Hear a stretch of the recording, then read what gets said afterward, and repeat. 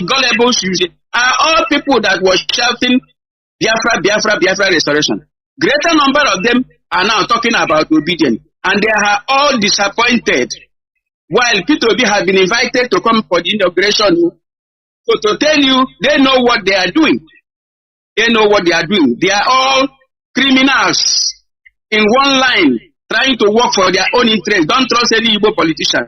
That is why we need to put more effort in getting Biafra, because Biafra restoration has an international conspiracy against it, because the whole world is benefiting from Biafra land and from Nigeria created by Britain, because all of them comes to steal there.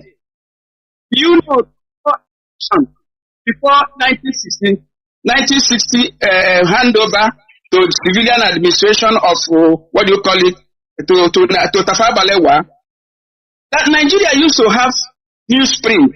We print our paper. We have our industry that produce newsprint. It's called.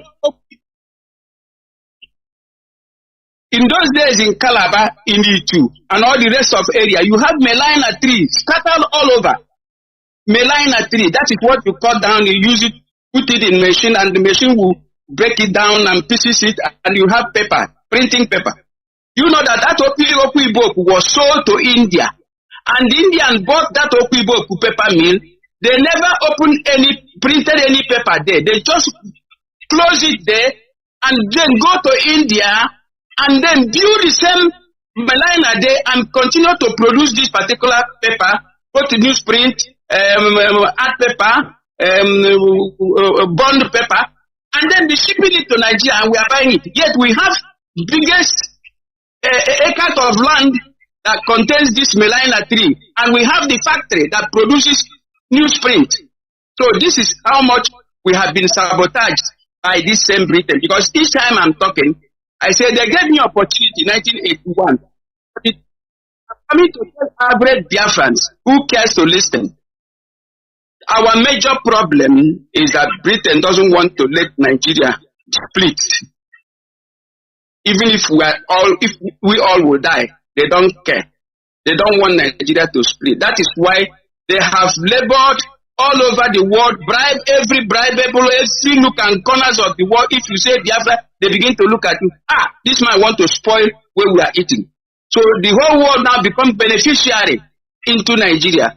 That is our problem. And our Igbo brothers, whom we call our politicians, are the worst. You can't trust them. Whom do you trust? Look at the yesterday, what do you call him?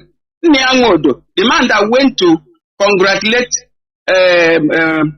Nyesomwike for killing Biafran, for killing his fellow Igbo man, Igbo boys, Igbo youths, Igbo, burning their markets and every other thing. I saw him during that time. He led a delegation to Port Harcourt to go and sing Onwike, Wike, Kaigeso, Mona. When he was chairman of Ohanese, he went there to congratulate Wike for killing his people. So these are the type of people. And then this man again is now talking about the burning of markets of Ndibo at Lagos, because it is now Yoruba. You want to instigate Yoruba. We need to have peace with Yoruba. Let me tell you, we need to have peace. You remember when our leader was around, he had been hammering it, that this particular problem between us and Yoruba is caused by Britain. It's artificial. It's artificial. It is artificial. It's artificial. It is artificial. And now they have brought it again. They have even tightened the hatred again by this particular Obi of a thing. Obi is a distractor. He was just put in there to create this enmity. Obi knows he will never win the president because election is rigged. If you cannot rig election, you can never be anything. Every election is rigged. In Nigeria, yes. Even in overseas, it is rigged. There is deep state. There is deep state. The thing they call deep state. People that determine who will be there in the office. Have you forgotten Emmanuel Macron and that lady what do you call the lady Yes, that was contesting that time? Marie Le Pen. Le Pen. Yeah, Marine Le Pen. Thank you very much. Marine Le Pen was so popular, but it was rigged in favor of Emmanuel Macron. You understand me? Election must be rigged. Forget that rigging. Is it Igbo name? Rigging is not Igbo language. It is rigging. So you have to rig. The first election in Nigeria, Britain rigged it in favor of the North. So what matters to Britain is their interest. They don't care about your life. Your useless life can go to hell. They don't care as long as their interest is protected. So our major problem, which we have to tackle, is how do we engage in this particular fight for freedom? If we cannot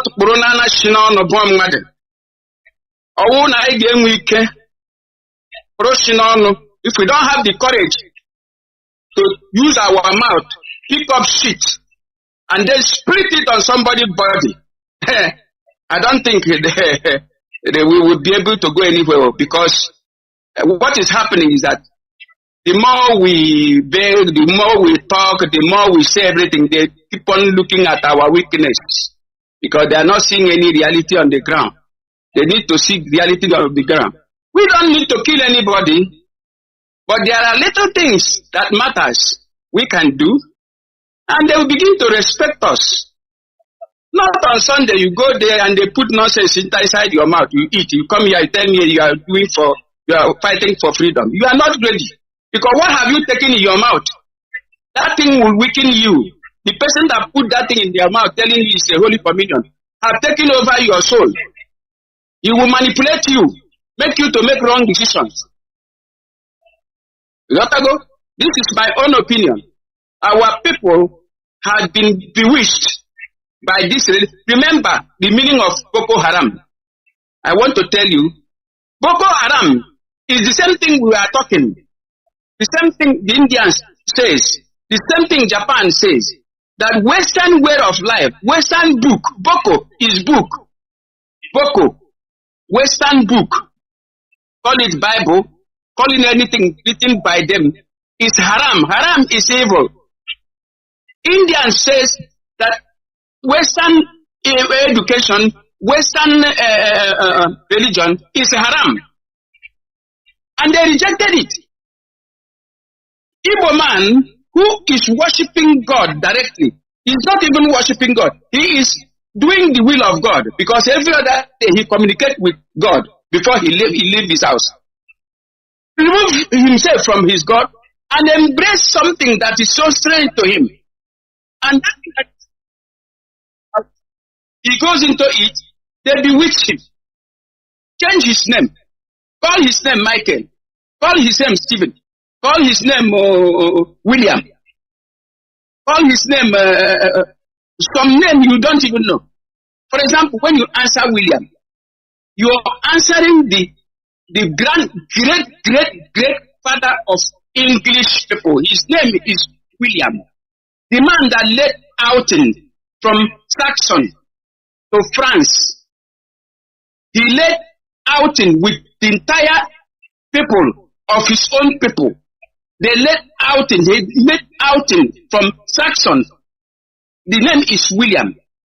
And when they came to France, the king of France prevented them because they don't know if they are coming for war. They said, no, we are not coming for war. We want to cross to the other side of the ocean, of the sea. Yeah. Yeah, of the channel. So they allowed them to stay between France area until they get prepared. But before then, William himself died there. When he died, his son took over.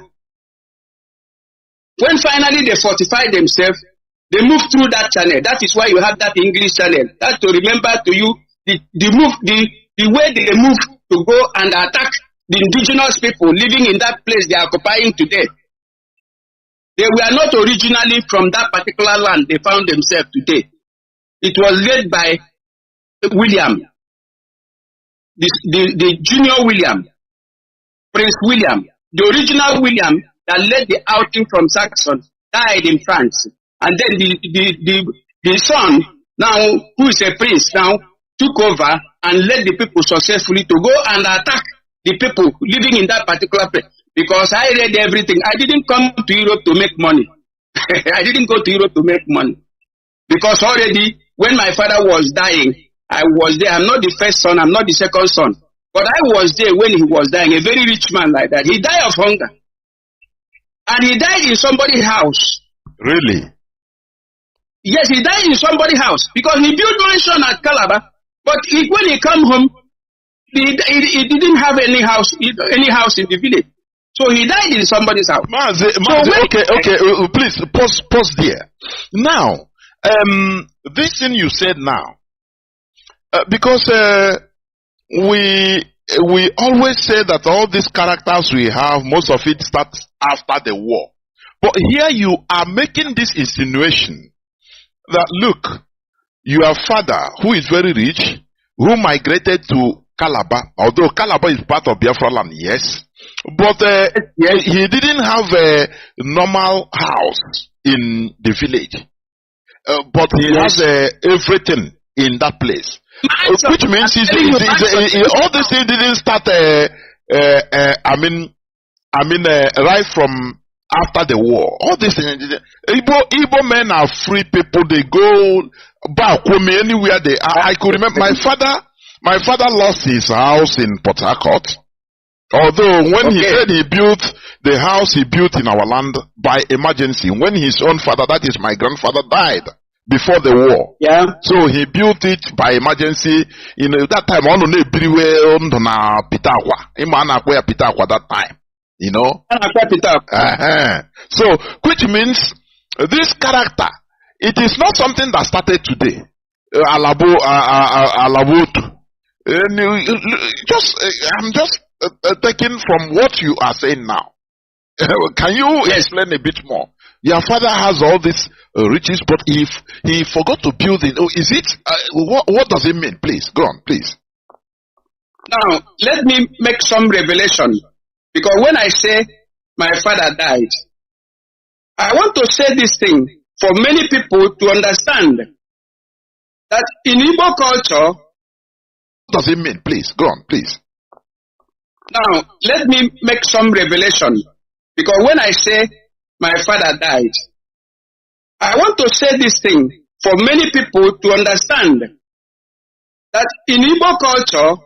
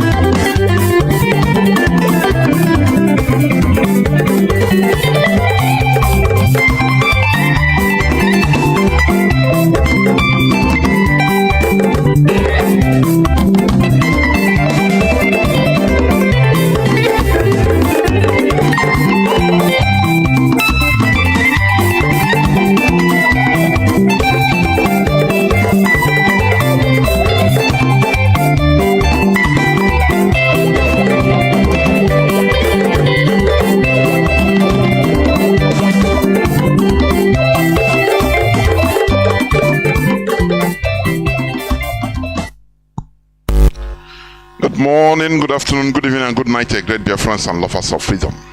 This is Radio Biafra HAUSA-SERVICE coming to you through the auspices of Radio Biafra London.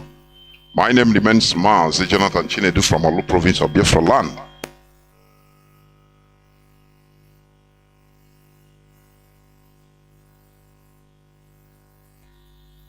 And we are here live and direct. Today is the second day of August 2023. We are here live and direct. Tata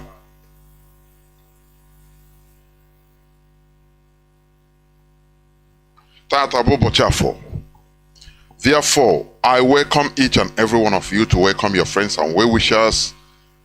As you may know, and as I've been saying, I have been irregular, honestly speaking, due to some personal schedules, which I will soon conclude, and will be as usual. Therefore, I want you to bear with me. We are here live and direct, as I said today, the second day of the 8th month being August 2023. Tata Boboche Afo. I welcome each and every one of you to welcome your friends and well-wishers, even your enemies. Do not deny them listening to this hallowed platform. Please. Our leader is the indefatigable Mazi Nnamdi Kanu, who our enemies are working steadfastly in order to make sure that our leader is relegated to the background. My goodness me. Our enemies are working. You understand? But our leader, Mazi Nnamdi Kanu, remains our supreme leader, the indefatigable leader. He is still in the enemy dungeon. Remember that Mazi Nnamdi Kanu was extraordinarily renditioned since 2021, more than 2 years now, from Kenya to Nigeria, while having British passports. British passport as a British citizen, naturalized citizen. Do you understand? But Britain is playing prank. They are playing political game. But we will never relent. And remember that the court of competent jurisdiction, the appeal court of Nigeria, has discharged and acquitted Mazi Nnamdi Kanu that he committed no crime. That Mazi Nnamdi Kanu should never stand any trial in any court of law in Nigeria. That he should even be compensated. But Nigeria being a banana republic, Nigeria has refused, the Nigeria government has refused to obey their own court order. They have refused to obey their own court decision. And you continue wondering, if a government will be so, bananial, let me put it like that, will be so irresponsible as to disobey their own court order or court verdict, why then do they have to bring somebody in a court? Is a very pertinent question. If they know that there are some decisions they will not accept, why then do you bring Mazi Nnamdi Kanu to the court? Why? Why? That is the country that Britain formed. That is the banana republic formed by the giant zoo formed by Britain. Remember, I used to say this, and it's a historical fact, that Britain tried this in Asia to form a very big giant zoo, Asia giant zoo, called India. But those people, they are knowledgeable, they are wise. They restructured themselves before having flag independence. And today India is doing very well. Do you understand? They refuse to be what Britain put them to be. But in the case of Africa today, Africa is living as the Europeans stationed us to be. Africa still continues maintaining everything concerning the Europeans, concerning the colonial masters, everything they put in place. And how do you think that Africa will have a respect? If not what is happening today, you have coup d'etats in different countries whereby the people are tired of being where they are. But I'll come to that later. Therefore, as I said, once again I welcome each and every one of you to today's edition. Remember that on the 5th, being Saturday, in the next 3 days, Mazi Chinedu will be here in this hallowed platform in order to address Biafrans, please. In order to tell Biafrans on the state, or address Biafrans on the state of affairs in this struggle. Therefore, we will continue preaching this gospel. It doesn't matter whose ox is broken. It doesn't matter. We must continue preaching this gospel. It is a very huge fight, but it is a fight of Kanu. It's no more the type of fight like 1967 to 1970. No. This one is more sophisticated, more complicated.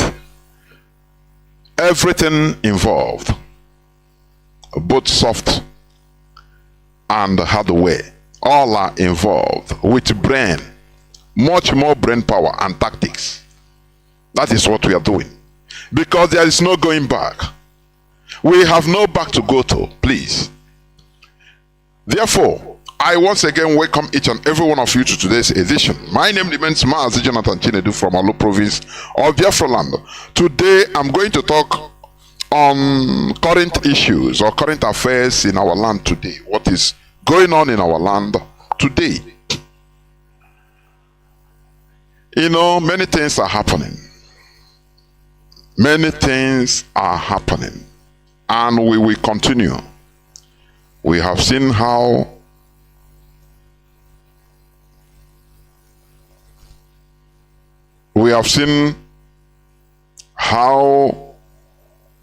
some African countries are engaged in bringing down the Western puppets in charge of their lives. You know, they look at it as fun. When CNN is talking about African countries like Niger Republic, they announce Niger Republic, always they put that stigma, which they always put. Is the poorest country, or is the second poorest country in the planet Earth. And it's fun to them, because it has been like that, and it should be like that. So people should not take action. People should never react. People that are being castigated, people that are intimidated, should never react. You should remain poor, because it is your trademark. And France, America, the Europeans, they are exploiting everything. Do you know that Niger Republic is the largest producer of uranium in Africa? And the 7th largest, if not 6th or 7th, in the whole world. Uranium. You know that? Do you know that France depends on uranium for their electricity? In short, 1/3 of French uranium comes from Niger. Do you know that? And they are selling it also. But Niger is not benefiting. The same way, when you come to Biafra land, our natural resource has become a curse to us. Do you know that? It has become a curse. It is just like a giant carcass. A giant carcass that anybody can come and do what? Take a pound of flesh or many pounds of flesh. So they don't care whether people are dead. It is even to their advantage that the indigenous people are all dead, so that the natural resources will be for them. You understand? But when the people rise up in order to try to grab back what belongs to them, they will be stigmatized. They will be castigated in BBC. They will be called names in anti-democracy in CNN. American government will be calling for them to be annihilated, to go back to their puppets, their puppet governments that are intimidating them. Like one of our brothers used to call these people, these politicians, prison warders. I use this word today, prison warders, keeping African population in prison for the European or the Western exploitation, and they are happy to be giving us money. Oh, they need aid. Give them. When you talk about aid, they are giving things that are at the age of expiration. Many of the things they are giving to Africa is, some of them are expired goods, expired foods, expired medicines, things that are even remaining maybe a few days to expiration. They send it to Africa, let them eat and die. Time has come for Africans to wake up. To wake up from slumber. The cradle of civilization, which is Africa, has become a laughingstock in this world. We should never continue like this in this status quo. Where they have done it, the West have intimidated us, has conned us to the extent that we need to react, because we have nothing to lose. You understand that? We have nothing to lose. We have no respect in the streets of Europe. In the streets of America, blacks are nothing. In Australia, in every Western country, nothing. We are not respected anywhere in the world. Why? Because they are running our lives for us, and we are keeping quiet. We are maintaining peace to our own collective detriment. But time is changing, because everything that has beginning must have an end. Let me go to this news headline first before I come back to what I was saying. I have this news headline that said, how Nigeria police army personnel ripped off over 600 billion from Southeast residents through illegal roadblocks. Are you hearing it? Is it today they started talking about this? The answer is no.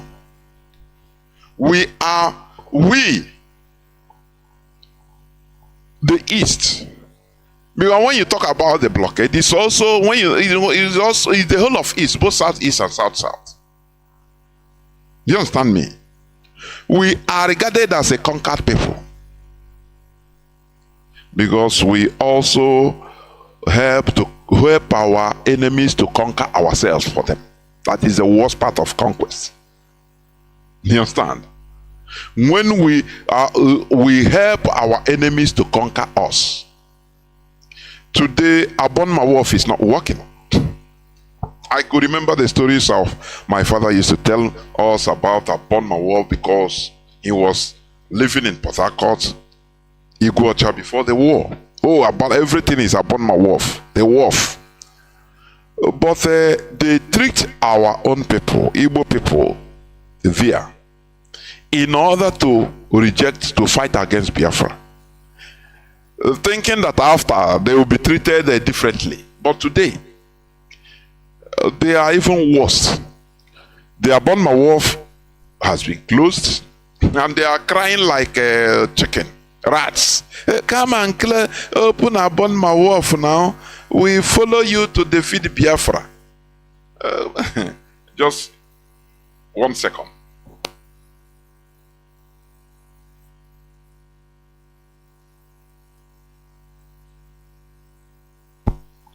When you help your enemies to put down your brother, kill your brother, you will live at the mercy of your enemies. I don't know when we shall understand this. Upon my wolf has not been working since after the war. Normally, people that help in order to conquer their own brothers, they would have rewarded them by making the Abon wolf work. But they know that the caliphate know that these people are Igbos, so they are stupid. So they closed the source of income. And they took our land, they make our riverine area as a desolate place. The worst polluted environment in the whole world. Do you know that? The Ogoni, the riverine Biafra, coastal part of Biafra land, is the worst polluted part of the world. Is the worst part. The worst polluted part of the world in this planet Earth. No, maybe you don't know. Maybe you don't know. What do you gain by selling your own brother? Now, let me read this a bit. This is a report, a factual statistical report made by International Society for Civil Liberties and Rule of Law, Inter-Society.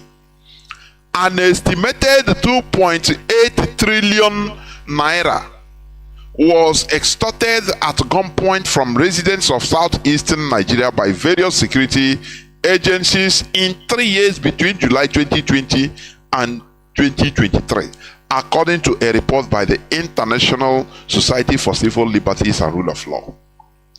Since 2020 till today, 3 years now, 2.8 trillion naira. Do you know how many billions of dollars? Do you know how many? More than $1 billion. Do you know if this money has been used in infrastructural development in the southeast? Do you know where it will lead us? Do you know the roads it would have built? Do you know flyovers it will build? Schools, free schools that people will be going? Do you know? Skills acquisition centers where people will be going to learn trade. Do you know that? Electricity, $2.8 trillion. These are the money that have been scammed, taken from Igbo people, from people in the southeast at gunpoint. It is vividly written. And I know now pushing asokun. You know, the worst thing you can do to a people is to relegate them into individual survival. I don't know how many people can understand, can think deep in what I'm saying. I want you to, critical reasoning is needed here. The worst thing you can do to a people is relegating them, sentencing them into individual survival mode. That is why anything that our people enter, you know, we are like locusts. Look at what is happening. Content creation, prank. Everybody wants to be part of it. People that are natural inventors, people that are natural scientists, because of individual survival, we have been relegated to individual survival mode.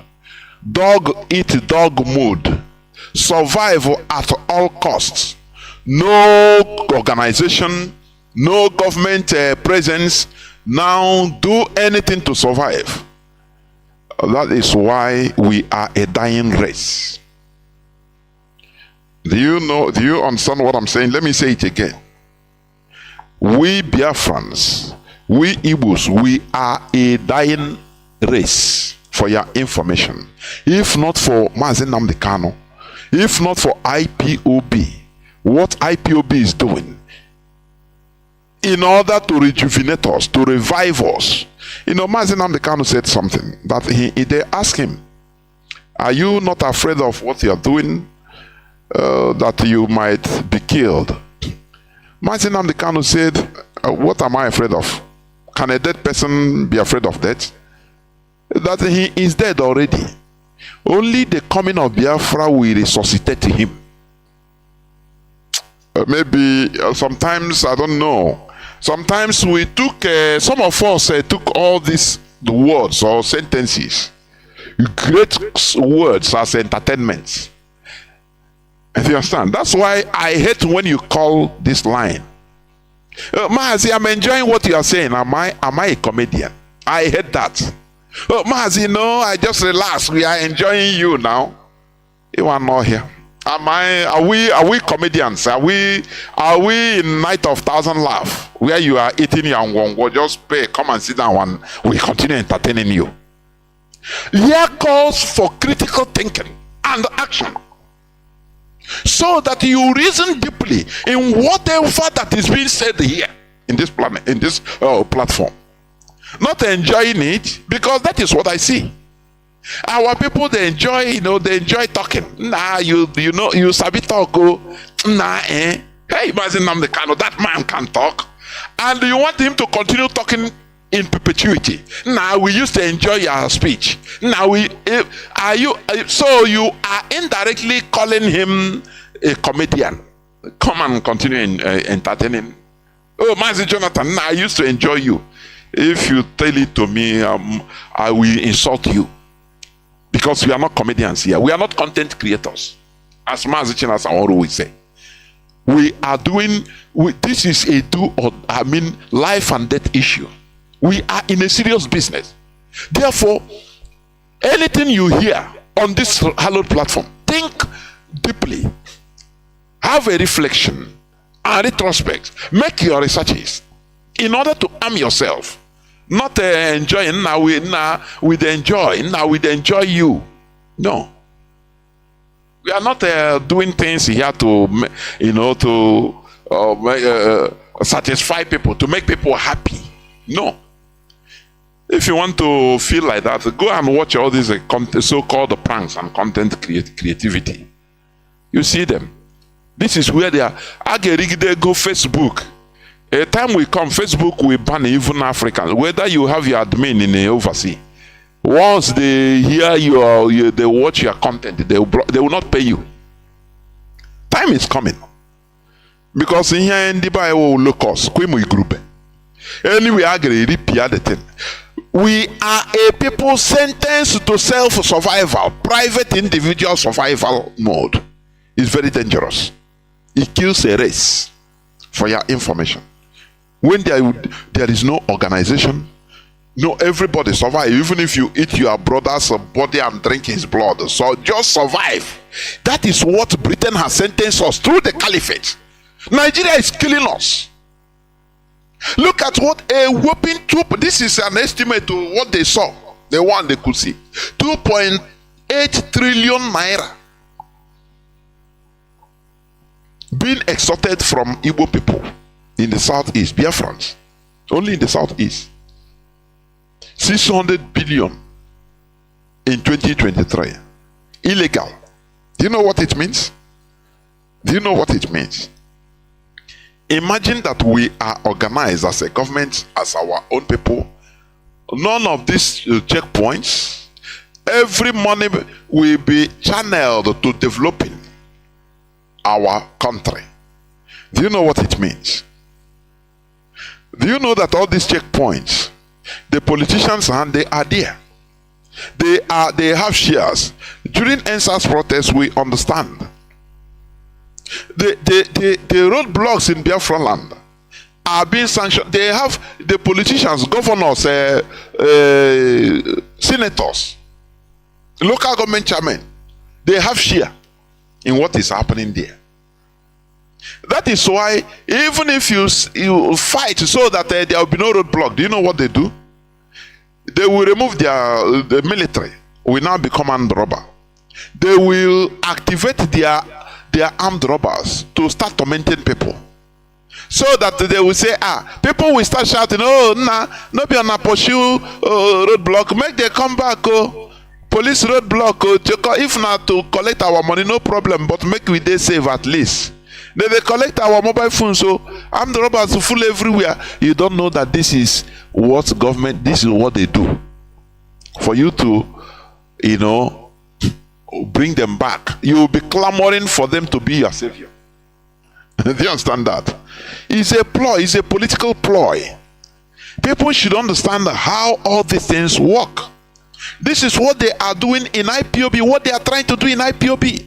They kept Mazi Nnamdi Kanu incommunicado and surrounded him with the people that will be giving him nuisance as information. Do you understand me? They surrounded him with people that will be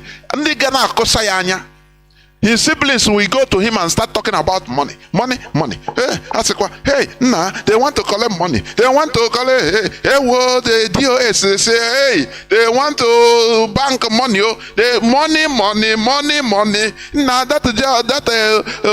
this thing, Onyendu, you see that coordinator is our own man. He want to protect money, but the DOS, they have removed him. So what do we do now? The money is not safe. Everything money. Nah, hell.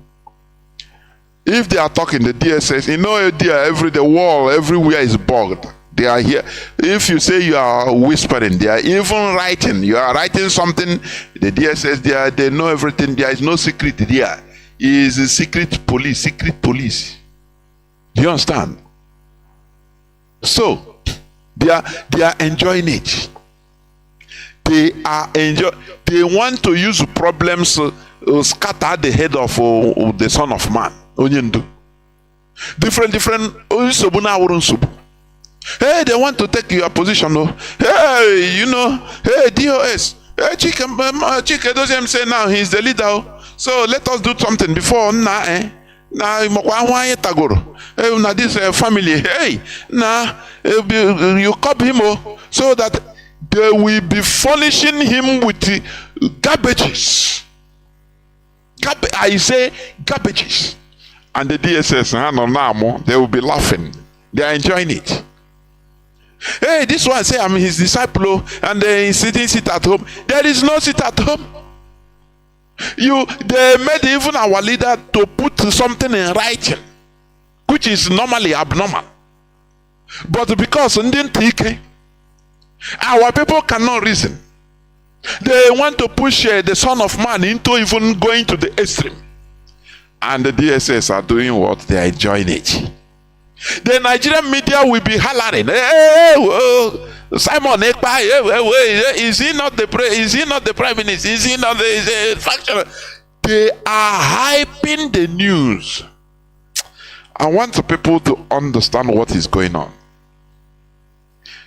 I used to say it, Igbo people, we are not sophisticated in politics. We are not sophisticated in thinking. We are just straightforward, one way. We don't.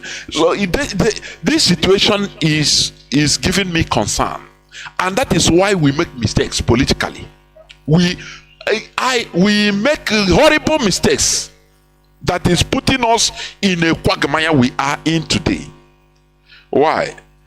Because we are not sophisticated in thinking. We are not sophisticated. What the Nigeria DSS is doing, they keep Mazi Nnamdi Kanu. Now, first of all, they hype the news of another faction of hype. They promote that thing. They promote any pronouncement he made. For you, they will come in a way that they are fighting it, but it's a promotion. They are promoting it. Do you know why? So that it becomes now a formidable challenge. I don't know whether people understand what I mean. Something that is nothing, now they made him something. They fly the kite and it hook up. And everybody start talking about it. And before you know it, they want to impose a type of leadership that is not needed in our life as Biafrans. Do you understand? So that they will relegate Mazi Nnamdi Kanu's influence to the barest minimum, and they can now harm him, do away with him, and even in case if a problem too much, they will give us. They will say, okay, we're gonna go take on a referendum. You understand? Okay, organize a referendum to stop this confusion. The ensuing confusion. Let me tell you, what I'm telling you is intelligence. Intelligence. You understand? All this hyping. Oh, sit at home, no sit at home, sit at home, no sit at home. It becomes the talk of the town in Nigeria, Nigerian news. There is something they want to achieve, or there are things they want to achieve. First of all, they want to hype, bring somebody, bring up nothing, a piece of shit. They want to bring him to the limelight. Do you understand? Now, relegating our leaders' influence to the background, relegating IPOB's, IPOB leadership influence to the background. After now, they will harm our leader or do away with him. In the ensuing conflict, because there will be extreme conflict, they will now say, oh, yeah, I'm on a take on a Biafra. Because let me tell you, the caliphate, they don't care giving us, allowing us our Biafra. But now I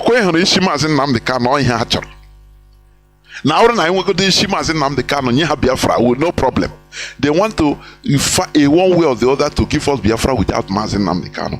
And the way to achieving this is all this hyping. They say there is another faction that says sit at home is IPOB. No, it's not IPOB. It's not. And now, now I know this guy, this thing to the limelight, or larger than life. Politicians are sponsoring all these things. Do you understand?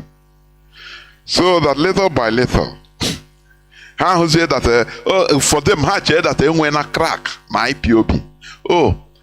Gazina aga no longer na agwa Mazi Nnamdi Kanu na enwezi ihe wo. Enwezi ihe wo, enwezi onye na-enye order, so you need to compromise. Or have may something. In the ensuing problem, please take your Biafra as long as he wepu go nye hachori wepu. So that Biafra will turn to Southern Sudan. Do you remember? I want the people to be reasoning. Go back to Southern Sudan.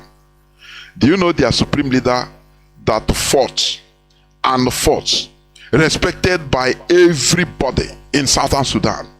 Do you know his name? John Garang. At the eve of giving them freedom, that was when they killed John Garang. Let me tell you, this is a wicked world, though.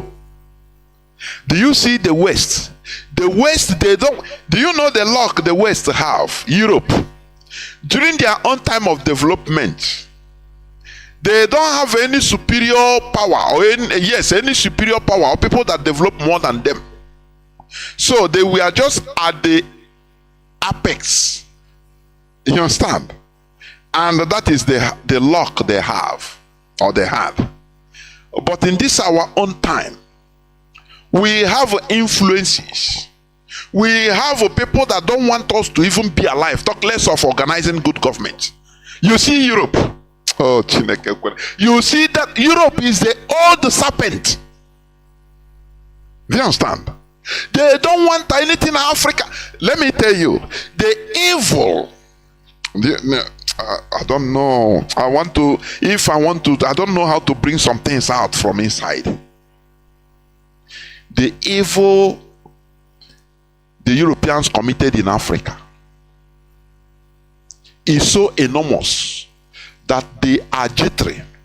They are so afraid to see that we rise up, because they believe that even if it takes 500,000 years, that Africans rising up and developing, advancing, that they will go back to haunt them, the Europeans, because they committed horrible crimes against humanity.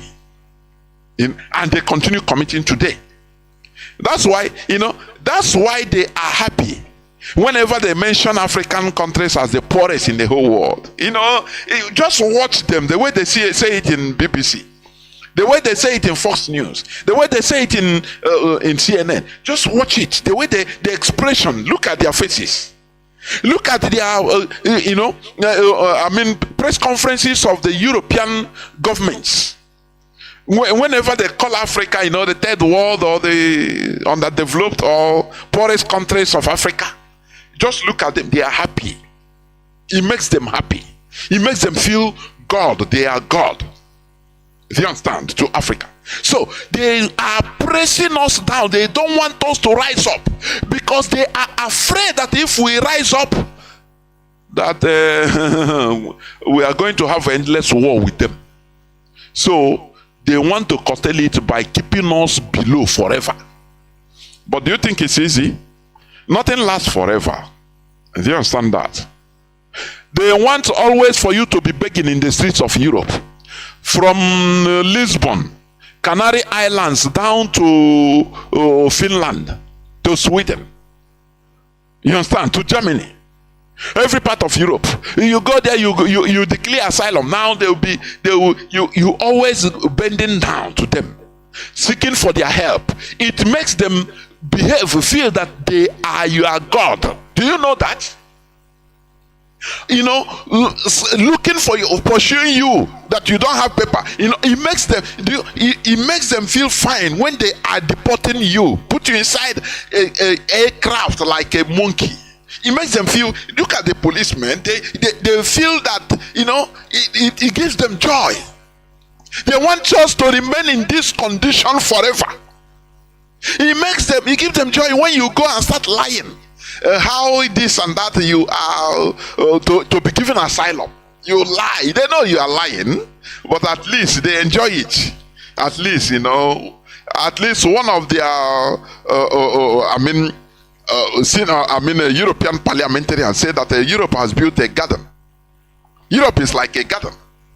All other places they have invested in building a garden. So all other places are like the zoo or jungle.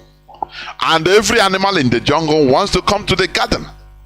So they love it when you come, you marry, you try to, at least you beg their old ladies, marry them in order to get paper. It makes them feel happy. You understand? They, first of all, anytime they want to deal with you, they would ask you, the lady, do you let us deal with this your monkey that you might say no. It makes them feel happy. He can say yes on, they pressure her. You want us to deal with him? It makes them happy. When you are striving to get their visa, it makes them look like, oh, that heaven you are talking about in the Bible and Quran, that you want to go there. It makes the Europeans feel that they are your gods. Don't you know that? Do you know only the non-refundable fee being paid in African countries to European embassies every blessed day? Do you know that? Do you know what it means? Do you know how much it is? I want you, do you know how much the Europeans are making every blessed day? From visa fee, it's not refundable. Some places, so out of 100 visa applications, they only can give you only 5% or less than. But that 100 have paid the visa non-refundable fee. You know that? Do you know they are ripping us from all round? All round. I say all round.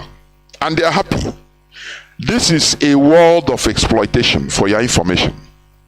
If you never have this mentality that we are in an unjust world, a world of exploitation, where the lion feeds on the zebra, if you never understand that, know that you are not matured enough, or can I say you are not enlightened enough. You understand? So you should understand that. Now they are ripping us all corner. We are paying the Nigeria police, they are ripping us. Every Sunday, I say every Sunday, every day we also, after giving your own to giving to police, military, custom, now we go to churches and give to them. You understand? Do you know how many billions also you give to churches from Southeast? Do you know how much? Not talking of the whole Nigeria where the most Christians are Igbos, are Biafrans in general. And they rip you there too. You pay. All around we are paying. In here Mugu, we are 360 degrees Mugu, paying everywhere. We pay in church. We pay to the police, to custom. We pay to the embassy. They rip us everywhere. We go to Yoruba land, we pay. Land in Murtala Mohammed Airport, you go and book for hotel. You pay, you stay. Instead of landing in your land, no, you land. Maybe you are waiting for your container and you don't have a house where to stay in Lagos. You have to lodge in a hotel. You pay. You are paying. We are 360 degrees Mugu, paying. Always paying. Always paying. That is a society being sentenced to individual survival. That is one successful thing Britain has done us, or done to us, through the Fulani Caliphate. Oh yeah, everybody, yeah, go and survive. That is why you see our people, everybody is praying for his individual survival, individual progress. Now, wow, I pray my God will help me, or me. Only me. Everything is about individual. Me, I, me and my children. Oh, my personal experience with Christ. They push you into having personal experience, not communal experience. No. Things has fallen apart. Oh, I'm telling you.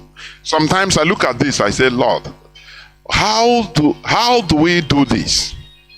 When are we going to repair the damage that has been done to us? When? How long will it take us?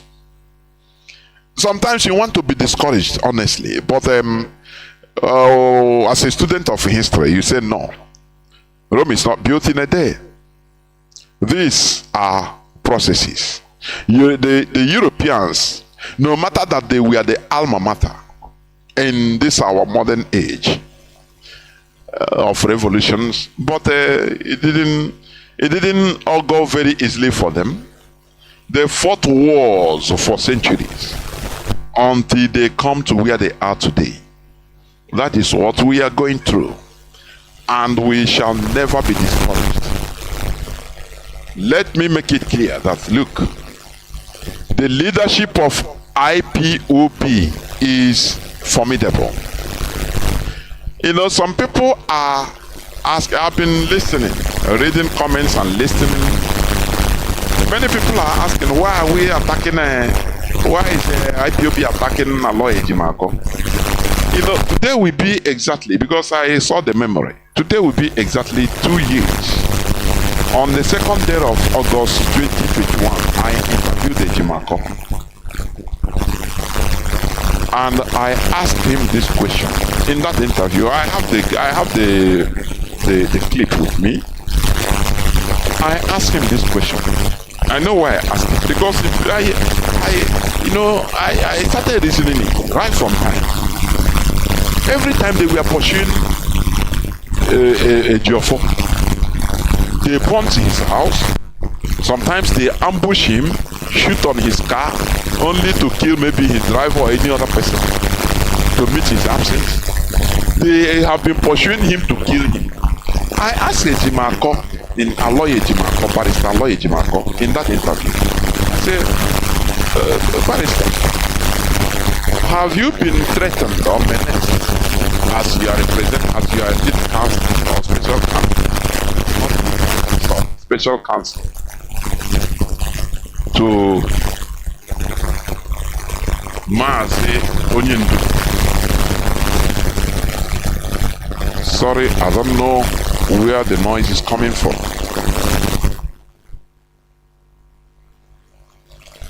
Let me see whether there is static noise or what. Please, can I confirm because I'm seeing from my dashboard. Okay. Whether I'm coming out here.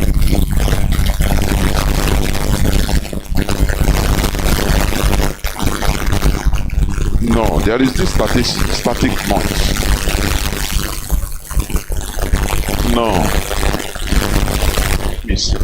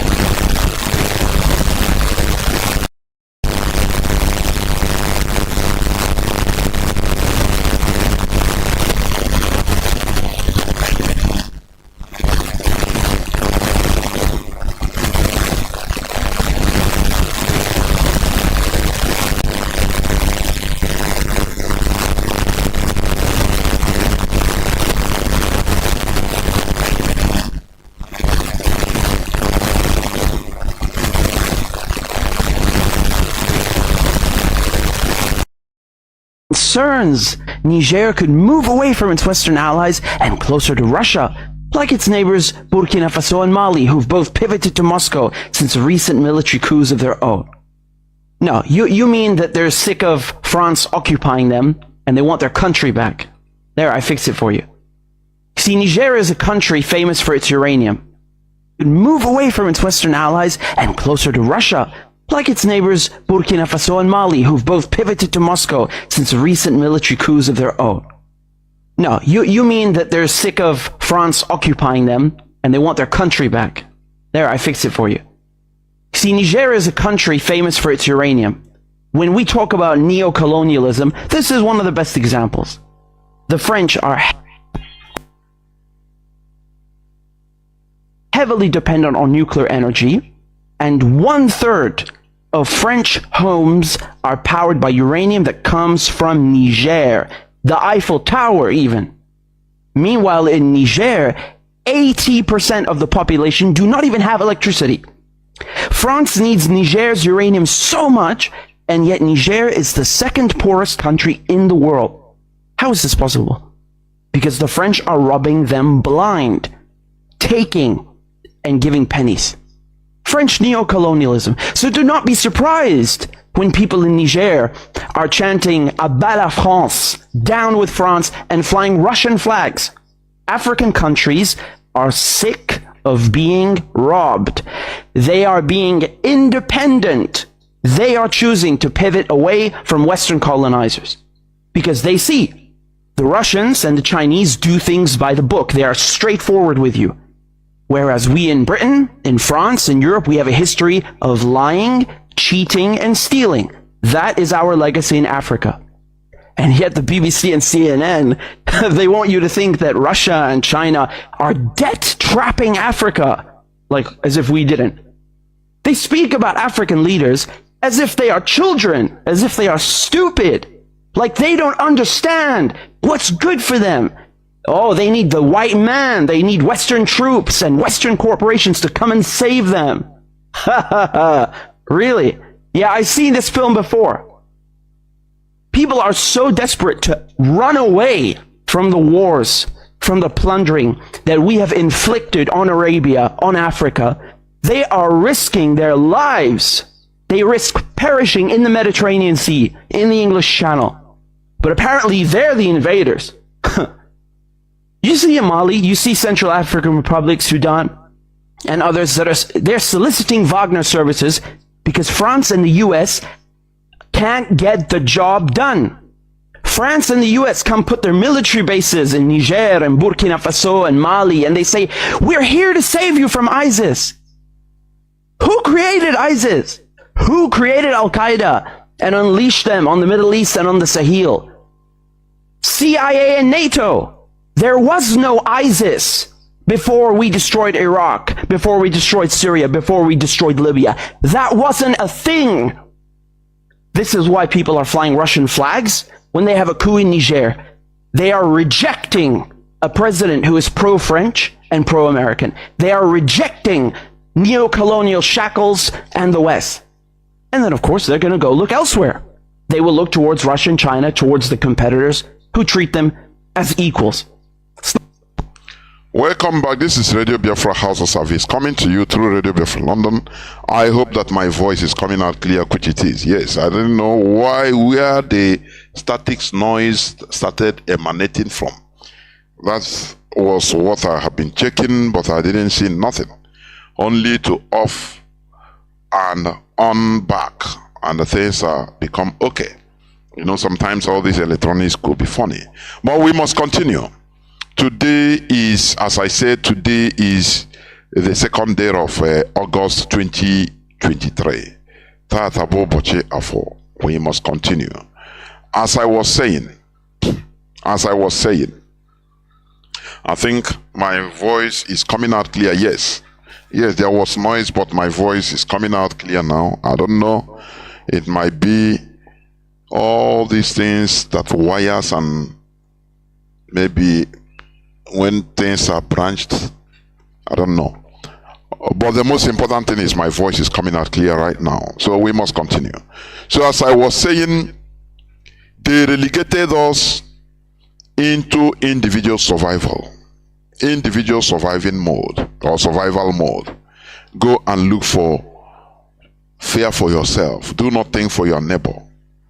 That is why we fool everywhere, including religion. We fool churches.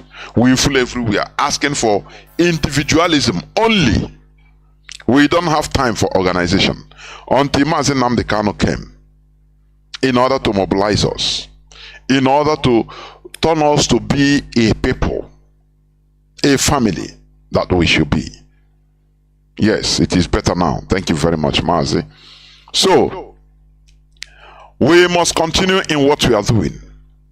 So, as I was saying, we should go back and have a retrospect because they are ripping us from all corners. The Europeans wouldn't like their Mugu to open eye, to rise. Do you understand me? They want to continue, for us to continue living at their mercy all the time. We run to Europe, we run to America, and we cry, in seeking asylum, we are crying for them to help. No. In my own land, the government, they are corrupt. They are taking over everything. They don't give citizens anything. And you are always begging. It makes them feel fine. Don't you know that? When we try to rise up in order to better our own lives, the Europeans, they come, they say, no, you must go back to the status quo. That is what they want to do in the Niger Republic. What they want, because France now said, Mali have done, Burkina Faso do, Guinea do, pursuing away their France government from their land. And where they went is where? Niger Republic.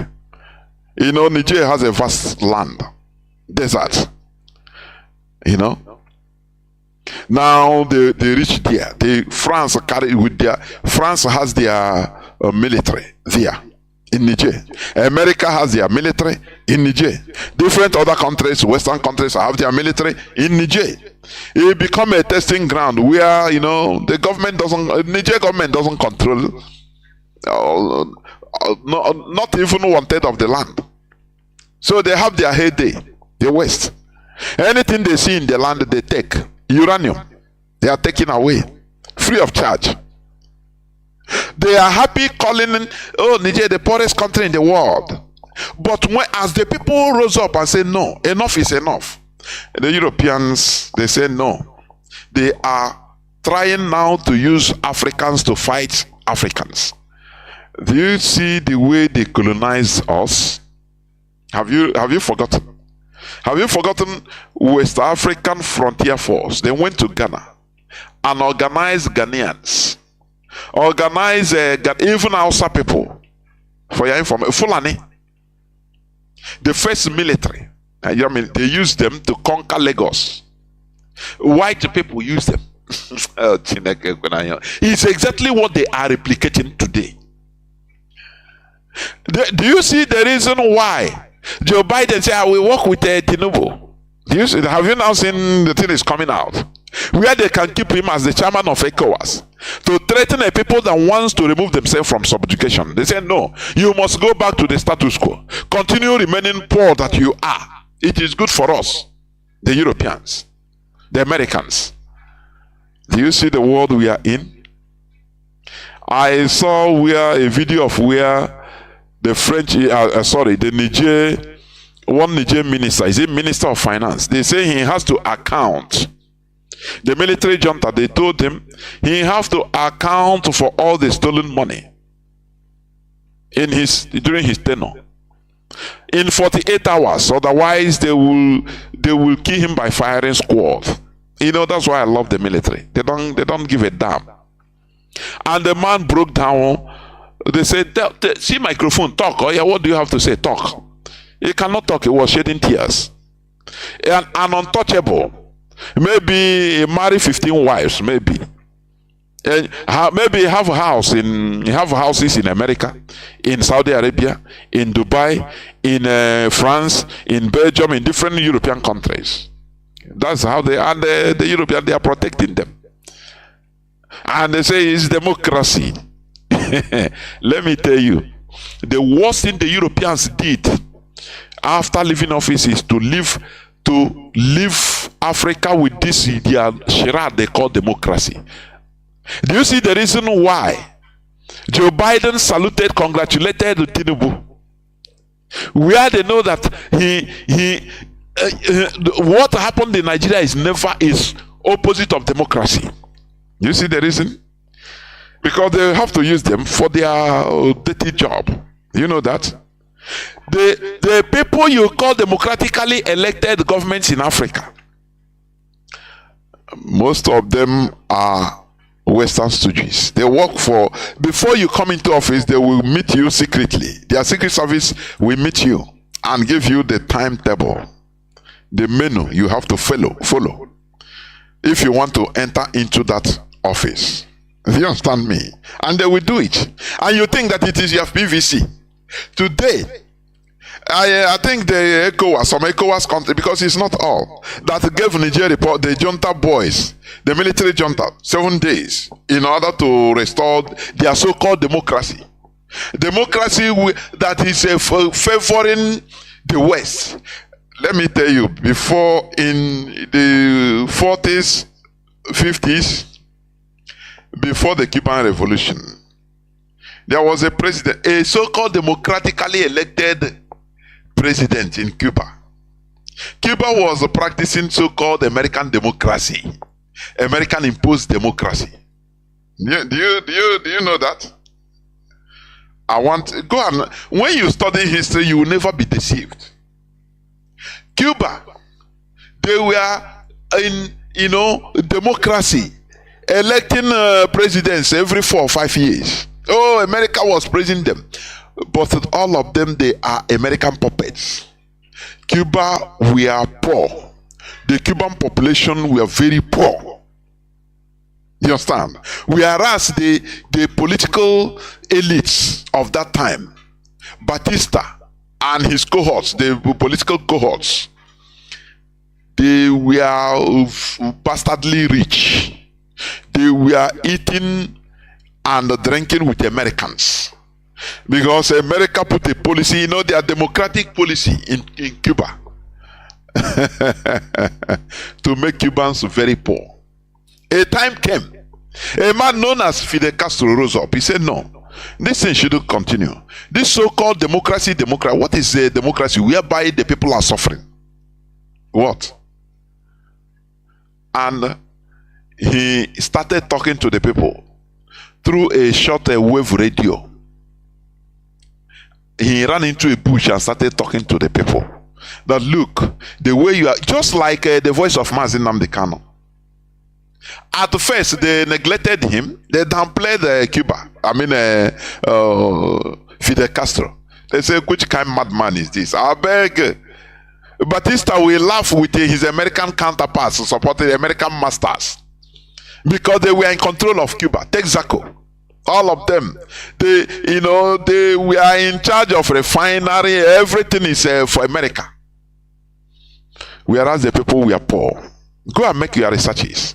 What prompted Fidel Castro in order to have a revolution, stage a revolution in Cuba? You understand me? And the people, at first, vile men, we are coming, jobless men, we are coming to join Fidel Castro.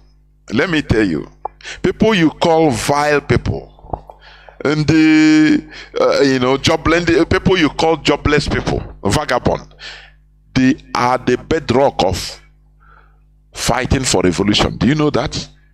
If channeled in the right direction. Because they are the first people. They are the victims of the society. Number one victims of the society. You understand? They will join. Say, this society that turned us to be what we are today, we want to change it. And they joined Fidel Castro, and Fidel Castro fought. Before they know, he have taken over Havana and drove away the president, the then president Batista. America reacted by giving sanction, which is still today, still on today. They are, what baffles me is this. This West, they don't want any other country to advance like them. Oh, they are using this, democracy is against democracy. This is a word, a mantra they are using for subjugation, for your information. This is the word, scam word, democracy. Oh, maintain democracy in Niger Republic. Now I ask, what has democracy brought to Nigerian people? Has it changed their life? Had it made the difference? Had it changed the fact that 80% of Nigerians, people of Niger Republic, don't even have electricity? That more than 70% are living beyond the poverty line. But they are in democracy, and America is enjoying it. Europeans, they are enjoying it. If people want to take back their country, the Europeans say, no, you can't do it. You have to remain poor. Remain as we condition you. Who are these monkeys? Remember Haiti. America, the West, put Haiti in the perpetual, quagmire they are in today. We are everywhere. Gangsterism is what is reigning in Haiti. Port-au-Prince, in the capital, and Haiti. Virtually no government. But they will not tell you all these things, that it is the work of the West. When people want to come out and develop and advance like others, they say, no, you must go on our own time. That is the world order they have put in place. Very, very satanic. Very, very satanic. They will be preaching democracy. Oh, democracy. This is a scam word they are using in order to put everybody on their knees, mostly Africans. Ask the Americans. Saudi Arabia is one of their greatest allies, number one allies. Do they preach democracy there? Does Saudi Arabia practice democracy? Why are they not preaching democracy or forcing democracy into them? But when they come to Africa, people that are pliable, people that everybody hates, people that should be slaves forever. They say, no, you don't have to make your choice. We have to put our choice for you. Because you are not a human being enough. You are half a human. So you must remain the source of our raw materials. Africa should remain the source of our raw materials for the West. But the time is up. I am telling you. I put it on my timeline, Jonas Raphael, on Facebook, that they are trying to create a Ukraine-like situation in the Sahel in Niger Republic. Because now they are using ECOWAS, so-called ECOWAS. You know, Macron, he gave a strong warning that they will respond strongly to the attack on their embassy in Niamey, in Niger Republic. You understand? Now, they don't want to come direct. Because if they come, send their white soldiers to come to African land now to fight Africans, it will mobilize black race all against them. So what they are using now, brothers against brothers. They now go and rally their slaves. ECOWAS presidents. Tinubu, Kofu Addo of Ghana.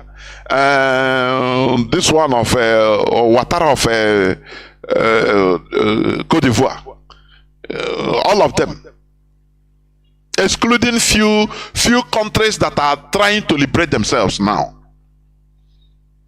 excluding Guinea-Conakry, excluding Mali, excluding Burkina Faso. And they warn them that, look, you should never try what you want to do in Niger Republic. Otherwise, even Algeria sent a warning. Do you know that Algeria fought a very brutal war against France? Because France wanted Algeria being part of France. They wanted to make Algeria a settlement colony. Do you know that? That is what they made Algeria. They didn't want to leave Algeria. They fought a very if they go and study the history, very brutal war. That is why, if you come to North Africa, the highest haters of France is Algeria, for your information. Do you understand me? They hate France with a reckless abandon because of what they did in their land. France tested different types of nuclear bombs in Algeria desert, in Algeria, disfiguring people today. All these things you don't know. All these things you don't know. These are the people that brought you religion that you accept, that they want to lead you to heaven. Sometimes I say, they brought you a fairy tale. People that will kill you, people that don't want you to live, even in this world. How do you think that they want, if there is any heaven, they will go there to start dragging it with you? We are all of them, they are chief. Saint Michael is a white person. Saint Benedict, white. Saint William, white. Saint Elizabeth, all white. All of them, they will be in heaven waiting for you to come. But they cannot give you visa. For you, an ordinary African, to travel to Europe, to Germany, you see how you pass, what you pass through. But they want you and them will be in heaven.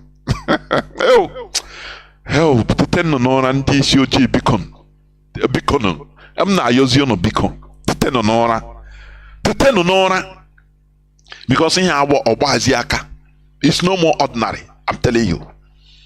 What they do, you still trouble on us. They want us to be subjugated forever.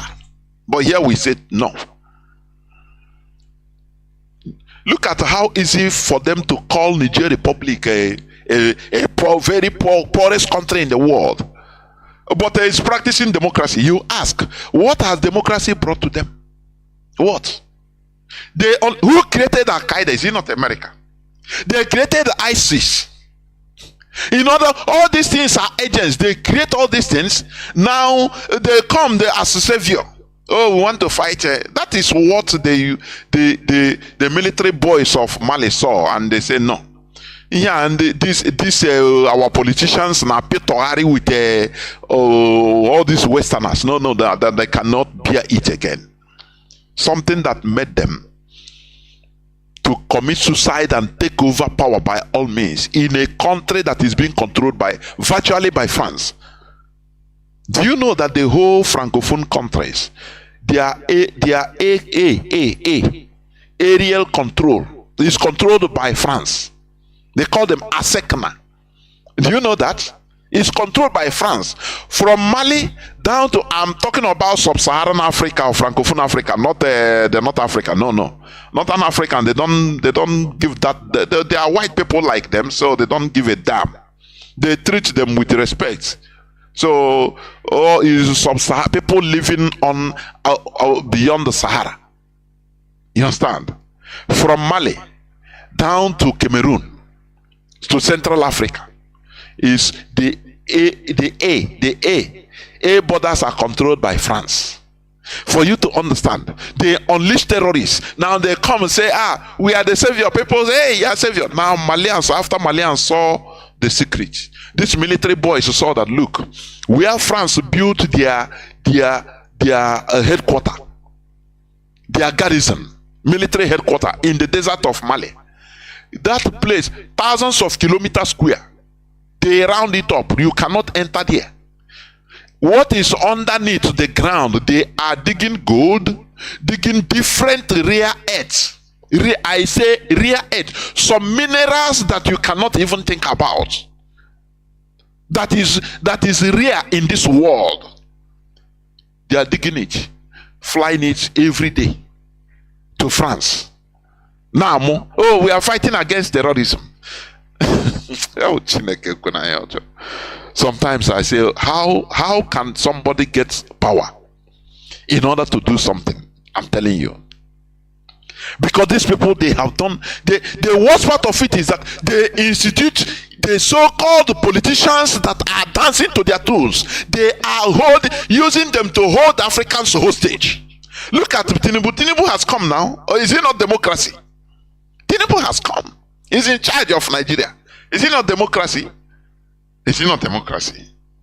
So he has to be there, a drug pusher, to be used by America, by Europeans, because they know he's behind, they know all his secrets. So they use that secret in order to manipulate him, as they use the secret of Azikiwe to control him. That is blackmail. Do you understand? That is blackmail. And today, they want to go to war. They will supply them weapons in order to go to war in Niger Republic. But Algeria, Guinea Conakry, Mali, Burkina Faso, they are warning them. Say, if you allow Oyibo to use you against yourself, that West Africa will be gone. Look at what is happening in Ukraine, and get sense. Look at what is happening in Ukraine. You see the president of Burkina Faso, born 1988, very young. He said, why is it that anytime the people take over, remove all these agents of the West in their various countries, there will be sanctioned by African Union. There will be sanctioned by ECOWAS. Where we are there when these people are squandering with the support of the Europeans, with the West, and the people are suffering. That is the question they should answer. You understand? When in Nigeria they made the English language compulsory in our school system, but agriculture is optional. Physics is optional. Chemistry is optional, but English language is compulsory. You must learn it. How do you see us? Is a country under subjugation, a people under colonization. Where English language should be optional, whether you want, if you. How do you see us? Is a country under subjugation, a people under colonization. Where English language should be optional, whether you want, if you want. How do you see us? Is a country under subjugation, a people under colonization. Where English language should be optional, whether you want, if you want.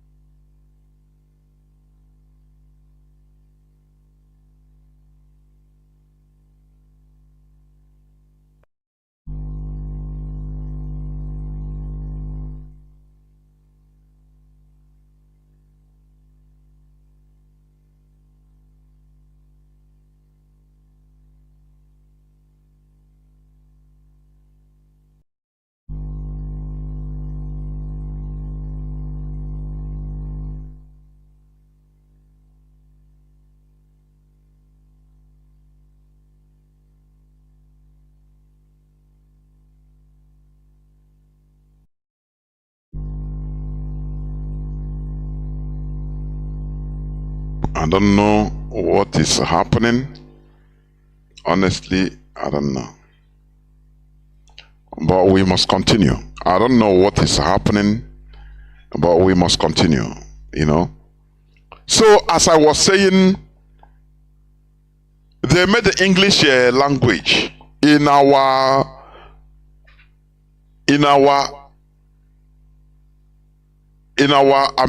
educational curriculum. They made the English language as compulsory, but agriculture is optional.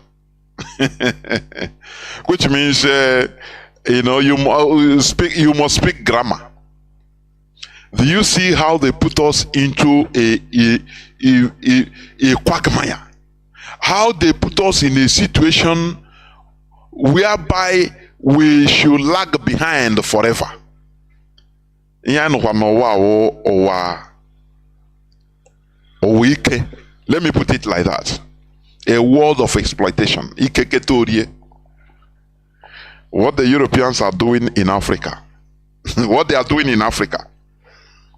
Thank God that Africans are rising up from the grassroots. I'm not talking because things must germinate from the grassroots. Therefore, as we are moving on in this struggle, there are many things that are coming on. You understand? You know, as I was saying before the problem, the squeaky noise, people are asking, oh, why are you attacking a lawyer, Jimako? That barrister, or so-called barrister, I interviewed him exactly 2 years today here on this platform. I was saying that story before. I asked him, Oga barrister,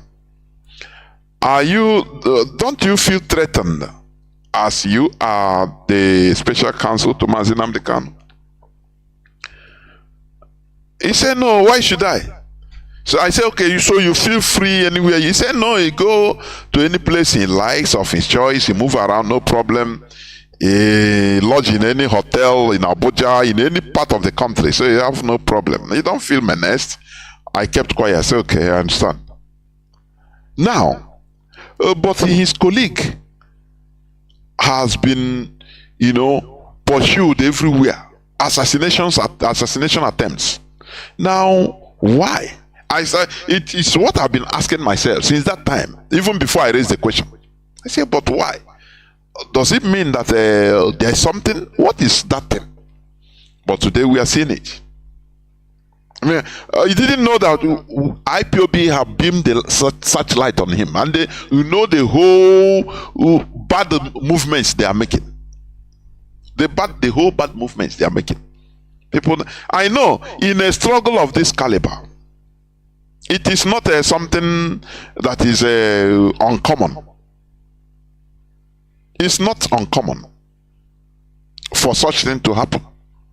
It is normal to have infiltrators everywhere. People that come for money. You understand? Yes. He brought the news, handwritten letter, which might have been written some time, given to him long time ago. But because of their personal feud, now he have to come out now. But where he committed abomination is when he granted an interview. First of all, before he talked about there was something he said after he said one Mazi Doziem. I read that in obituary, I'm telling you. I say, so this man doesn't know that Mazi Doziem is the head of the Directorate of States of the indigenous people of Biafra, a whole worldwide movement like this. You are talking about just one Mazi Doziem, calling him one Mazi Doziem. Do you need a soothsayer to tell you that there is something wrong with this man? And he came and started talking about the followers of Simon Ekpe's followers of Mazi Nnamdi Kanu. Excuse me. You are client. You are talking like that for if you are a real lawyer. he is not an IPOB member. There are some questions that should be thrown to him. As a wise person, anything concerning the IPOB, we say, no, I'm not in a position to comment on that. Because I'm just a lawyer representing so person. I am not in their group. I don't know. Simple. You will talk and they ask you about IPOB, which you don't know nothing about, and you venture, start talking. That is where you bring problem to yourself. You understand me? We should be careful. This movement is a bulldozer.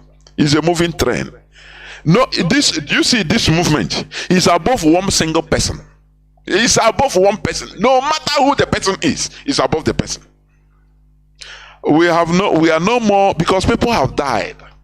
You understand? People have died. This movement is above one person. That is what we should know. Therefore, any person that is talking about IPOB, whether you're a lawyer, you should know your place. There are questions that should be asked to you. For you not to attract to yourself the wrath of the people, you say, no, you clarify yourself. Do not venture in things that you are not allowed, that you shouldn't, where you shouldn't go. You don't go there. Because the head of the Directorate of the Indigenous People of Biafra is Mazi Chinedu. It is well known. You understand?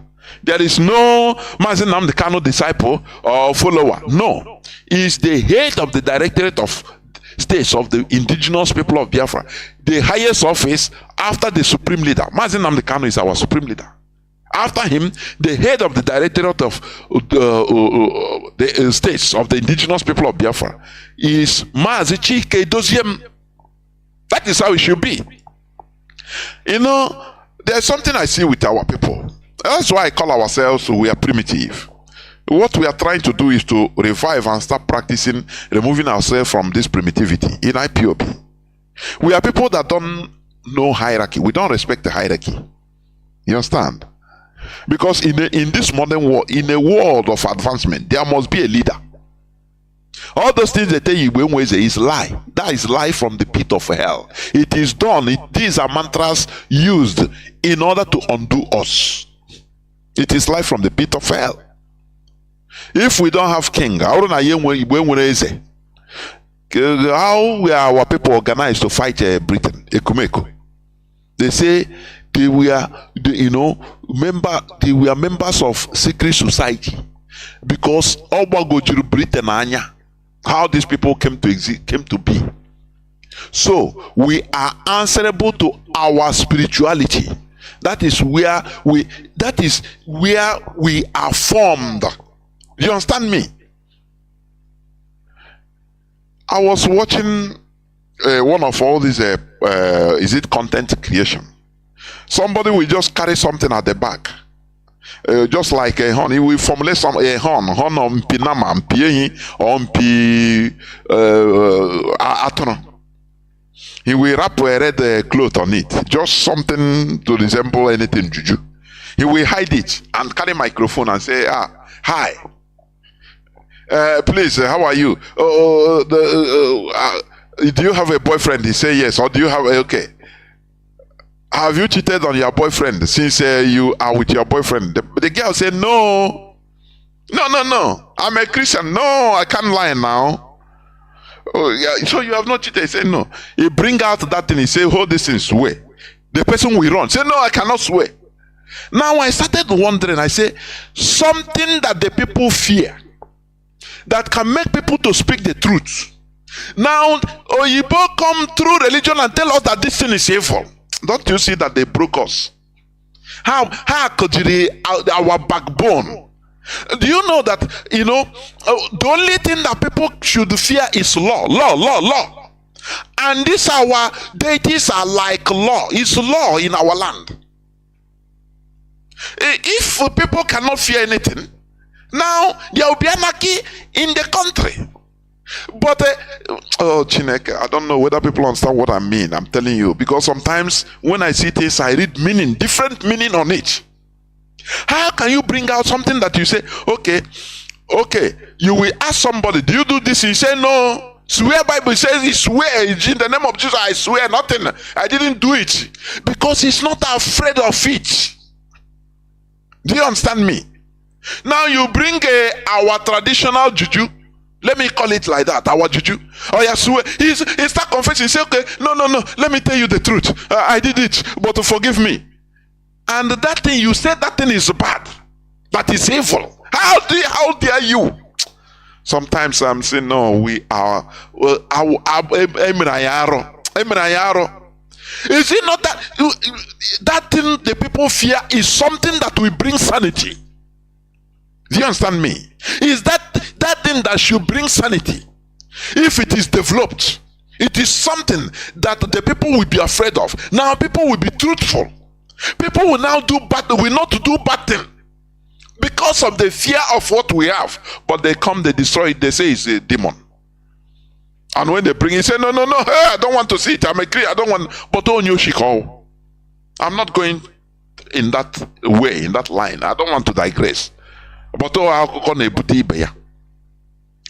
we need to remove ourselves from the shackles of Europe. It is not only talking, I'm telling you, it is not only talking. Do you understand me? It is not only talking, it needs action. We need to remove ourselves from the shackles. But what we are bringing is awareness, creating awareness to the population, to all and sundry, those that are hearing my voice. As Africans, we have suffered enough. Biafrans, we have suffered enough. We should be at alert. This brouhaha they are bringing in our land every time, oh, we are on the spotlight. Southeast, oh, they are kidnapping, oh, they are this, sit at home. Now, do you see that the campaign for Lotawano, for Biafrans to come back home, do you see that they are trying to relegate this campaign to the background? With all this, no, sit at home or no sit at home. Do you see one thing? Do you see how the caliphate works? Our people have been responding, coming back home to invest. Now they told their agent, their stooge, this is their agent in Finland. They say, oh yeah, start this, so that there will be katakata, so that in order to stop this coming home of Igbo people to their land, to invest in Biafra land. Don't you see? People say, nah, hey, nah, sit at home. Nah, no, they go. Instead, let me stay here, I beg, it's better for me. Now. This is what they are doing. But do you know that insecurity in the north is far more worse than what you think of? Kidnapping there, they wipe out a whole village every time in the north. And you will not hear it in the Nigerian media. They will pretend that everything is okay. Do you know that the bandits, the Fulani terrorists are controlling swaths of land in many parts of the north? They don't tell you that. They kill people, they wipe away villages every day in many parts of the north. But it doesn't create media brouhaha. No, but all the focus on is southeast. Oh, no, sit at home, no sit at home. Oh, this is now the new leader of Mazi, the indigenous people of Biafra. Oh, this is that. All this in order to throw us off balance. All this in order to promote who they want you to promote. You understand? There are sophistications in the way governments work, but we are watching, we are monitoring everything. You understand me? We know what they are doing. I will stop here, but know that we need to remove ourselves. They are ripping us off from everywhere in our land through the military blockades.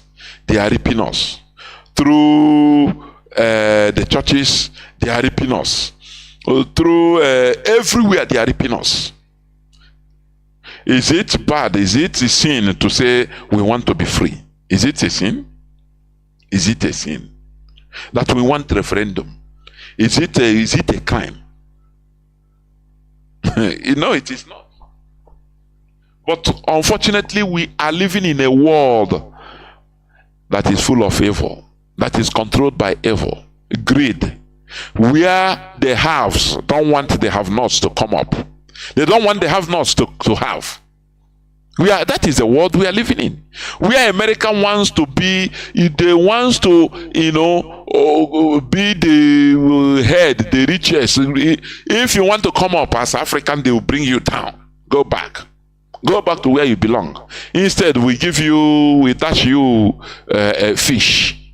Oh, we are giving them egg. Oh, they need egg. Oh, they are dying of hunger. Oh, what do they call this?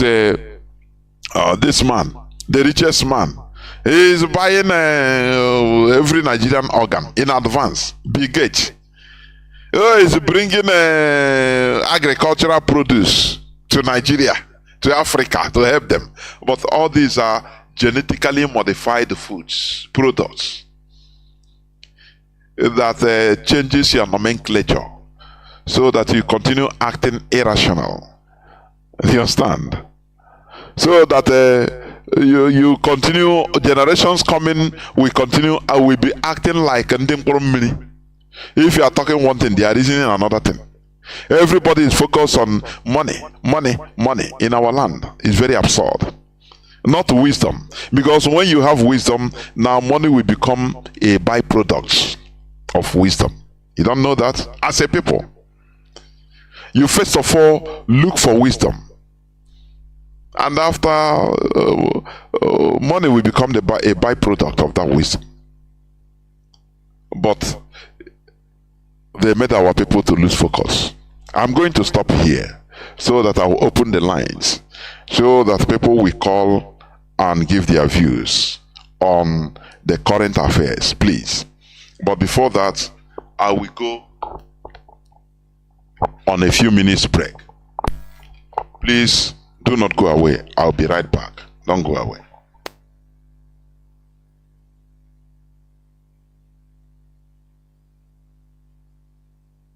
Move away from its western closer to Russia. After the coup in Niger, the BBC said there are concerns Niger could move away from its western allies and closer to Russia, like its neighbors Burkina Faso and Mali, who've both pivoted to Moscow since recent military coups of their own. No, you mean that they're sick of France occupying them and they want their country back. There, I fixed it for you. See, Niger is a country famous for its uranium. When we talk about neo-colonialism, this is one of the best examples. The French are heavily dependent on nuclear energy, and 1/3 of French homes are powered by uranium that comes from Niger, the Eiffel Tower even. Meanwhile, in Niger, 80% of the population do not even have electricity. France needs Niger's uranium so much, and yet Niger is the second poorest country in the world. How is this possible? Because the French are robbing them blind, taking and giving pennies.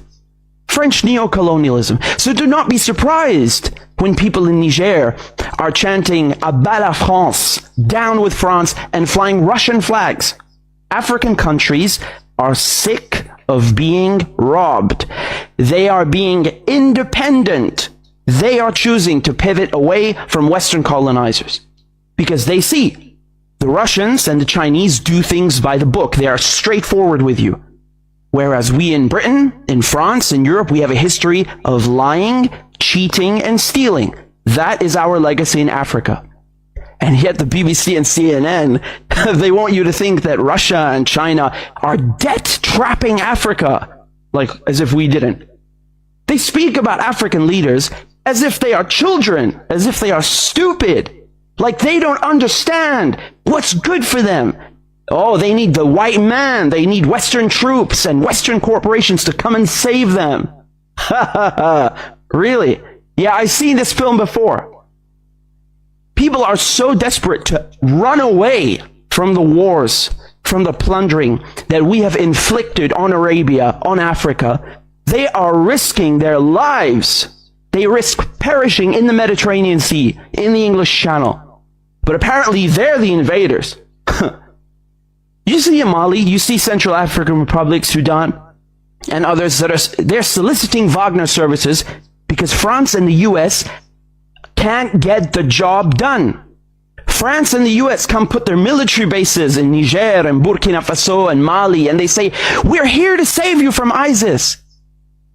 Who created ISIS? Who created Al-Qaeda and unleashed them on the Middle East and on the Sahel? CIA and NATO. There was no ISIS before we destroyed Iraq, before we destroyed Syria, before we destroyed Libya. That wasn't a thing. This is why people are flying Russian flags when they have a coup in Niger. They are rejecting a president who is pro-French and pro-American. They are rejecting neo-colonial shackles and the West. And then, of course, they're going to go look elsewhere. They will look towards Russia and China, towards the competitors who treat them as equals. It's not that difficult to understand. Welcome back. This is Radio Biafra HAUSA-SERVICE coming to you through Radio Biafra London. My name remains Mazi Chinedu from Alu province of Biafra London. We are here live and direct at Abobocha for the second day of August 2023. Therefore, before I open the line, there is something there is one just news headline I want to just read. Please, one more time. You know, it's talking about, it says UK backs Tinubu ECOWAS stance on Niger. That is it. Let me read a bit. Just there is something I want to bring there. The United Kingdom foreign. Okay, let me start from here. Briefing State House correspondents after an audience with President Bola Tinubu at the presidential villa, Abuja cleverly said, that is cleverly is UK Foreign Secretary. Cleverly said, we touched briefly on the situation in Niger. I made the point that the UK very much welcomes ECOWAS and his and Tinubu's indeed decisive action, his strong commitment to democracy and the unambiguous message that violence is not the means to bring political change in any circumstance. And this man is a liar. He said violence is not the means to bring political change in any circumstance. But flashback, take this cleverly. The British Foreign Secretary, you know, when they lie to Africans because they think that all of we are monkeys. We don't reason. Go to Google English Revolution, please. You will see how they killed when the English glorious revolution of 1688. When King James II was deposed and the constitutional monarchy established under William III and Mary II, it was through violence. Because without this type of positive violence, a country can never advance. Go to French Revolution. You see them in action. Do you know that they executed England? They executed Charles I in 1649. They hanged him. Do you know that? In 1649. Because when a system continues and people found out that this system is corrupt, they can never develop through the system. Instead, it is their ruling class, the politicians that are advancing and being rich and wealthy. They have the people. A time comes, people will rise up. But this man said no, under no circumstances that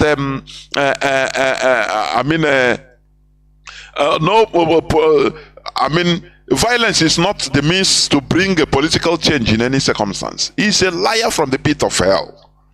Study history, you will see it. England is what they are today because they underwent all these. Sometimes when the people become tired, they will invade and they will take away their monarchs. They will invade and kill some of their monarchs.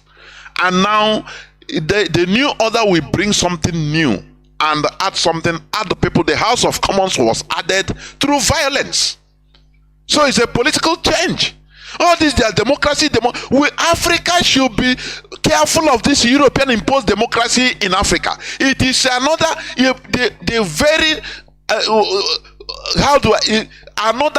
that is the neo-colonialism. Another slavery. I'm telling you. Anything you talk, no, you wait until go through the, go through the polls. Go through polls. You can never have the new democracy without discipline. It is impossible.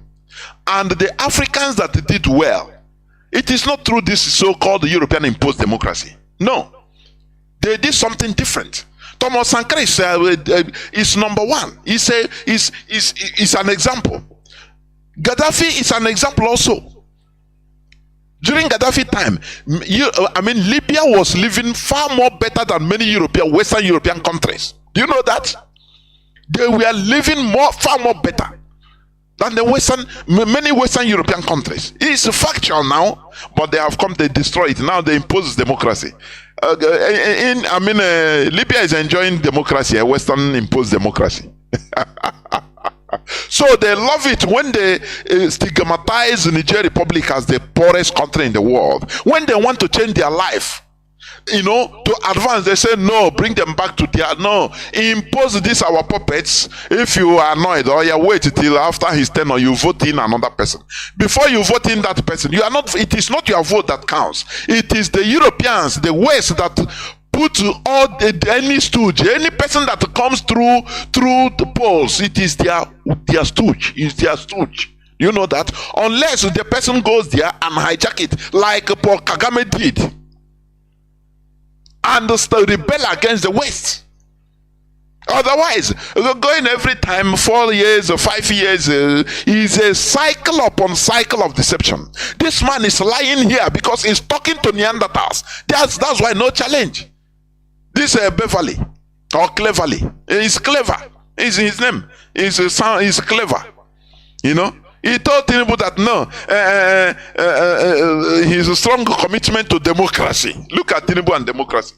And the unambiguous message that violence is not the means to bring political, is by no means, is not the means to bring political change in any circumstance. And he is a pathological liar. You ask him, I don't know why you don't have a journalist in Nigeria. They'll ask him, Oga, but Britain went through different revolutions, stages of revolutions. People rebelled against their governments, their corrupt governments, and even sometimes the people take over, the military took over power. People came out to people's power. They imposed and they killed their politicians. Now, what do you call that? Is it not violence, sir? Democracy. They streamline us, they control us through this word democracy. If you talk, no, we don't want to be labeled anti-democracy. That is how the world is.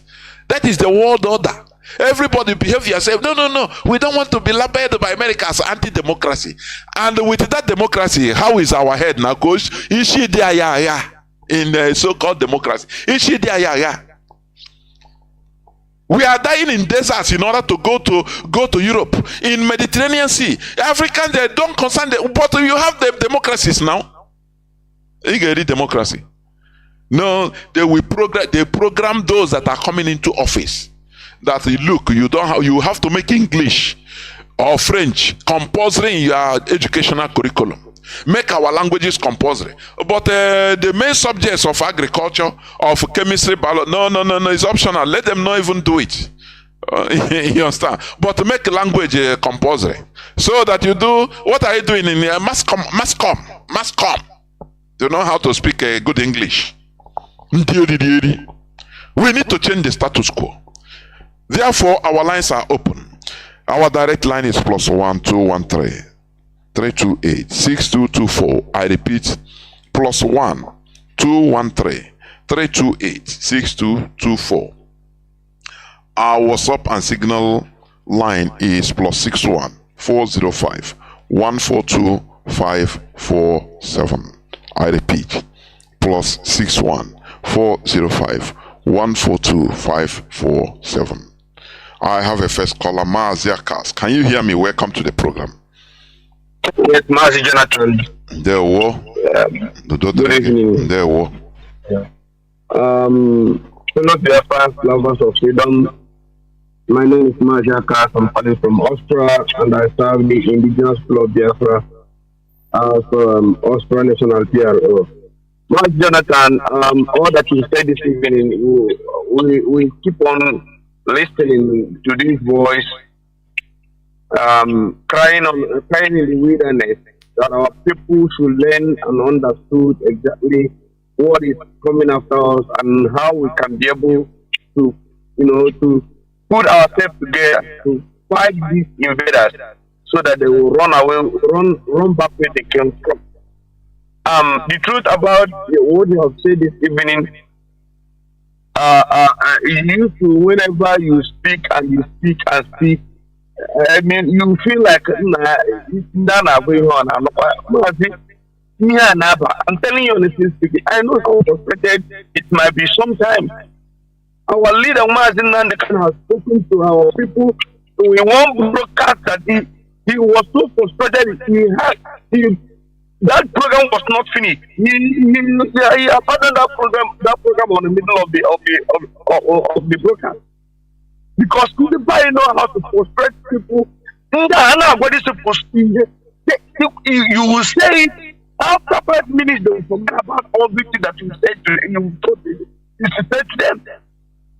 The truth about it is that the African people have realized that we cannot continue this way, the way the European, this Western programmed Africa.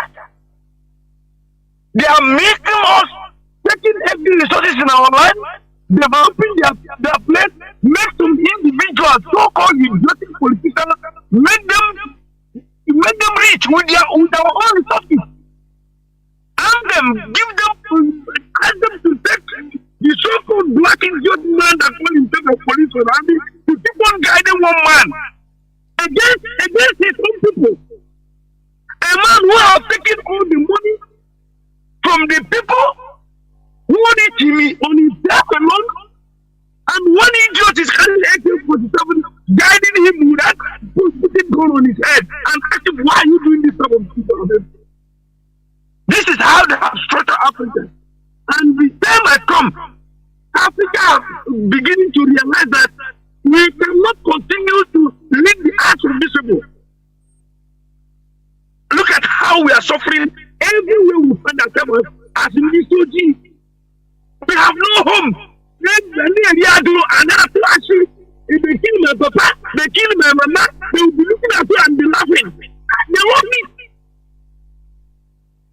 After you God have mercy upon you, you cross the Mediterranean Sea, you didn't die, you make it and jump over the other side, you begin to shout hallelujah, giving testimony.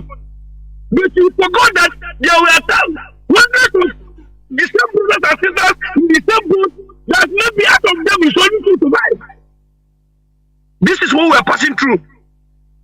Our home is pursuing us. But the time has come that we must continue to let the people, they must leave us alone to decide our future. And Mazi, please, this man, they call it, I don't know, they call it Nato. I cannot understand why this man saw his hand in corruption. Corruption of the so-called injustice. Call themselves the family of Mazi Nnamdi. Working for everybody, man, working for somebody that is against Mazi Nnamdi. And sitting down in front of Arise television, saying that the followers of this man that we have tried to let the whole world know that the criminality of this man being sponsored by Nigerian government is not the same thing with us. He has never been an IPOB member. I can never be an IPOB member. He is the chief of autopilot. And the so-called criminal government in exile. He's not part of us. And as my boy is telling the world, the killings of this guy, all the atrocities is committing in Biafra land, killing pregnant women, destroying the across of our mothers, killing people in facilities at home, killing Nigerian citizens and Nigerian government. To real Mazi Nnamdi is something that he's not part of. This man is saying that he's representing Mazi Nnamdi, he's a lawyer, saying the criminal this guy is committing. That the followers of this guy is the same followers of Mazi Nnamdi. Where is this guy? Order. Apart from what you want to tell me,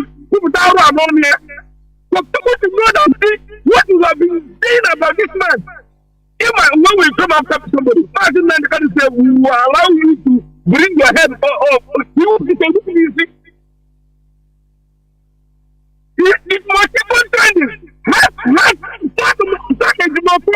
It's not worthy. It's not worthy to be everything around Martin and it's a betrayal. And we must follow him bumper to bumper until all the evil has been committed against Martin and Kanu. Looking up, taking the kind of man. Then what Martin and Kanu is in discussion to this everybody. This is why I do say I know the heart of Martin and Kanu. I can go into his heart and take in whatever inside his heart. Because he is getting information from this photo share. This family decided to be working with somebody that is against their brother. That when their brother is dead in the custody. Not of that means that any hand that planning evil against Martin and Kanu, that hand was wither. And they say, never see tomorrow. This man, ask now, go for Namu.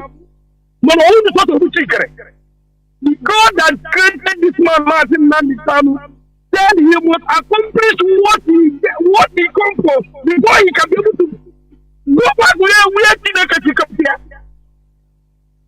He will be alive.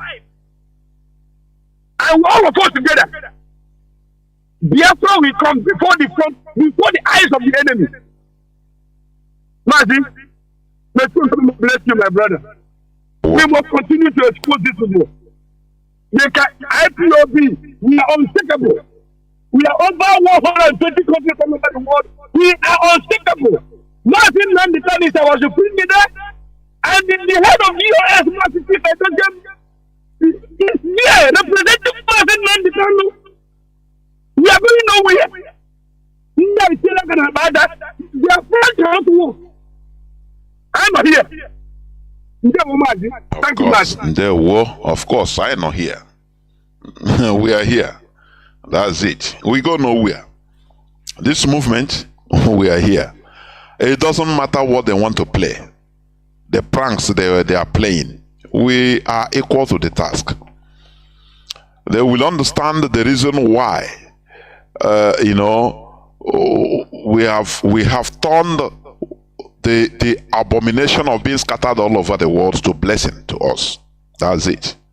Caller on what's up? Mazi Joe, can you hear me? Welcome to the program.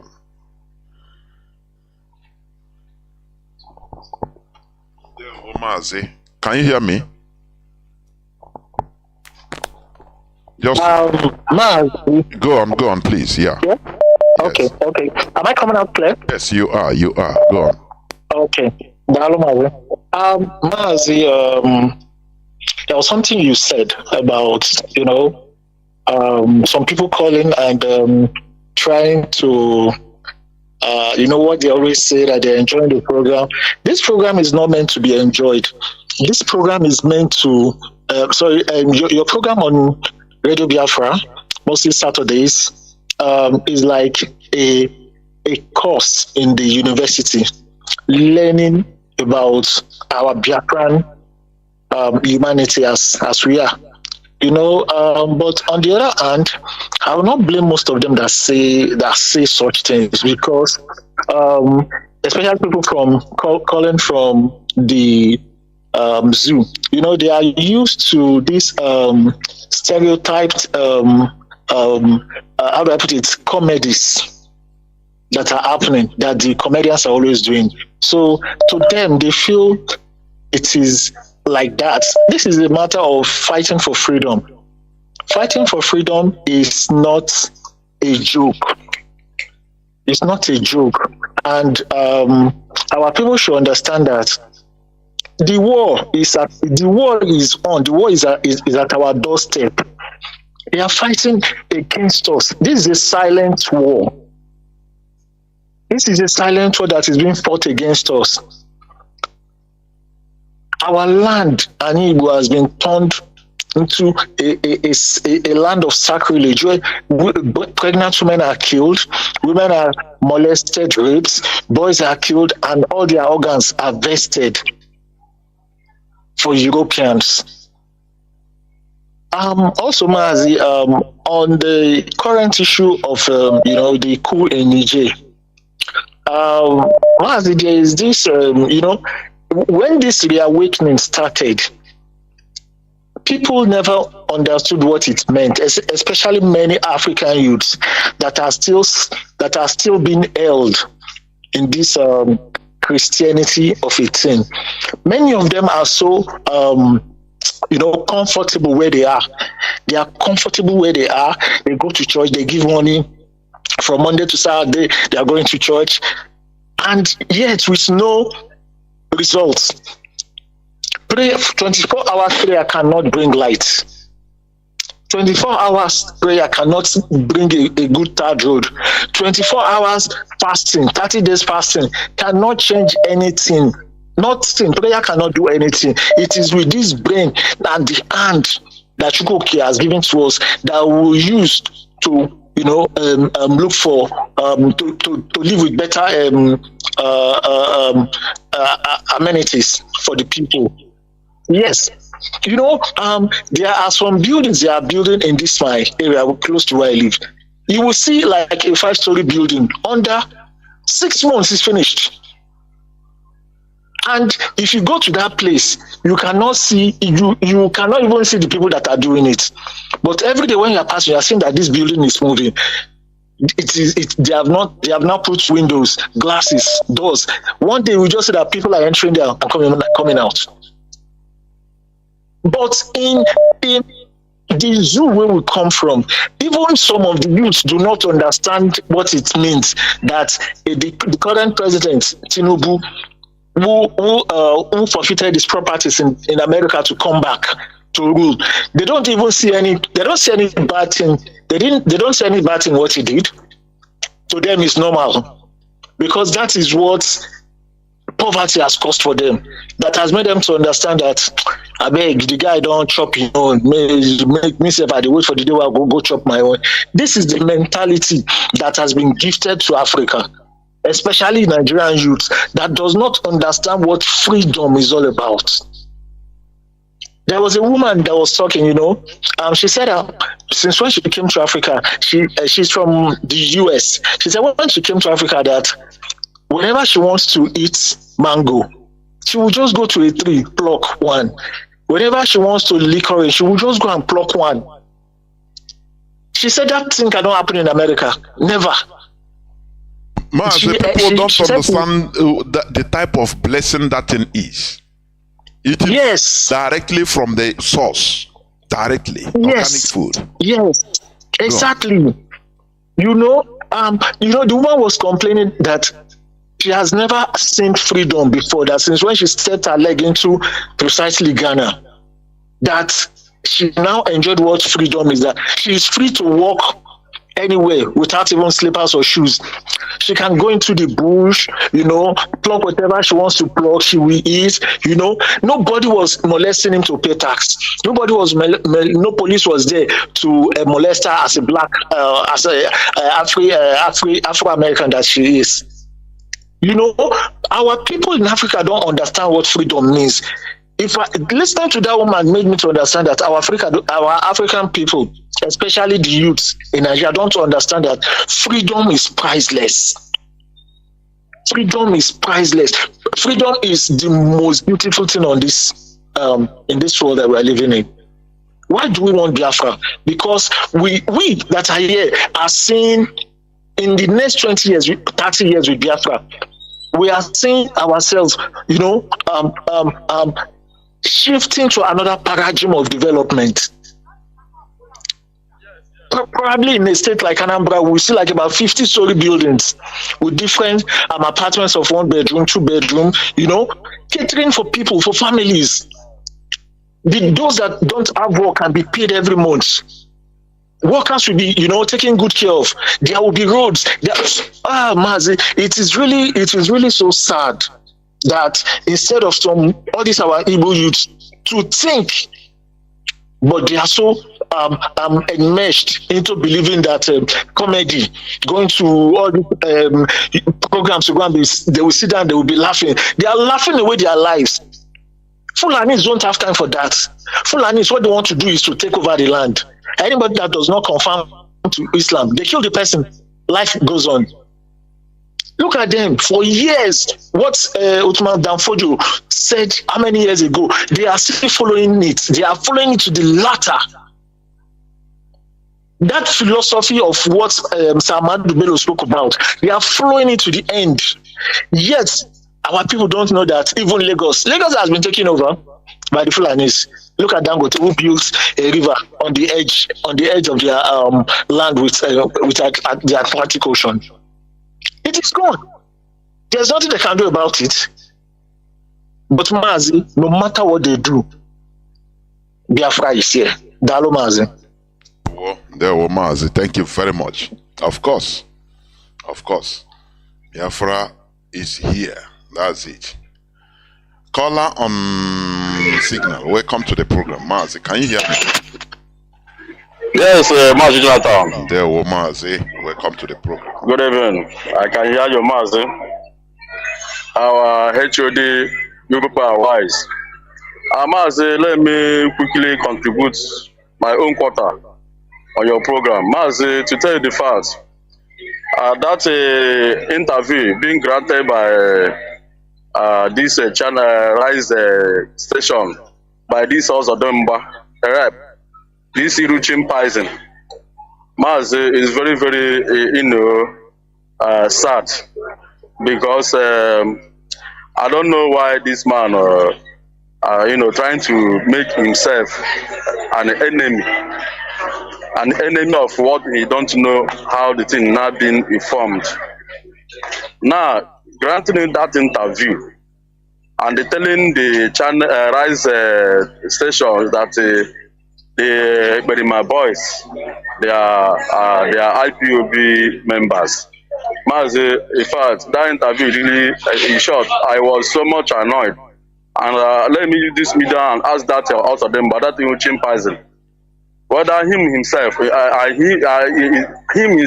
you a member of IPOB? The answer is no. You are just a legal team. You are just a lawyer. Now you are not a member, and you are trying to interfere to the organization movement that you are not one of them. It's very bad. That man has to pay for damages for granting that interview. He must pay for damages by linking those criminals to this movement that is very pure whiter than snow. This man must pay the damages. Mazi, that one is over. Coming to the Niger queue, Mazi, I've been tweeting, telling the West African, this is the time for them to wake up, because the Westerners doesn't want our good. The Westerners doesn't need our progress. They want us to remain in perpetual slavery. Westerners, they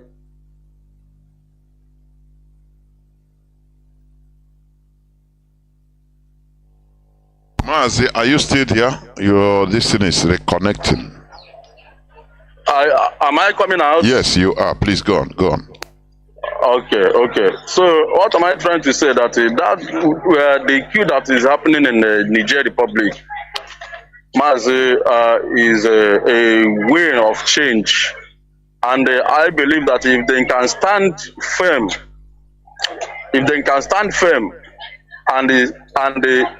and they survive and overcome those enemies which they want to use the zoo as a ECOWAS to subdue them, to come against them, because that's their tricks. That's the way of these Westerners. They will not come directly. They will go indirectly, trying to use your neighbors to come and fight you. They will come indirectly, try to use your neighboring nation that is around you, and they will now telling them they should start cutting us and the ties with you people, so that the people will now start feeling the hurt by your so-called neighbors. But I want to let them know that let them stand firm, let them no shake.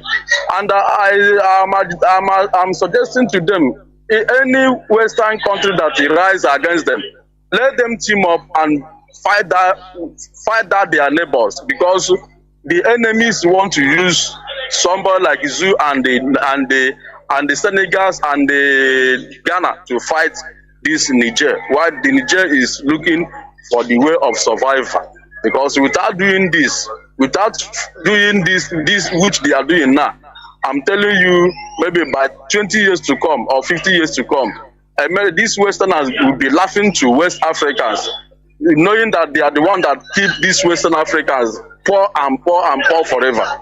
We can never allow them. Mazi, there's no two ways about that West Africans are rising up. Now they are now demanding their rights. Their eyes have now opened. And what makes them to open their eyes is this radio station. Because what we are preaching and what we are saying in this radio station is going far. Is entering to other Africans that have been caged by these Westerners. They are listening to what you are saying, and our message is going far and far and far. All of them are listening. Let them stand and let other West Africans join them and fight for their right, and remove the hands of this Western wicked and the devilish people out of West Africa, so that West Africa will breathe again. Mazi, thank you. May God bless you. Let me pause from here. Good night, Mazi.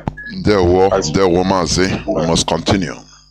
We are in a time of African Renaissance. That is it. Caller on WhatsApp, welcome to the program. Can you hear me? I can hear you loud and clear. Mazi, good evening. There were Mazi.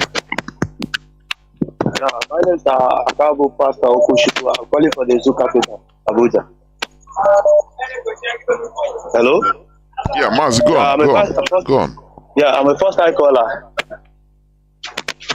Honestly, I would say that I'm enjoying the program, but I'm learning a lot. Honestly, I'm learning a lot. I now know that I am listening to it. When I started following Mazi, are you using earphone? Are you using any gadget, earphone? Yes, I'm using earpiece. Let me remove it. Please remove it. It's disturbing. Hello? Can you hear me now? Yes, it's better now. Go on. Okay. I said, honestly, since I started listening to radio, that was when I realized that I'm a living being.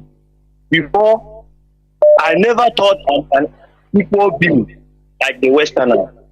But when Nnamdi Kanu comes into existence, championing the struggle of Biafra, I found out that I'm equal.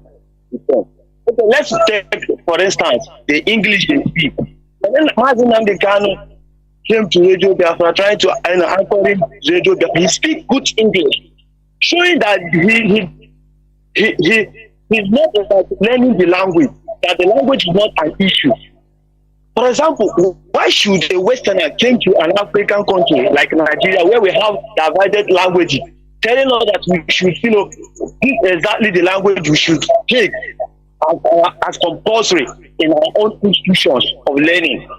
Then we forget our own language. For example, as an Igbo man, when trying to write, for example, a city for a YA, you will not hear that Igbo language is compulsory. You will never hear that Hausa language is compulsory or Yoruba language is compulsory and English language is compulsory. So what means? I don't even see the reason why that should be so. If not that we are as tough as animals that they took us as. For example, look at how can in a classroom where a teacher as an African cannot be happy to express himself with his dialect, his language, to teach his people with the language they were born of. For example, I could remember back days when I was in primary school, when we were in class, they always taught us of speaking dialect, which is our own dialect. Many of us have ended up not being able to speak that our dialect, which is wrong, which is a wrong thinking of. Okay, let me also comment to what the so-called clever, the idiot spoke to Abuja. What he was saying. He tried to support the so-called idiot, the Chinedu himself. I don't see anything. These are Westerners. This is what they have to do. They are trying to cover up their shames. That's what they have come to say. Because of we are also as daft as animal. We are credible as we don't analyze news. We don't even think. Our ability. This is our ability to think as well. That is just the fact, and that is just that's the reason why all these things are happening. Okay, what is wrong that Malians choose to take their destiny into their hands? There's nothing wrong about that. That's what it is. Bloodless kill. Nobody was killed. I don't even find any reason why they should bang up. Okay, for example, he is talking about democracy. Okay, let's look it in a biography. Did we practice democracy? The so-called last election that was conducted in this, it's not even people is not up to it. You say smart, you take it, whatever you think you can do, you should do it. And when we think, what is rubbish? Which is rubbish, a blood at that. The US themselves, they know everything about it, but they can't come out because they have plans. They have plans on the possible ways to continue from where they have stopped from the problem. So I don't think, the Africa, I think it's time for us to wake up. I'm calling on my African brothers based on religion, based on whatsoever, put all that aside. Focus. Let's liberate Africa first. We are as equal as these white people. We are of the same head. We are even more stronger than them. I don't even know the reason why they should be playing Lord over us. I can remember sometimes in history they said that's why sometimes if I go through the history of the so-called Loluga, I used to remove the Lord. I don't pronounce Lord. I put look at. There's nothing like Lord because it's not Lord. Okay, if I should call him Lord, that means whenever I'm trying to pray unto my Lord God, I also put Lord. That is equivalent to Lord, to my Lord God. So I put that aside. Okay. For example, the previous scholar called what makes him he's just an idiot. He's just a religious nothing. So all these titles are being brought by the Westerners. We shouldn't we have our own way of giving title to others. Our darling, when you are being called like addressing me as yes, fully I'm mad. You can't take that away from me. So I don't know why these Africans should just get up. They should just rise up. It's time for us to put every other thing aside. The religion they brought to us, everything they brought to us, and focus on our destiny, because our destiny is in our hands. For example, you go to church. Like what you said before, they've been whipping us long time ago. You go to church, you pray for miracle. Where can miracle come? For example, miracle cannot give us life. It can't give us good fruit. Even in the zoo capital, you will see poor people. In the federal capital, you will see poor people. It can't give us life. It can't give us food. You see on Sundays, you see people going to church. You see they are going to pray to God. What that doesn't make them. It's consequential. We are taking shadow, living what our heart is on fire and we are tasting wrath. After all, this is not good. This is stop that. Raise as humans and think about our future. This is what I have to say, Mazi. There, Mazi, you said it honestly. Thank you very much. Caller on direct line. Can you hear me? Welcome to the program. Caller on direct line. There, Mazi. Go on, please. Can you hear me? Mazi, go on, please. Go on. Okay, let me go on. I think I feel it. If you can hear me, let me go. Go on, Mazi. The whole world is hearing you. Go on. Okay, sir.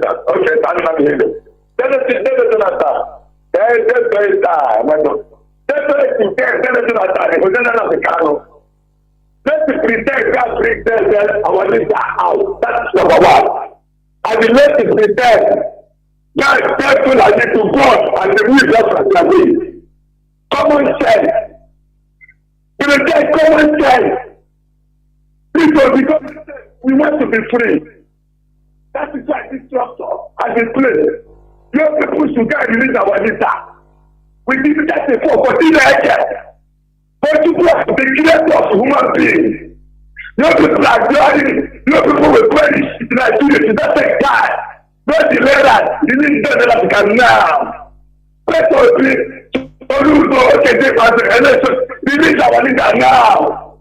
And the United Nations, release them that can now. Before this Nigeria upon the whole world to die. Then I think it's the same. Maybe a brother was the other one to bring. Second Chronicles chapter 1. From Second Chronicles chapter 34 from verse 1 there. And the Second Chronicles chapter 35 from verse 1 there. Then the Second Chronicles chapter 34 verse 39 very important from Chinedu. King Josiah.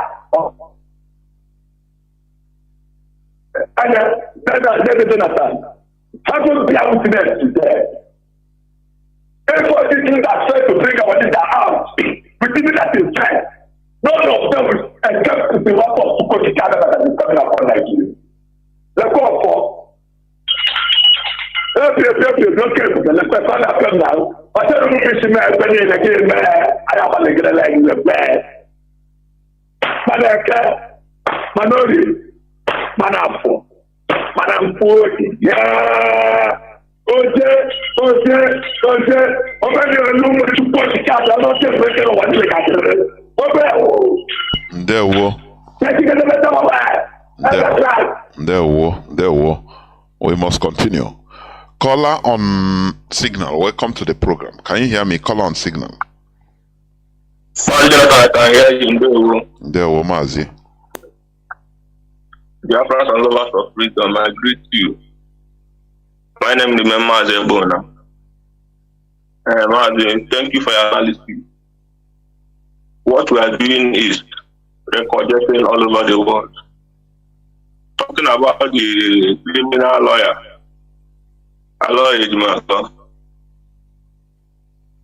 the leadership of IPOB, who lead and who follow, has taken the decision about him. He has been declared personal non-grantor. So if he's doing what he's doing and think he can bring criminality into what we are doing, he doesn't know that what we are doing, our leader told us that nobody has done it in this world. And even after we have gone, people will feel and think that we should live forever. So IPOB is a unique movement. They can bring criminality into what we are doing and succeed.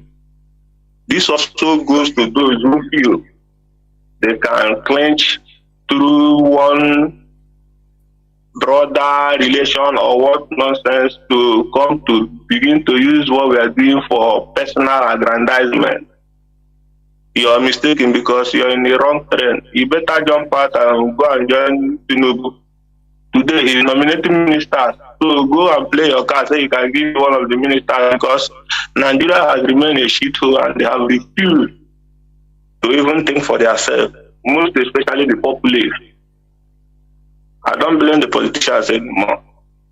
Like what you explained about the the France and the Western powers in Africa. Yes, thank God the African Renaissance time is what we are in today, because there comes a time in life where people come out to defend what has been kept for centuries. This is the generation that has come to change the status quo, because it's also a generation that started this conquest of Africa.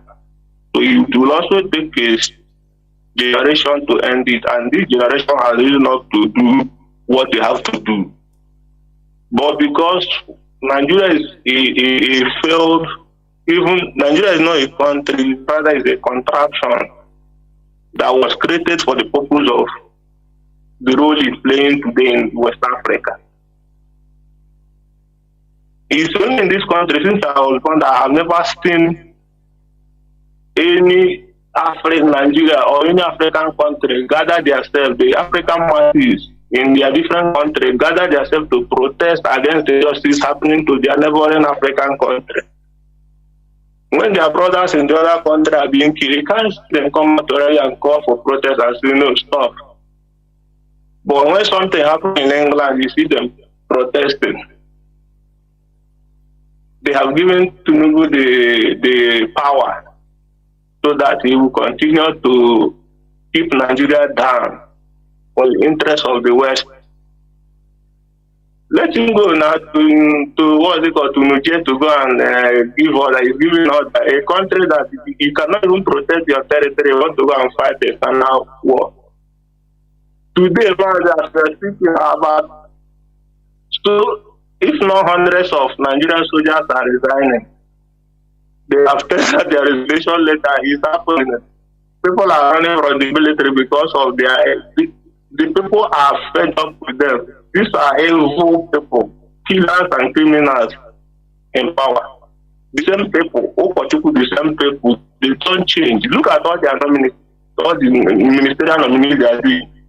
The same line of criminals that have looted their state and their local government. These are the people they are elevating. Because the people that call themselves the Nigerian population are people who live in acrimony. They hate themselves. Their only focus is the hatred of Igbo man. This is the reason why somebody from a very woman in River State I saw on social media today, I feel like crying, but I won't cry for them because an elderly man that has called himself a foolish person remain a foolish person. An elderly man with red tattoo because he addressed himself as a king. Speaking Igbo language, using Igbo to tell his fellow Igbo brother that the Omoma is not Igbo. That the fact they share boundary with the Igbo people does not make them Igbo. I was ashamed of the man because he's a father and he will grow up children. What type of children do you think that kind of a man will grow up that will bring what we are looking for in a society? This is where the problem lies. So much injustice has been done. These Westerners, what they did to us, all the quota issue that quota and issue like this, losing what they have done to us is a serious job that requires people with mental resilience, not people who jump from one wagon to another. Here we abide by the rules of command and control.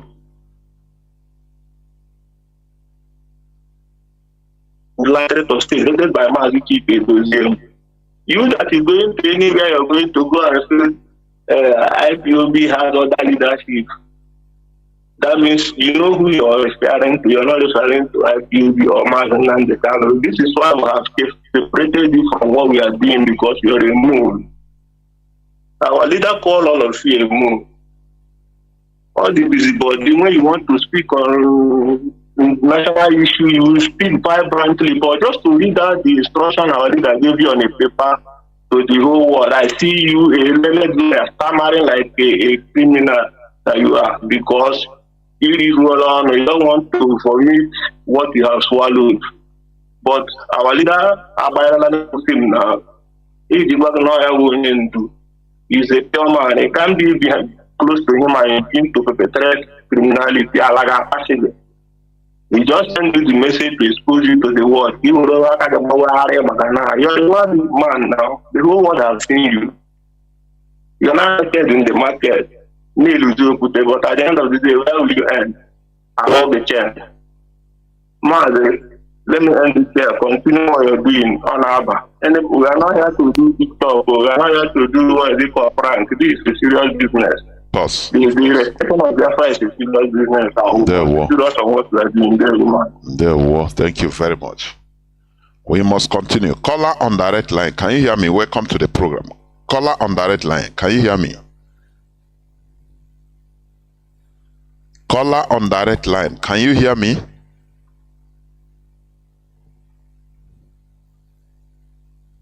I don't know. Caller on direct line for the last time. Can you hear me? Caller on direct line. No. It's not hearing me. I don't know why. Caller on WhatsApp. Welcome to the program. Can you hear me?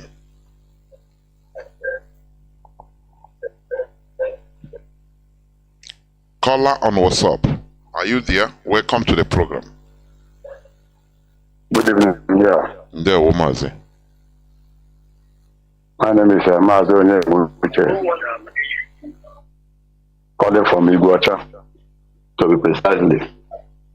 Mazi, I want to throw more light on individual survivor. These people, they did something to us from the beginning of, let me say, after the war. Do you know, after the war, things were very tough. Even to the extent of the relief material brought, according to my father, the relief material that the missionaries brought. Do you know that the so-called bishops and of mostly Methodist Church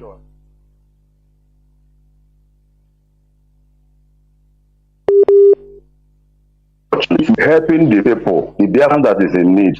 Most of them, material, the ceiling, hide them. Most of them get spoiled there. Even the people did not see. These are the people today we see as man of God, people praying for us, delivering us, doing all kinds of rubbish.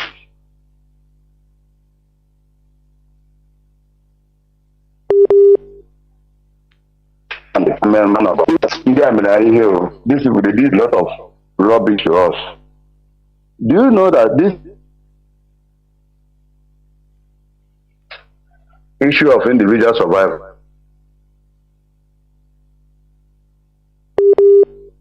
Mazi, your connectivity is too bad. Please, you need to call back. Caller on direct line, welcome to the program. Can you hear me? Caller on direct line, let me see.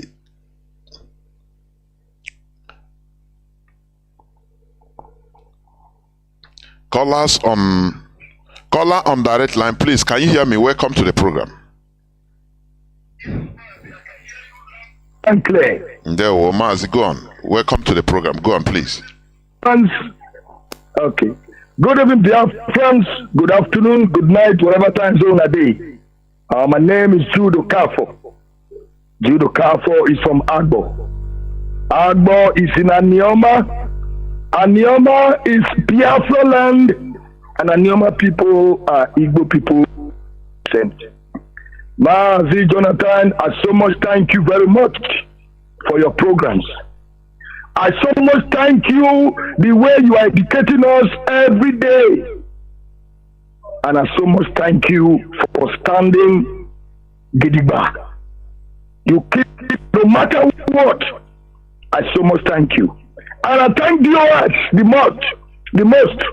I thank the OS very well for taking care of this global movement that Chukwokika Biama has ordained from heaven.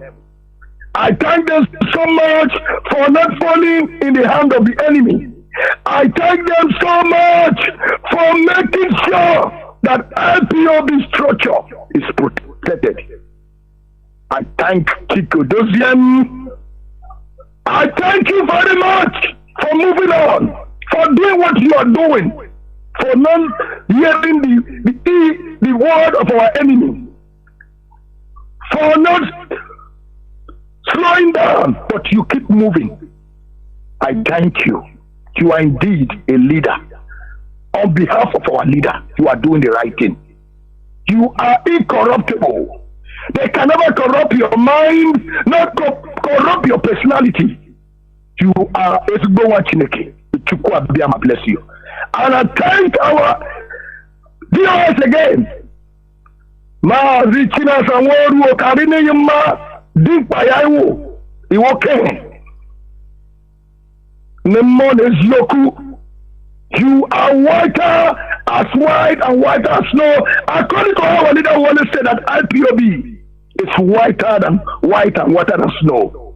You continue to do the good work that our leader wants you people to do, irrespective of everything, the lies and everything that our enemy has been doing to put IPOB down. You people continue to stand strong to make sure this Biafra that we are looking for come to pass. And the only people that can bring us Biafra is IPOB. Our leader has said it many times that IPOB is in charge. That we can only get Biafra through truthfulness, not lies. We can never get Biafra by getting up 6 o'clock in the morning and videoing empty street and saying we are sitting down for 2 weeks. We can never get Biafra by killing our own. We can never get Biafra by lies upon lies upon lies. We can never get Biafra. I love the way DOS are moving. I like the way they are and doing what they're supposed to do. We are DOS. We are behind you. Radio Biafra London and IPOB Community Radio, where we worship Chukwokika Abiyama, who is our God.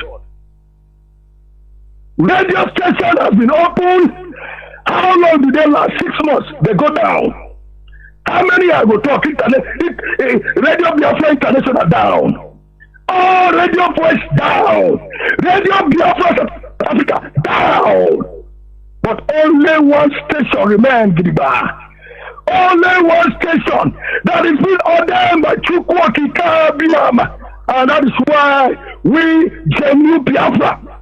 That is where we worship our ancestors, Chukwokika Abiyama. I thank all the genuine IPOB around the world for standing strong. We keep singing about Biafra, keep talking about Biafra, keep talking about Biafra, not minding the lies and the infiltrators and the ones, the enemy outside and the enemy within. IPOB is unshakable. IPOB is unshakable. IPOB is intact. IPOB is one. We know who we are and we know who is our member. We know who is the real IPOB. When they talk, we know who they are. And that's why we will always support and protect our leader. Our leader will surely come out. Our leader will surely come out in the name of Chukwokika Abiyama. And only IPOB will take us to the promised land. Only IPOB will drive this journey to the end. No other one. No other one except IPOB.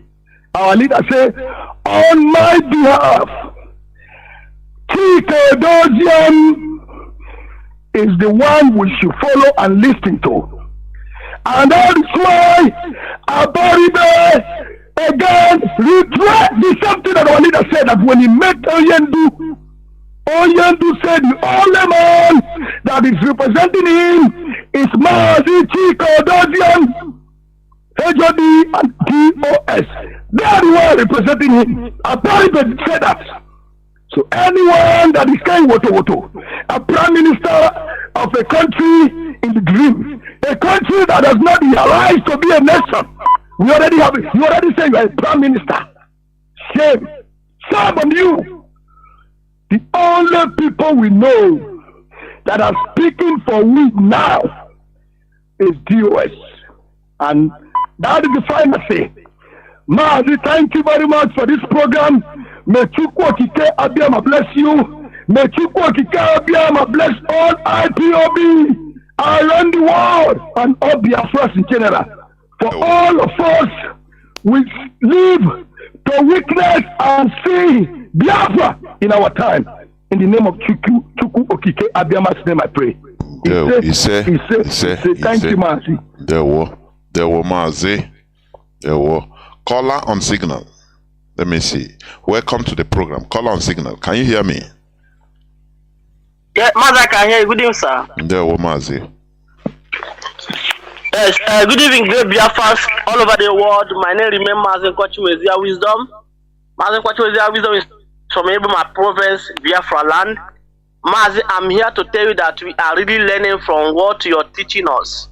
I don't miss your programs. I don't. Mazi, I'm here this night to comment on some of the analysis, most and foremost from the development in Niger. And I want to tell our people, we must rise up to stand with them because they are now fighting like us. And I want to tell our people in Nigeria Army, all the Biafrans in the Zoological Republic Nigeria Army, if you know what is good for you, if Nigeria starts a war with Niger, never, if they send you to go and fight a war in Niger, don't you go. Never you go. If you try, if you go, they will kill you. I'm telling you, any Biafra that will go to the war to go and fight his African brother to protect the interests of the West, which are the people that subject us, you know, that are maltreating us since from 1914 to date. If you're a Biafra in Nigeria Army, you go to Niger to go and fight the Niger people, you will die there. So if you know what is good for you, if they send you to go and fight, don't you go. You just take your rifle, go back to Biafra land, because we are going to defend the land of Biafra and not to defend the territory of the zoo. Remember that Niger is where the Zoological Republic are building. They are, instead they will, any development they will bring to Biafra land, they will send it to Niger. So allow them to go and die in Niger, because I believe the Nigeria army going to Niger will finish them up. I'm telling you.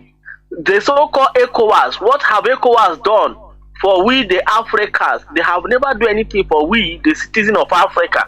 So ECOWAS country, if people know what is good for you, never you people go to that war to protect the imperialism. Because if you want to continue this new colonialism in Africa, it can never happen. ECOWAS, if people will go to that war, people will fail. I thank God the country we are here, they never make a speech, and I believe they are not going to that war. I'm telling you the truth, they can never go. So Mazi, we are telling our people that we should rise up this time around to stand with any other African country that want to be free, because then doing the coup, they want to be free from the West, and we supported them. We can never stand against them, because we can never stand against those fighting for their freedom. And another thing, those Europeans, I want to tell you people started fighting Ukraine. You people should go and finish that fight in Ukraine. Never you people think coming to Africa. The war you people started in Ukraine, you people should go and finish it. Never you come to Africa. We don't need you people. We don't need you people. Enough is enough. All the resources you people are taking from Africa, we want to put an end to it. Your people, your citizens are enjoying, and we that have the resources, we are suffering. So we don't have electricity. Look at our youth. After school, they will not get employment. Yeah? So we are tired of your nonsense in Africa. People should pack and leave Africa alone. And any African country that will come to fight against their own brother, God thunder, the land of Africa will rise against you. The land of Africa will destroy you, because you want to fight to protect the interests of the West. That land that you go to stand to fight, the people will reject you. I'm telling you, we are in Africa and we want to be free. And we are telling also Aloye Jimako, enough is enough for him. Everybody has seen the kind of person you are. Some people are protecting you, but since I find out the kind of the person that idiot is, I'm the one attacking him, because that man is very useless. He is the one causing all the confusion in DOS. You want to cause confusion, you want to bring this struggle down, but we, this generation of Biafra, this generation of IPOB, we can never allow anything that will bring this DOS down, anything that will make this struggle to scatter. We can never allow it. Instead, we are going to put our blood to make sure that this, you know, what we are fighting for must come to an end, and with the end is restoration of the sovereign state of Biafra and the release of Mazi Nnamdi Kanu. So anybody coming to cause confusion, we know that Simon those people, the West are also using it. It's not only even Nigeria government. The West are supporting that useless guy. That is why immediately our leader was rendition. BBC is the first people to announce that useless guy to be the leader of IPOB, Chineke Okonoko, in this time of Biafras, that our eyes have opened. That idiot from somewhere that don't know what is happening in IPOB, we come and intro himself as a leader of this struggle, and we listen. We that have been suffering for how many years? So that idiot in Finland, if you people the West like anyhow people want to use it, we are Biafras. And remember that we are the most intelligent race on this earth, and we must make use of it right now. We are not backing down. Is Biafra or Biafra? We must restore Biafra. This generation of Biafra must restore Biafra. So anybody people want to use to cause confusion in Biafra land, or to, you people have failed woefully. We can never take it, because enough, in fact, enough is enough. That is what we said. And we will stand shoulder to shoulder with all our brothers in Africa. And I believe that they will reciprocate also in that manner. Thank you, Mazi, for picking my comment. God bless you. I shall from here. Thank you, sir. There, Mazi. Caller on WhatsApp, you'll be the last caller. Welcome to the program. Can you hear me? Caller on WhatsApp. Hello, Mazi. Mazi Chinedu. There, Mazi. There, Mazi. Thank you for receiving me. Thank you for picking my call. I remain Mazi Emmanuel. I'm calling from Paris by the special grace of Chukwu Okike Abiyama. I'm serving Biafrans in the capacity of zonal coordinator of Paris. Mazi, I don't want to waste much of your time. Our brothers, as they have said it all. Mazi, only what I want to just mention is concerning what you said. What you said concerning Ogoniland. You remember the situation of that very location, especially the whole riverline area of Biafra land. The way these people now who are still gallivanting everywhere, trying to use NATO to destabilize Africa. This is the same people who went into Biafra land and they turned it upside down. You see the Ogoni land, the reason why they killed Ken's Mwewa, they murdered any Biafrans, from many Biafrans, to enable them, take over whatever we have. Mazi, I have been asking myself, had it been that IPOB are not here, had it been that Mazi Nnamdi Kanu, Chukwu Okike Abiyama did not prepare him for this very time, what? Because I am looking around, Mazi, it's like our people still not yet, receive this breeze of changes, this changing that is blowing everywhere, especially Igbo Biafrans. They don't, some of them don't even understand. They don't know. When you go, you see them, they will be, I saw one video of our people, I think is it in US or somewhere, where elderly people, all of them were just dancing, jubilating, calling, this their so-called old system way they have been doing. Ajasco. Now what Ajasco? Ajasco, just kai kwalivando, kai rivendo, ane tu ha ane gori, ndu no ha na agboko. Nde ana ha na agboko, nde Fulani no, nde the Britain. I heard what you just read now concerning what British is it British envoy or I don't know from that in that zoo.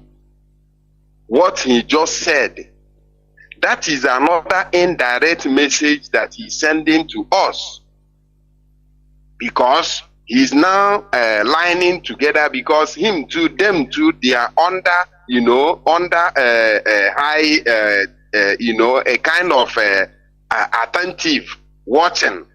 So as he's hitting now on the French side, them too, they are trying to, do all they could, to try to, patch everything. But we are asking Britain, how long are you going to patch this Nigeria that is unworkable? Britain, people are referring you as people who are knowledgeable. I could record our leader whenever he's talking about Britain, not their government, but this, I think these people, what have we done to these people to deserve this kind of hatred? I can't understand. I have been thinking, what is so Germany even committed a heavy atrocity in this world. But look at Germany today. All of them rallied around and they rebuked Germany. But the war they brought to Biafrans was that the war, they brought it to us. We were on our own. They brought the war to us. They massacred up to 10 million people died. And they still yet, Britain still not yet been satisfied. They are still holding us. They are still holding us down in making sure that we cannot breathe. But this time we are asking them for how long? For how long are they still going to hold Biafrans? Because all their lies they have been peddling everywhere is now, falling down one by one. Mazi, is a pity. But I only thank Chukwu Okike Abiama for remembering us, for bringing IPOB. Because without IPOB, Mazi, we are gone. No? Nigeria will automatically turn to Turkey. It will even be worse than Turkey. I'm telling you. But thank God for IPOB. Mazi, I appreciate what you people are doing on this very hallowed platform. You have been another, at least you are very, I had a very committed one, and we appreciate whatever you are doing. It's not easy. We also want to, I want to warn also these people, this so-called lawyer, but I don't want to go more further there. But Mazi, let me just stop for now because that person, I don't want to, mentioning their name on this very hallowed platform, it pains me a lot. But let it be like that for now. Thank you very much, Mazi. There were Mazi. Thank you very much. This is where I'm going to stop picking calls. Biafrans and lovers of freedom, we must soldier on because we have no back to go. Our enemies want to keep us subjugated forever. What they are doing in Africa is exactly what Hitler wanted to, the policy of Hitler for Africa. I am telling you, making Africa a farmland, whereby that is source of raw material. Is it not what the West is implying? I mean, the policy they are maintaining in Africa, but through diplomacy, through different way, imposing caretakers, their agents as caretakers on the population, making them rich, using a system, maintaining a system that, a system that made sure, a system that makes sure that their interest is maintained. I mean, the Western interest is maintained in Africa forever. But it is high time that we, as Africans, take charge of our destiny. I saw in a video whereby President of Uganda, Museveni, he was complaining. He talked about their one time during the time of Libya, the beginning of Libya crisis, that 6 African presidents wanted to go and mediate before the imposition of American war or European war, Sarkozy war, French war that assassinated Gaddafi. 6 African presidents entered a flight from Mauritania, Nouakchott. And they were ordered, the plane was ordered to go back. 6 African presidents to go back. And some people in that auditorium were clapping and laughing. But some are having a deep thought. Very sad. 6 African presidents in a flight in African soil. They are being ordered by NATO, North Atlantic Treaty Organization.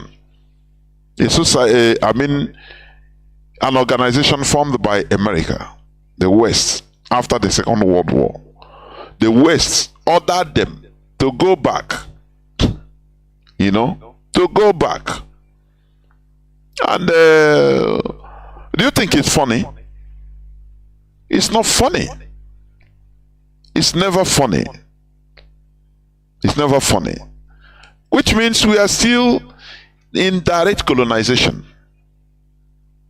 But it is high time we have a retrospect.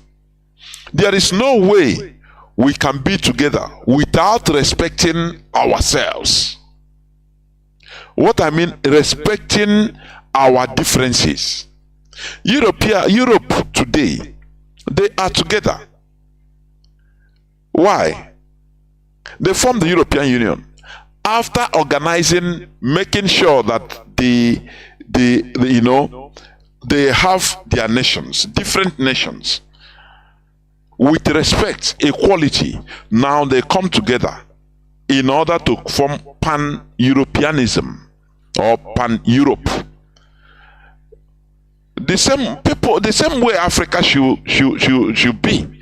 When we talk about the restoration of Biafra, some people are saying, no, Africa should be one. So why are you dividing? Why are you separating? And they laugh. There will be no way we shall be one. Africa will be one. With some people subjugating others, humiliating others as they are doing Biafrans. Look at how much they are reaping from Biafra. Only through illegal checkpoints only. 600 billion since January this year till now. 600 billion naira. You understand? $1 billion almost. You see that? How can we be happy when under subjugation of Africans also? And you say, we have to be one. How can we be one? We need to get liberated and get respect, sovereignty. Now we deal with ourselves as equals. Now we come together in order to chart a way for the real Pan-Africanism. That is the only thing. After all, in Europe, some European countries are not up to 500,000. Some countries are not up to 500,000 in population. Does it mean that they are not together? They are together. But with respect. We have to respect our differences. That is the thing.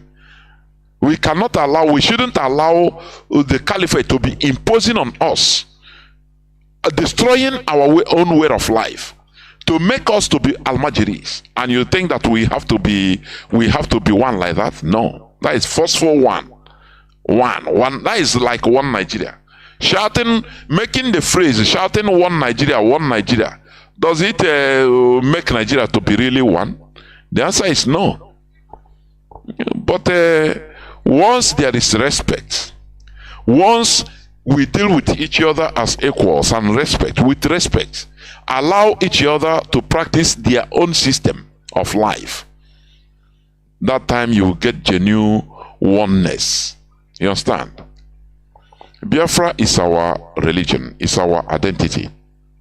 Our supreme leader remains Mazi Nnamdi Kanu, and the head of the Directorate of States of the Indigenous People of Biafra remains Mazi Chinedu. There is nothing like disciples of Mazi Nnamdi Kanu or followers of Mazi Nnamdi. We are a movement, a family. Therefore, any person that is trying to put mouth in what he doesn't know, or what he thinks that is like Nigeria system, you can talk anything and get away with it. No. In IPOB, we treat you There is no forgiveness in our dictionary. We remember everything. We don't forget. We don't forget. That is it. Therefore, we must continue making sure that our focus is realized, our goal is realized. Thank you for listening. From me, Mazi Jonathan Chinedu, from here, it is simply good evening.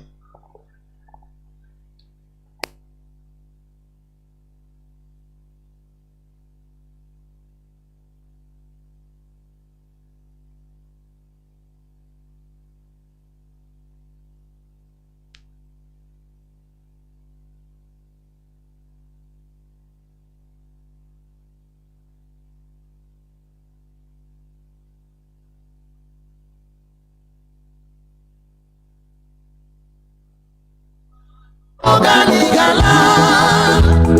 gala na lewere na mpabo Biafra ndị ngozi obodo bụ sọma obodo doro nsọ.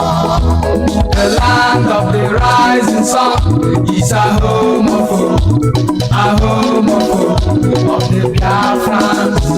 The far of the eastern land is a promised land, a blessed land of the Chukwuabiama. Ebeka kunusi Biafra, Ebeka kunusi Biafra, Gaimara, Biafra, Ganeboso Gadiri, Gaimara, Biafra, Ganeboso Gadiri, Biafra, Gadiri. Sombe, Waboke, Anijala, Namama. Wana lemo kama malombo wana jumo wasina Biafra na tago Chuwo kikabiama onyagi nonaka Yamerani emama Sampe Uwa boke Anijala Nala namo Biafra baloma Ala chuku gozire Ala manamu Ala chuku gozire The rising sun Mwe mbuka mbulogu wesi Ojiye matakiri Owe nyaka yenu Akafuwa yufu wetu ya Maka nono duga Diro ni wema Hey Sampe Lenga la dima Ndizu Nina ngobala mmadụ ndị okwu ha abịakwala n'ọzọ ka ha kwatusu Biafra mana Chukwu okike abịa ma gị ka ị n'aka mana Chukwu okike abịa ma gị ka ị n'aka na anyị ga-ala ụgbọ abụ ka anyị je nwere onwe anyị ụgbọ abụ ka anyị je ala Biafra na-atago. The land of the rising sun is a home of the Biafrans. The far of the eastern land is a promised land, a blessed land of the Chukwuabiama. Ebeka kunusi Biafra, Ebeka kunusi Biafra, Gaimara, Biafra, Ganeboso Gadiri, Gaimara, Biafra, Ganeboso Gadiri, Biafra, Gadiri. IPOB, one big family, Honorable Wana Baloso, Anago, Onere, Abo Kalesia, Ore Kalesia, Re. Sampe Anara kisi aka n'elu ụwa wee gbawa n'ori aka mmiri maro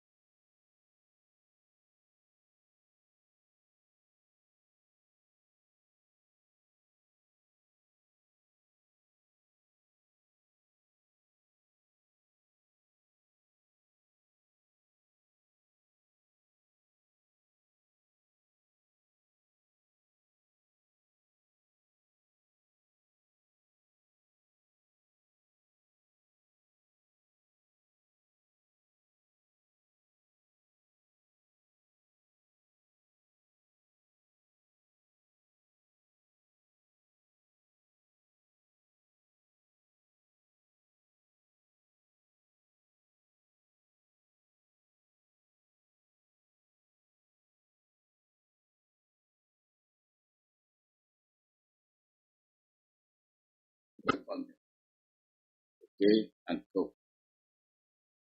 So they will.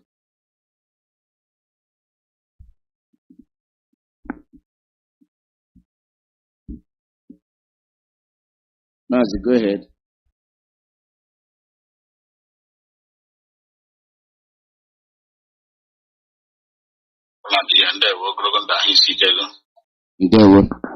Mazi, there is a noise coming here and there. It's not a good time for us. We are mourning. I think I have to hand as in the hot TV. Let us do the needful and give to whom honor is due before we proceed. As in the hot, please come up now. Let us do the needful. Yes. Good morning, good afternoon, good evening, fellow Biafrans, wonderful people, lovers of freedom and friends of Biafra. This morning, this afternoon, this evening, depending on your location, we are live and direct on the only platform where truth is spoken, on the only platform where humanity listens and those that doesn't have sense receive sense. The only platform where Chukwuka have used our leader, great leader Mazi Nnamdi Kanu, to bring together all the people of Biafra from across the globe. And that is the citadel of knowledge, that is the citadel of wisdom, that is the citadel of understanding. We are here to educate our people once again because Radio Biafra is a place where we worship in truth and honesty. Therefore, I welcome each and every one of you that are watching and listening live on this platform right now. My name remains Mazi of Chukwu became Ako Biafra Kempo Nana Biafra and Wifen Wanini Domalezo Kwakazo Dia. Anchor of Biafra, the anchor of the Biafra television. I thank each and every one of you, those that are supporting this struggle financially, morally, and otherwise and spiritual. We are here because Chukwu Kadema have called us to come. Before we move on behalf of IPOB Media Warriors and Biafrans of goodwill, we have a very big tragedy that has befallen us, and we cannot continue speaking to humanity without acknowledging the fact that Chukwu Kikabiama have called to rest one of our great gallant media warrior, known as Mr. Maurice Prince. Mr. Maurice Prince is known as Austrian Page. This is a gallant man, a man of enormous wisdom, knowledge. This is a man that have fought gallantly against the enemies, against the infiltrators who have come to infiltrate what we are doing and to bring problem between us and among us. And this man has been suffering for a sickness that is beyond our control, and that is cancer of the blood, known as leukemia. He has battled with this particular sickness for so many years. But believe you me, yesterday, Mr. Maurice Prince, aka the Austrian Man Page, a great orator and a writer, have bowed to the call of nature. And on this note, we are very, very sad. But we all know that God brings and God taketh. We all know that death is inevitable. We all know that there is nothing we can do when death knocks on our doors. We can, as human beings, to do what we can, but Chukwu Kikabiama, the creator of heaven and earth, does the ultimate. Therefore, if Chukwu Kikabiama have called our brother to rest, we have no reason to ask him why. What I am saying this morning, this afternoon, is that this man that just died yesterday, being a member of this gallant media warrior that the British government and even their media is afraid of, have left us. Therefore, before we move on, I want all Biafrans all over the world, wherever you are, to give a minute silence to this gallant man who have fought alongside with us to make sure that the enemy did not hijack this movement that is going to give us a great nation we have all been fighting for. I want each and every one of you that are watching and listening on this platform to know that we love Mr. Maurice Prince so much from the bottom of our hearts. He meant a lot to us. He is a great man. In life and death, we love him. But if God took Kabiyama call him to rest, we have no reason to ask him why. Please, fellow Biafrans, our brother Madabuchi, the fearless evangelist, also lost his wife years ago. But yesterday, the traditional right of this beautiful woman was also, done according to our tradition. She had finally been put to rest, and the burial was done yesterday on behalf of this woman. She died while giving birth to our gallant daughter in Biafra land, or son in Biafra land. And we are IPOB, we remember our people whenever they are in pain. We cry with you when you are crying. We celebrate with you when you are celebrating. And we want to say to the family of Madabuchi and Madabuchi himself to accept our condolence, and to the family of Prince Maurice to accept our condolence. Please, fellow Biafrans, let us kindly give them this man and this woman that have left us just 2 minutes silent. After that, which this great program this morning will commence. This afternoon or this evening, depending on your time zone. The time starts now. Thank you.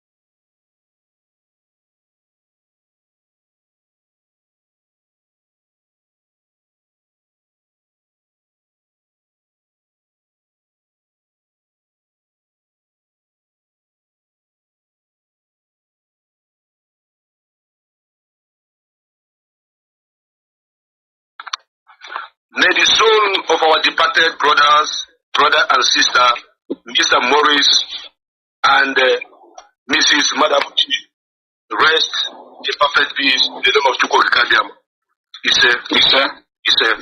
Over to you, Mazi. Okay, foreign. Over to you. Thank you. Yeah, thank you, my brother, for doing the need for Biafrans all over the world. We'll say good afternoon to all of you. Today is Tuesday.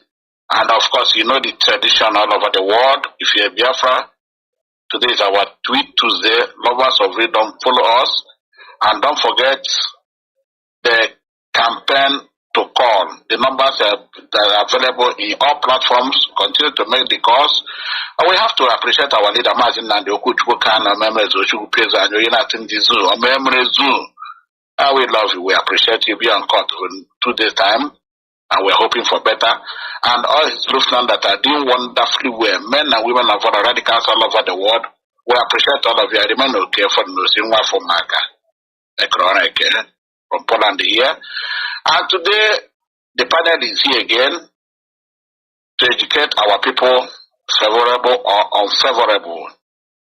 Those things you need to know, those things you've not known, and those things you wish to know, just take with your telephone and to your radio and listen carefully and follow instructions, directives, and follow the code of conduct. Today the panels include our brother who have already spoken, Kazi the Hot TV. Praise Darlington is here. Fearless Evangelist is here, and Elotwi is here, and our beloved brother and comrade, Mazi Jonathan Chinedu, will soon join us equally. And today we have 3 topics to treat. And number 1 topic we are going to treat the Heroes Day remembrance. And number 2 is Mazi Nnamdi Kanu's freedom and the need for Biafra land to remain calm. Very, very important. Then we may be treating number 3 and number 4 together if time permits today. The need for Biafra to continue to campaign for the freedom of Mazi Nnamdi Kanu. And most especially, Mazi always say, take note, and everybody should take note of this. The need for Biafran parents to be mindful of what their children are being taught in schools Because these people are coming in different ways in Biafra land. They are teaching our children this is Islamic. They want to conquer us. So our parents in Biafra land, please, our mothers especially, please take care of your children. Know what they are teaching them in school. These people are coming in all ways. They might even be teaching them in the school. They will get a handbook without writing it down. So sit your children down from primary to ask them, especially those of them in primary. This is where we have very big problem, both in kindergarten, whatever. Our mothers, please, we are begging all of you. This is the highest Islamization is that. When they indoctrinate the children, it will not be good for us. This is very important topic. We are going to teach it vehemently today. And for that, Mazi, as in the heart, please take number one topic for us. After that, Manatru comes up. Our Heroes Day remembrance. There we are. Thank you very, very much, Mazi. Okay, Osiwu, aka Rorueke. And if you look at the talk, you notice that Nekere because Agam na Shumobeli Igbo, Netiekwe Igbo, na Mbasole. And you know, we will not throw away our tradition, our culture, and our language because we are fighting for our freedom. Yeah. However, my brothers and my sisters, we are talking about our 30th of May, which is the day that we remember our fallen heroes. 30th of May is already a tradition in Biafra land. Mazi Nnamdi Kanu have made the 30th of May to become a tradition. What I mean by tradition, it has become our omena and akaisieme. We remember those that fought and died for our sake. Because before we came, before the emergence of Mazi Nnamdi Kanu, nobody remember to at least keep a day for these men, gallant men and women that fought and died for our people. Do you know what it means?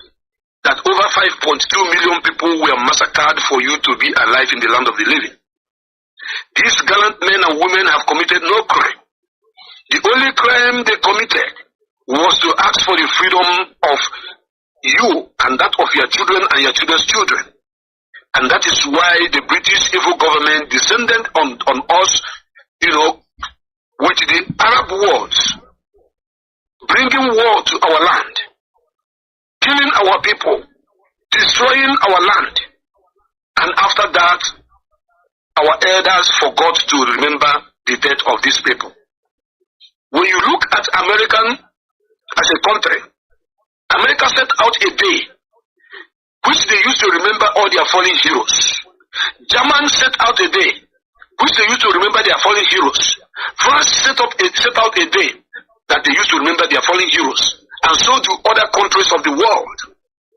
Courtesy demand that when your heroes fight for your sake, fight for you, and they died on the process, you should be able to remember them.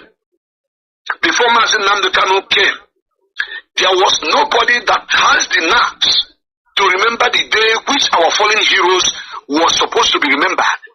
Nobody.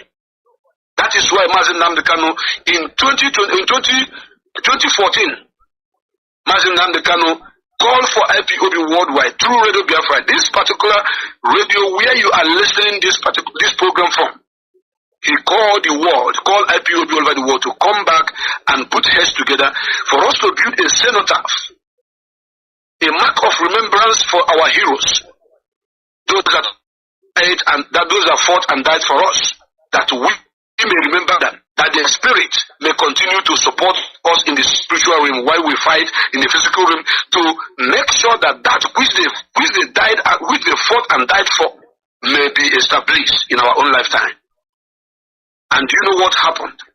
There was a rapid response across the globe supporting what Mazi Nnamdi Kanu was calling for, because Mazi Nnamdi Kanu always do it the way Chukwuka sent him.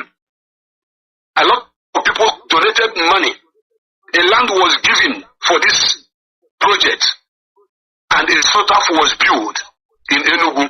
at Milky precisely in 2014. And Mazi Nnamdi Kanu called Biafrans to come and commemorate with all the IPOB members across the globe to set up this cenotaph to make sure that our people that died is remembered. And we indeed did that particular program. It was successful. After that, our brother who was Urike, I call him our brother because he still remained a Biafran, with Nigeria police went and destroyed that cenotaph. It is all history. History will never forget that it was Urike brought the people that destroyed the cenotaph, which Mazi Nnamdi Kanu called Biafrans to contribute money to build, to remember these gallant men and women that fought with nothing. These gallant men and women that designed their own ammunition to defend their own people under every bombardment, under the evil attack against their people. So it is already recorded that a cenotaph that was built for these people's remembrance in the Military Hill, because Enugu State is also a holy land, was destroyed by Wazirike and the Nigeria police. That is, by the way, from that very 2014, we have continually asking for Chukwukika Biama to forgive us our sin. Are you more people? Yes. Are you more people every year for God to forgive our sin and grant us our heart desire, which is our freedom. And since then, believe you me, a lot is happening. A lot has been happening. So many things have been happening in Biafra land, because we do pray every year, ask for forgiveness of our sins, and continuously doing what we are supposed to do.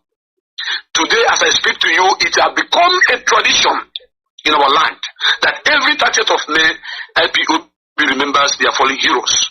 And on this note, I want you to know that even the former governor of Anambra State, Obiano, emulated this gesture of remembrance of our fallen heroes. He did it in Anambra State. In case you don't know, go and check the record. The record is there. Because they have found out that this is exactly what we are supposed to do. It does not matter who put you in the power. It does not matter whom your godfather is, whether it's Fulani or Hausa man. It doesn't matter. What matters is that you are doing the right thing, being a governor. Anambra State government joined hand in the IPOB 30th of May Remembrance Day. And on this note, I want you to know that what we are doing is legit. What we are doing is legal. You will not forget to remember the death of those people that fight and died for your sake. Over 1.something million children died of Oshoko due to hunger and starvation that was meted against them. Because they use hunger and starvation as a weapon of war against us. It has never happened anywhere in the world. It is only in Biafra land that hunger and starvation was used as a weapon of war, and the whole international community, the United Nations, is still watching. They have not called to those people who have committed this pogrom against us to justice. And on this note, I want to tell you that today we are calling for every member of IPOB to remember that on 30th of May, we must remember those that fight, those that died because of us. Because on the process of them fighting to defend our land, necessity became the mother of invention. Ogunigwe was invented. Ogunigwe was they call it Ojukwu bucket, which they used to fight the enemies. Our engineers, they assembled in Enugu, in University of Enugu. Do you know that during the war it was changed to University of Biafra? University of Nigeria Soka was sent to University of Biafra, and our engineers were able to build a lot of things that if they were refining fuel during the 3 years of against us, the program us, there was fuel surplus in Biafra land. They built airports, they constructed airplanes, used it to do what? To fight the enemy. We did not give up. Just you want to know. And on this note, I'm calling on everybody to remember that on 30th of May, you must have to sit at home. Biafra land is going to be lock and key. You have to lock down Biafra land and throw the key into anywhere you like until after 30th of May. No flies supposed to be seen on the street. No animal to walk on the street because it's going to be a ghost town on 30th of May. Therefore, any other person coming for any other seat at home anywhere in Biafra land is null and void. Only 30th of May, which Directorate of State have already confirmed Nnamdi Kanu has put as a law in our land. And on this note, I thank you. Mazi, in respect of that, you know, there is a jingle for that is playing everywhere, and we are urging our media all over the world to continue to play that jingle and continue to share that jingle. All of you, if you don't have it, you can call in platforms. People should start to play that jingle. That poster of no seat at home is very important. And about what you just said about Wazirike, you see, when we say we don't forget, neither forgive, people think we are playing. What Wazirike just played is exactly the same thing Gowon did to Biafra. After the war, Gowon destroyed the manuscript of Biafra engineers. Now, Onyendu erected this, and the same Wazirike come and destroyed it. So how do you compare these two now? You think we forgive these people? It's not our brother. That Ralph Wazirike is not our it's land grabber. Go and see what he's doing over everywhere. We cannot forgive that man. Just like we cannot forgive Gowon, who have not even come up to apologize, have never made any statement up to this how we are. At this age, Mazi. That's okay. At this age, I'm hearing him. I'm going to go on and conclude. Yes, okay. I want to say something here. In life, you have reality and you have fiction. The reality is that Wazirike is an Igbo man. The reality is that Wazirike is supposed to be a Biafran. The reality is that Wazirike started this struggle after Ojukwu have fought and they surrendered to the power that be. The reality is that we must remember that Wazirike happened to be the man that brought the issue of Biafra restoration back to limelight. But another truth is that despite all his effort, everything he have done, he messed it up. Because of this crime, we may not forgive him because of this crime. But we will not deny that Wazirike is not our brother. This is a mistake. Because why I like Radio Biafra is that we say it the way it is. I hasten to add, in so many occasions, Mazi will say something, this is his own opinion, someone else will call and say his own opinion. And that is why Radio Biafra is a citadel of knowledge. You come here, you say the truth the way it is. Wazirike committed atrocity that is not supposed to be forgiven. We know this. But the truth Mazi, Ojuzokala, Hope Uzodima, or why, or Devil Mine, by better by inclination, they are Biafrans, but are not my brother. They are Biafrans, but are not my brother. I like it when you say they are not your brother. But I would like the whole world to understand that these people are of the same race with you, but they are doing the other things which they are not supposed to do. And history will remember them in the dustbin of those who have fought against their own people. That is the point I'm trying to drive here. Because if I say they are not my brother, some people somewhere will think that they are from another region, that they are from another clan, that they are from the north or from the west. So I'm calling them my brother so that they will understand that they speak the same language with us. When you look at what Wazirike said in his last video, he was calling for Nnamdi Kanu release. And I will not use, because he's calling for Nnamdi Kanu release, to forget about the evil he have committed in the land against Biafrans. I will not do that. If you like, let him call for his release. I will still maintain that you have destroyed the cenotaph which Nnamdi Kanu and Biafrans put together to make sure that our people have a symbol of remembrance to the death of those that fought and died for our sake.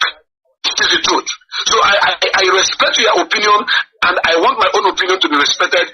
And Wazirike, who is listening, should also feel more guilty when you call him your brother, who destroy what you are doing, than when you say he's not your brother. This is my own opinion, and I want to stand up now. Thank you very much, and God bless you. Thank you, my brother. Thank you. Fearless evangelist, I know you are sober. Can you speak? Fearless evangelist, please. Yeah, thank you. Thank you, Mazi. Good afternoon, dear friends all over the world, wherever you are. I remain fearless evangelist Mazi Marabchimwachuku. We thank you all, and I accept the condolence from all of you. We remain strong because we are Biafrans who continue to fight until Biafra is restored. And on the first topic, as we move Biafra Heroes Day, it is one of the best things that IPOB have established. It is a weapon against Gowan denial of the genocide. It is also reminding the world of what they did to us. Though they tried to hide it, but we came and resurrected it to the scene of the world. These are part of the things that Nnamdi Kanu established that have become a serious wound on a wound that can never be healed on the body of those that killed us. If you see anybody from the east praising Obasanjo, remember 30th May to that person, and the person will know what is happening. Anybody you see from the east praising Gowan, praising Buhari, just remind the person about 30th May, then you have shot the person on the two legs. And that is a great weapon. You may not be in this very struggle front line, or anyhow, or IPOB family member, as a Biafran, even if you are not in Biafra land, if you respect Biafra Heroes Day, you are part of us in this battle. Everybody must not be so active, but our leader said we will carry everybody along. That is to say, in times like this, you are supposed to participate. Then your own duty, if you are in Biafra land, is shut down. And why we always call our people is that those abroad, as in different parts of the world, they are also in a position to control their people at home, because our people also respect them. So even if you are not at home, you call your people, say, this is the meaning. And when they hear you are from abroad or somebody, or you are like there, you are reminding this thing, they will value it much. So you remember a Biafra that children was forced into the war. Ojukwu said they forced us into the war. And they silenced us. And they lied against us. And they said we are rebels. And they said Ojukwu started the war. But they cannot mention a single place in the north where Ojukwu a gun, where we shot a single bullet in the north. We didn't shoot a bullet in the west. They brought war to our home. So we have to remember those they massacred. Our people that they starved to death means that in the battlefield we are greater than them. But they used that policy to destroy us. And today we are not destroyed because we are living. And that is why we are calling our people. IPOB did not start with it at home. We started with open celebration of our Heroes Day, which shall be so when Biafra comes. But we started 2014, 2015 in Aba. We did in Enugu 2014, Aba 2015. 2016, Anambra Mpo, they massacred us. They massacred us from 29 till 30th May. Another massacre. But our leader came out from the detention March 28, 2017 or what? He now called us on April. He said, we are going to sit at home 30th May. Because the country where the British trapped us into, their government, they are tyrants. And they are dictators. They are dictators. So they do not value human life. They do not believe in what Biafrans believe. We believe that Mando, the beauty of life, that is what we call human beings. They massacred us, but we say no, we cannot continue in that manner. We will go and sit at home. That is to say, we will honor our fallen heroes. Remember that Ojukwu started with 3,500 soldiers, but at the end of that very genocide, over 30,000 Biafran soldiers shot themselves to death in the bushes that they are not going to be Nigerians again. So if you are alive today, you do not honor those that defended your map. This place you call your place. This place that the Northerners occupied, do you know they occupied some of our communities during the genocide? They took our mothers, some of our mothers and daughters to the north. Today they are northerners. You see the extent they went. But for you to say, I am going back to the east, my home, means that you are benefiting from the efforts of even those that were carrying on those small children that died under starvation. They fought for you. They fought for you because if they were not important, they wouldn't have been starved to death. The women that were starved to death, the men, they were fighting for you. Even if they are 2 years, if they are not important, then they wouldn't have been starved to death. So this is what we are telling you. For you to be in any place and say, I am from Owerri, I am from Enugu, you know that the men defended here. You know that the women defended here. And those that fell must be remembered. And that's what IPOB established. And that is why our ways are clear. That's why our land is still safe, because we know that their spirit is still fighting. Had we ignored them, we cannot be safe. Thank you, Mazi. I'll be dropping it here. 30th May is sit at home. Thank you. Thank you much, Neke. Thank you. My condolence. And I thank all of them that helped in one way or the other to make that burial a success.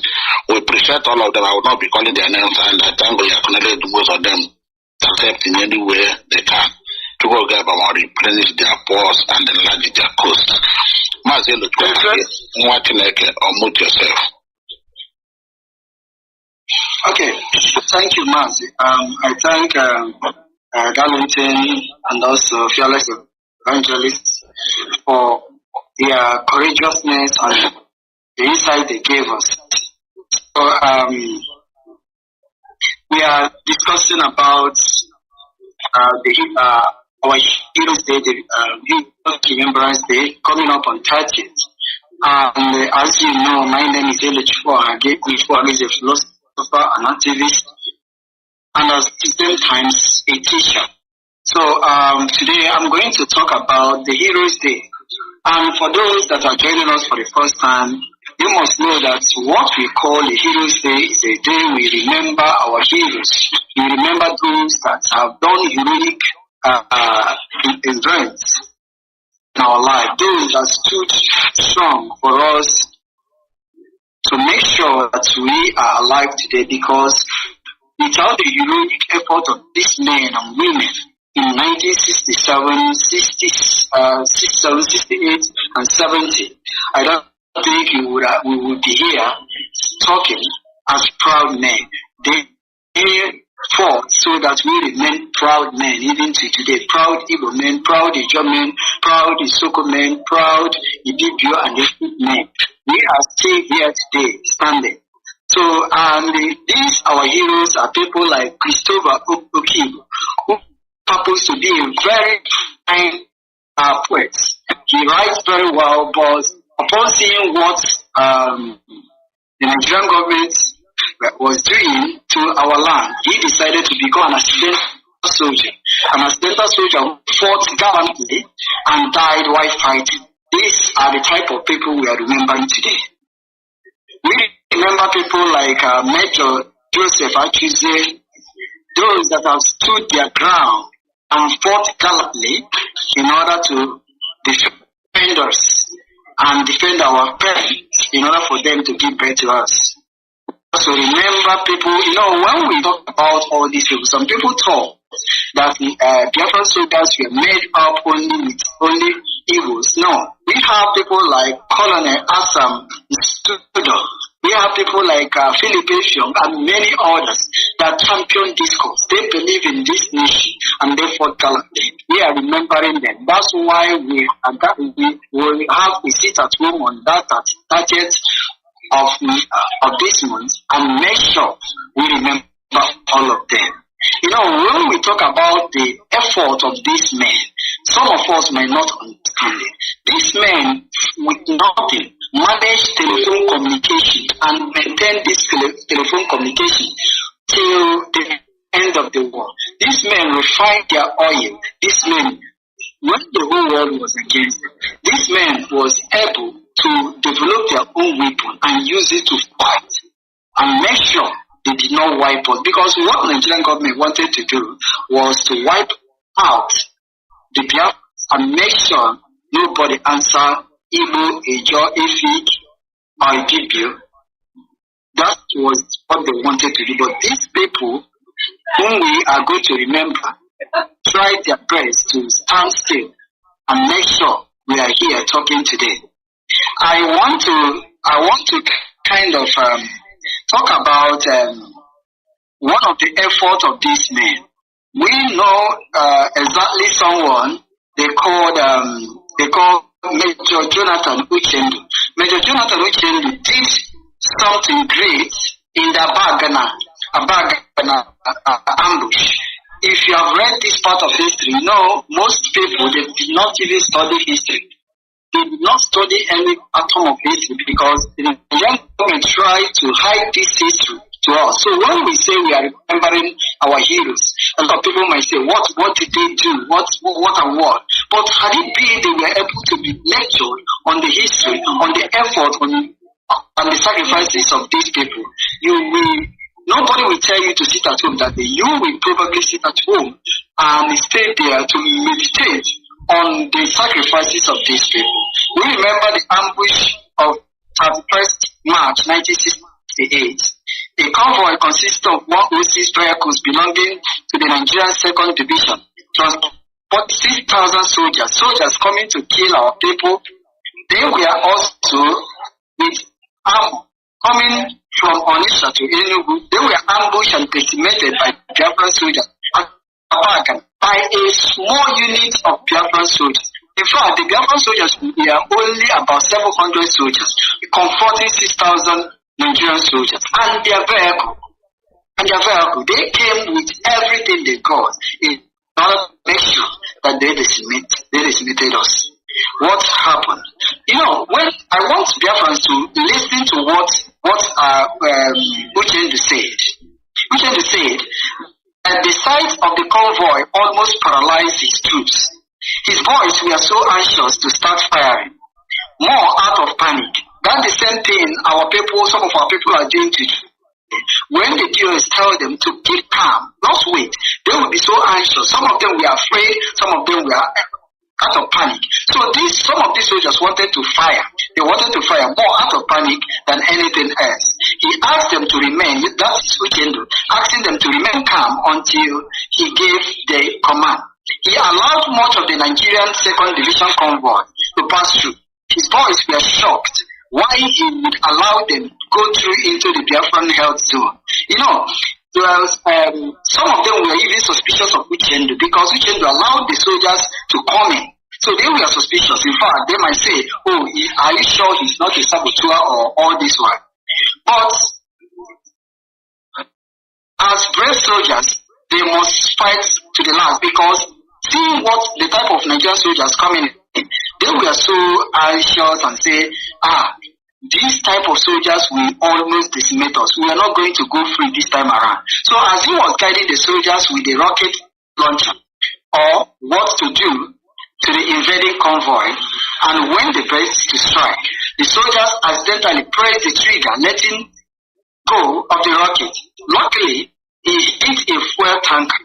The tanker exploded, threw its contents onto a nearby armor, setting everything ablaze, causing multiple explosions. So in panic, soldiers who already crossed over into the Biafran line ran in different directions in total confusion. So the Biafran soldiers attacked them, killing most of them. So these are one of those major things they did. There were also children that went hungry. They did not eat anything and resulted into kwashiorkor. These little children died. They died because Nigerian soldiers committed atrocities on them. Nigerian government put up a blockade leading to the death of more than 2 million children. In fact, it was recorded that Biafra land became a burial ground for little children. These are the things these people did to us, and they have planned not for the world not to know all these things they did. But Remembrance Day is an opportunity for us to teach our people this type of. In fact, when Biafra must have been freed we are going to be having a kind of symposium, a kind of lectures on all these things. Because we are now free men. You know, if we have discussions on what Nigeria did to us, then we eventually invade those places and shoot more people. That's why we are calling on everybody to sit at home on that day, so that when you sit at home, not only that you are going to save yourself from the bullets of Nigerian soldiers, you are also use the opportunity to think and meditate on whatever that has happened. So on this day, we remember people that fought for our sake, both men and women, both young soldiers. We remember children that they killed with what I normally call atomic hunger bomb, because that was what their blockade resulted into. So we are going to also use that opportunity on that day to tell our children the stories of the war. They need to know what happened to their parents. They need to know where their parents was coming from. They need to know what the Nigerian government gave to their parents for them to, even today, they struggled to be wherever they are today. You need to put everybody in the mood for them to understand exactly what the Heroes Remembering Day is all about. So I call on all of us to start. I call on media warriors, I call on everybody writing, both the writers, both the broadcasters, the comment section. I want you all to put everybody in the mood. You put everybody in the mood by bringing out the events of the war. You bringing out every gallant things our soldiers did. You bring out those that have given the ultimate prize. We are not even forgetting those that are still paying the ultimate price. We remember Ikunso that was killed recently. We remember those that were killed in Aba recently. They were only protesting and they were killed. We remember a lot of people that have been killed, those that are in prison, those that are suffering in many ways. We remember all of them. They are the reason why we are here. They are the reason why that we have vowed to make sure that we restore Biafra. They are the reason why we are going to remember them on 30th. So I thank you, and I say, may God continue to bless us all. Thank you. Thank you, Mazi. Thank you. I remember the 2018 in Vienna, Austria, Biafran genocide, where Dr. Kachi did the need for. I think this is time again. We will start replaying those programs of Dr. Kachi again. It's very, very important because this is the month and this is the week. And I thank our Ultra family that time. It was a wonderful event. And we encourage people. This is equally every state, every national coordinators, and there will be Heroes Day here and there. People are planning, and I think there will be symposiums. It's time for those symposiums. When there are symposiums, our people will continue to learn. Our children will continue to educate them, to imbibe all the things on them. That being said, we are going to enter the second topic, which is Nnamdi's freedom and the need for Biafra land to remain absolutely, completely calm. As in the hot TV, or mute yourself, please. This topic is very important. Our second topic, you take it now, the need for Nnamdi's freedom and for Biafra land to remain calm, completely calm. Or mute yourself, one name matter. You can unmute yourself. Yes, I'm here. Thank you very much, brother. I want to appreciate all my fellow comrades who have spoken well in regards to the first topic. And now the second topic, I'm going to take the second and the third at the same time because they have connections to each other. Excuse me. The need for Mazi Nnamdi Kanu, the need for Biafrans to continue to do the needful for Mazi Nnamdi Kanu release and for Biafra land to remain calm is very, very, very important to us. The reason is because I remember one of the good slogans from Obido Obienu when he was still the real Obido Obienu we used to know. He used to tell us on Radio Biafra, But to my amazement, he later turned to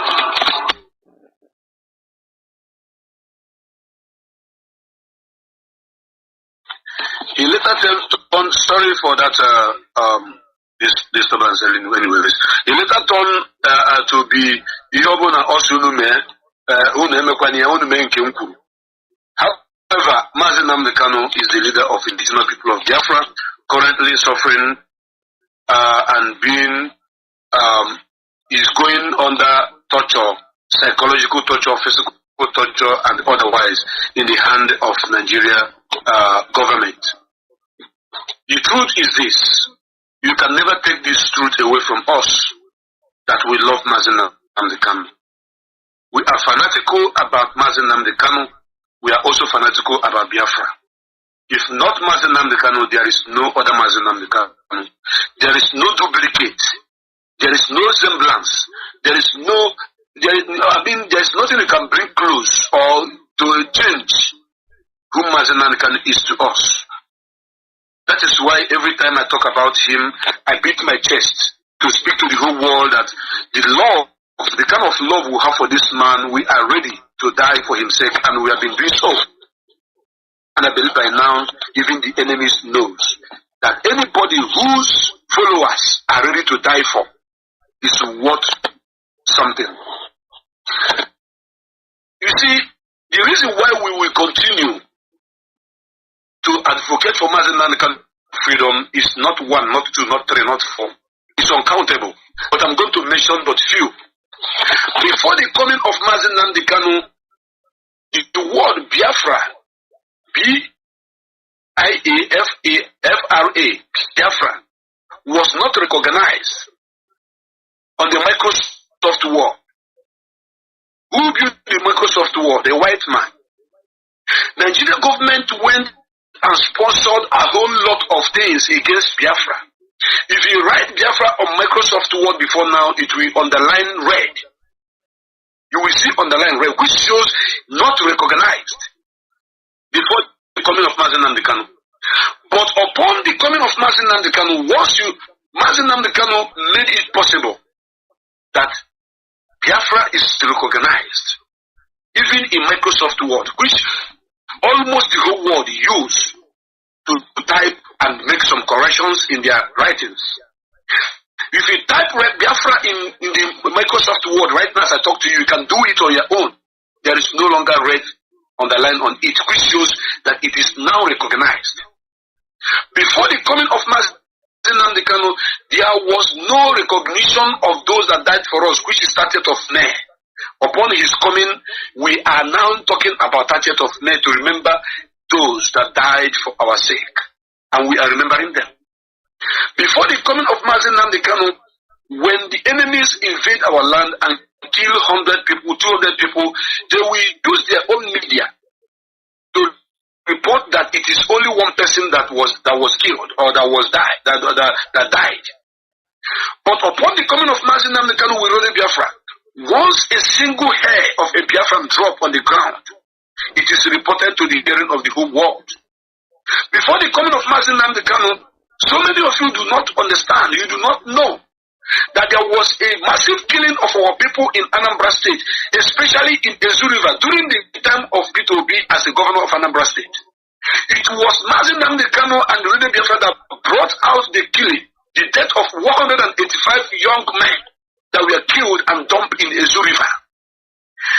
And the Radio Biafra carried it and Mazi Nnamdi Kanu broadcasted it to the whole world. We share it and the whole world saw the evil that was happening in our land.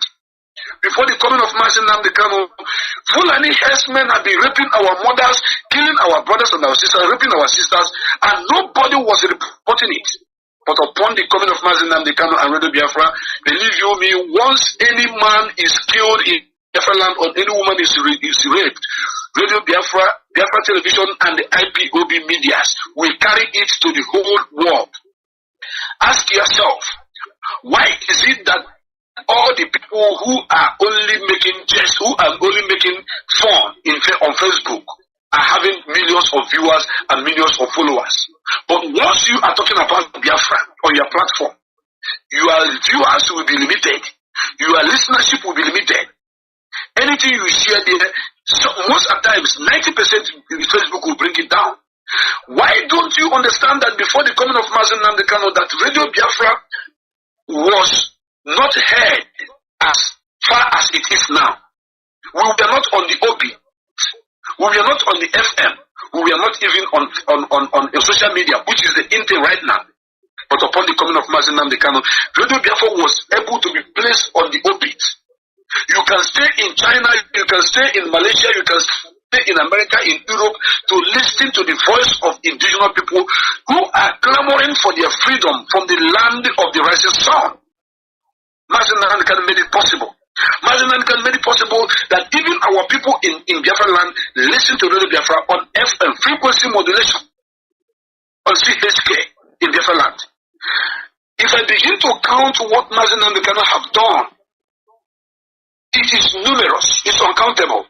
But looking at the state of things in Biafra land today, believe you me, if not because of Mazi Nnamdi Kanu, by now, so many of you will be answering Musa, so many of you will be answering Aisha, so many of you will be answering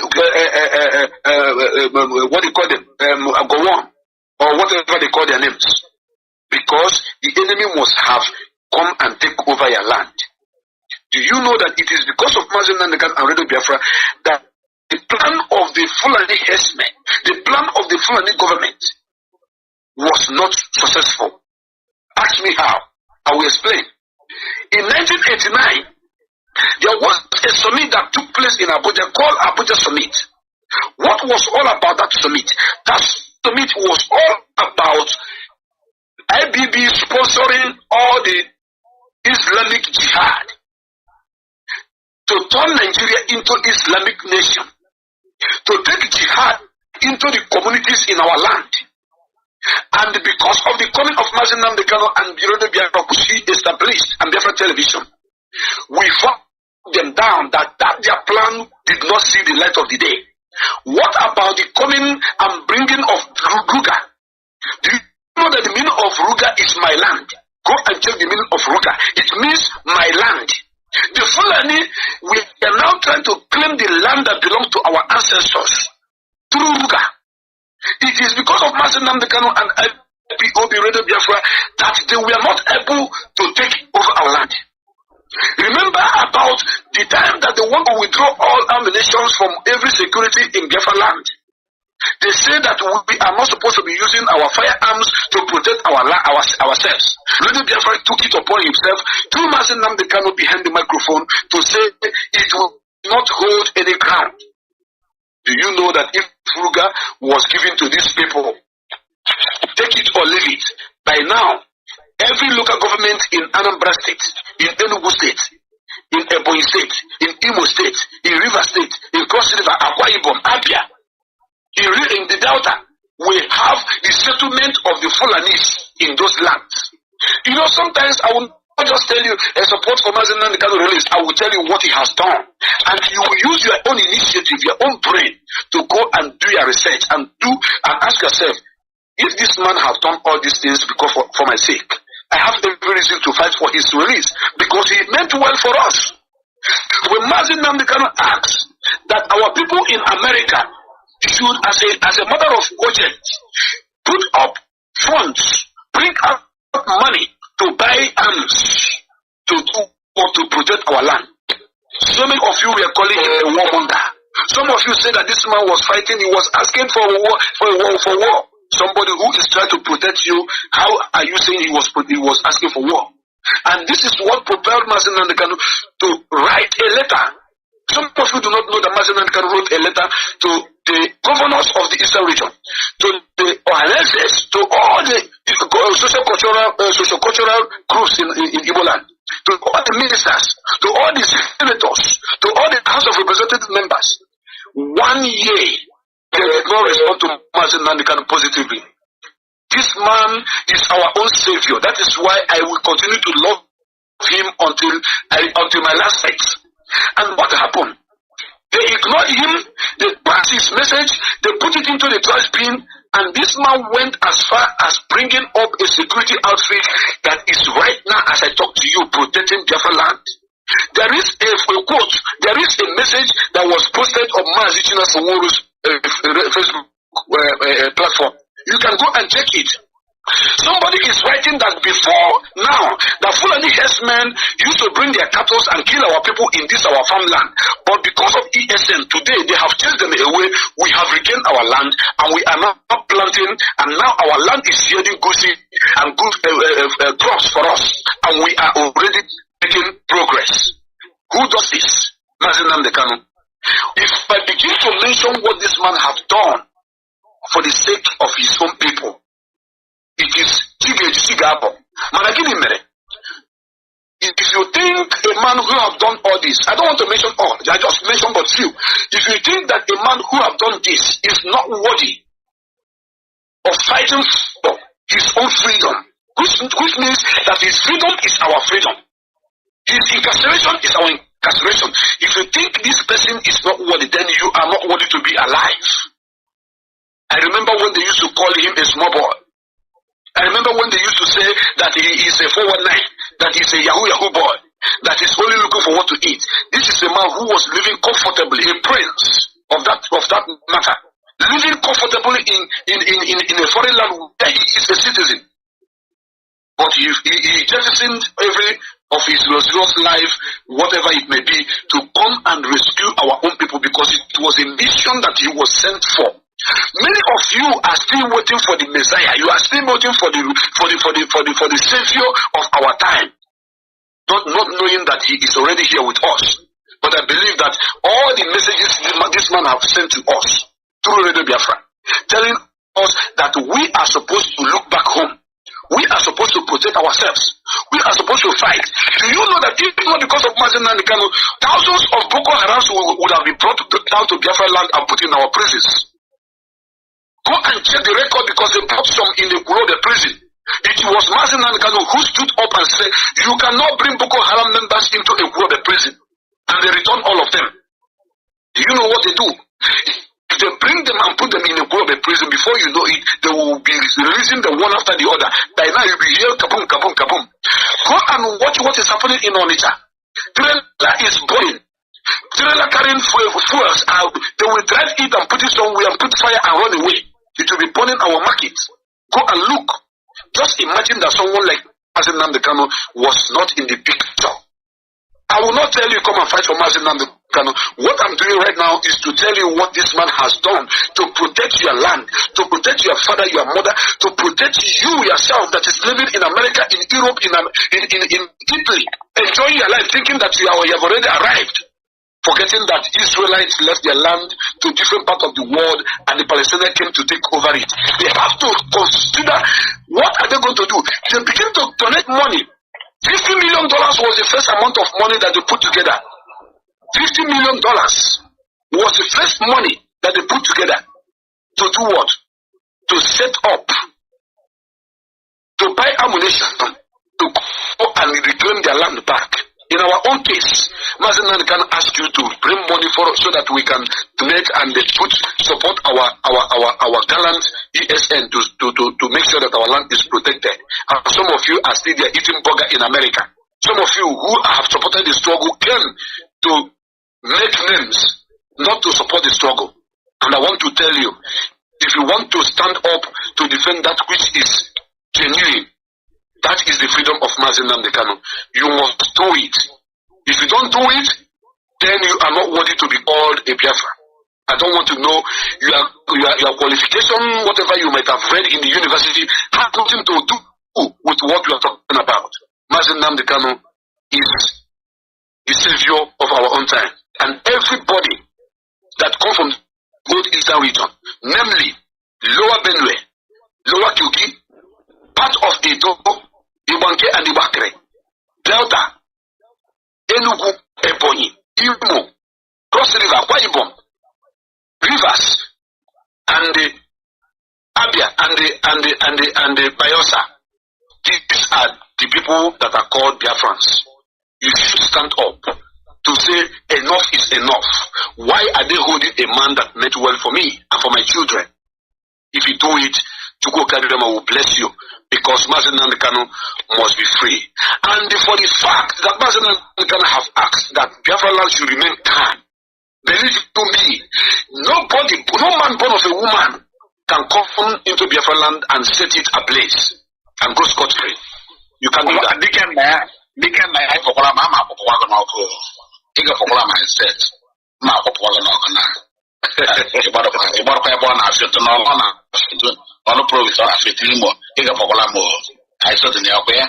I am sorry. Imo State is part of Biafra land. That is the heartland of Biafra. We are the heartland. I say it's heartland of Biafra. Because everything that you want in Biafra land, when you look at it from east, west, north, and south, Imo State is looking at standing at almost the middle of Biafra land. So there is nobody that will count Imo State out. If you think that I forget, maybe it's my mistake. I'm sorry about that. But I know, my brother. How are you keeping it? Mazi Nnamdi Kanu respects a man that is called the former governor of Imo State. He went to his home to pay homage to his wife and the children. Because this is a man that built the airport in Imo State. This man, he built so many, all the roads that Mbakwe built in Imo State are still there up to this moment. So there's no how we can talk about Biafra without mentioning Mbakwe. Apart from our brother from Abia State, who was the former Eastern Region Governor General. What is his name again? Michael Opara. Mbakwe is the second person that Mazi Nnamdi Kanu respect more than any other person in Igbo land. Apart from Ojukwu. Ojukwu is the exceptional. So my brother, I want all Biafrans to know that Biafra land must remain calm. Those people who are bringing criminals into Biafra land to kidnap, to kill, ask for us all, should know that their days are numbered. Don't worry. And the Nabacha also are go mile. Ojukwu will be out to tell you how it is and how it's supposed to be. Thank you very much. I stand by. God bless you. Thank you, one man. You saw one video I sent to you, and the man played that video today. What is happening? Yes. The way do the war Fulani, the ganging up, Yoruba Fulani are ganging up, burning our people. One they take you in Okada.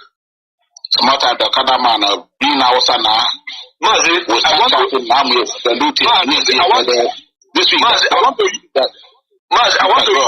I want to use that as my closing remark, so that my beloved, our people will meditate about that. I mean, correct Biafra. How to do about that? Only when so bad. One at that over the number. Fearless evangelist over to you. One number. Mamba, come up. Okay, thank you, Mazi. Thank you. So let me go to the second topic, Mazi Nnamdi Kanu's freedom and the need for Biafra land to remain calm, and the need for Biafra to continue to campaign for freedom. Okay, yes, the freedom of Nnamdi Kanu. Our people must understand that what we are fighting is Biafra freedom through self-determination. Because what our fathers did was to defend the land against the invaders, as you could call them, Nigerian army invaders that came to take our land, because we did not declare any war. We only declared Biafra. As they force us out of Nigeria, we cannot be without a name. We must have a surname, because Nigeria forced us out of Nigeria. So, because what Ojukwu went to Ghana to discuss was Nigeria, not Biafra. So, after discussing Nigeria, they came here, they said they don't agree in the Nigeria that they discussed. And they started killing us. So, our fathers defended this very place. At least we stood against them, as in the same manner they came. Now, this time around, to vindicate our fathers that they weren't rebels. They wasn't rebels. And they just start them rebels to tarnish their image and to take the interests of the world away from supporting them. And this time around, the same thing they play.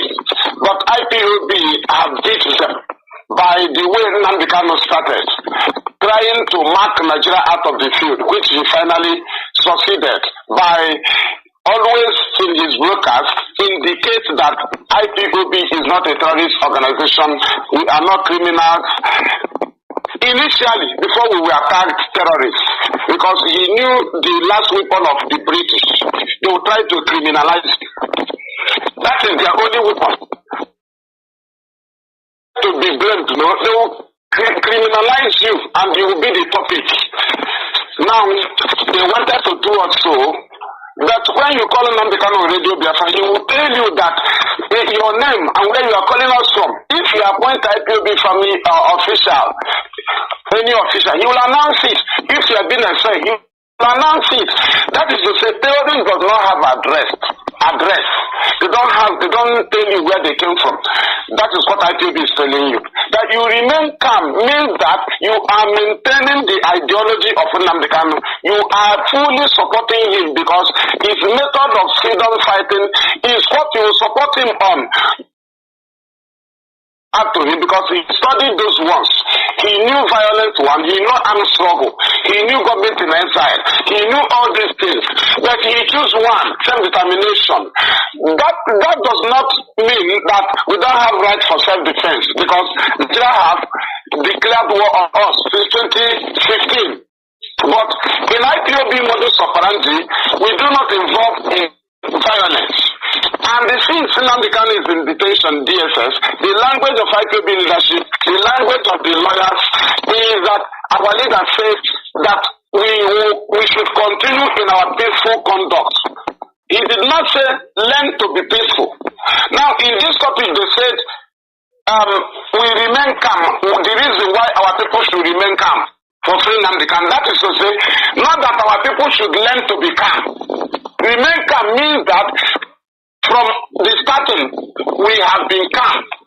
That's why people call us cowards. That's why Obiano called us toothless dogs. Because we are not violent. But our enemies are crying. Even as they come in the open to pretend. All of them are crying. They go in the secret to cry. Even as we don't shoot them. Because our fathers stood against them. We have shown them we can shoot gun. This time around is to decide them in the same weapon that the British used against us. That diplomacy. That's what we are using. We have rounded them up in all over the world. They have no gap to come against us. Their only place now left for Nigeria is Abuja, which we are going to destroy. We are going to destroy them in their court.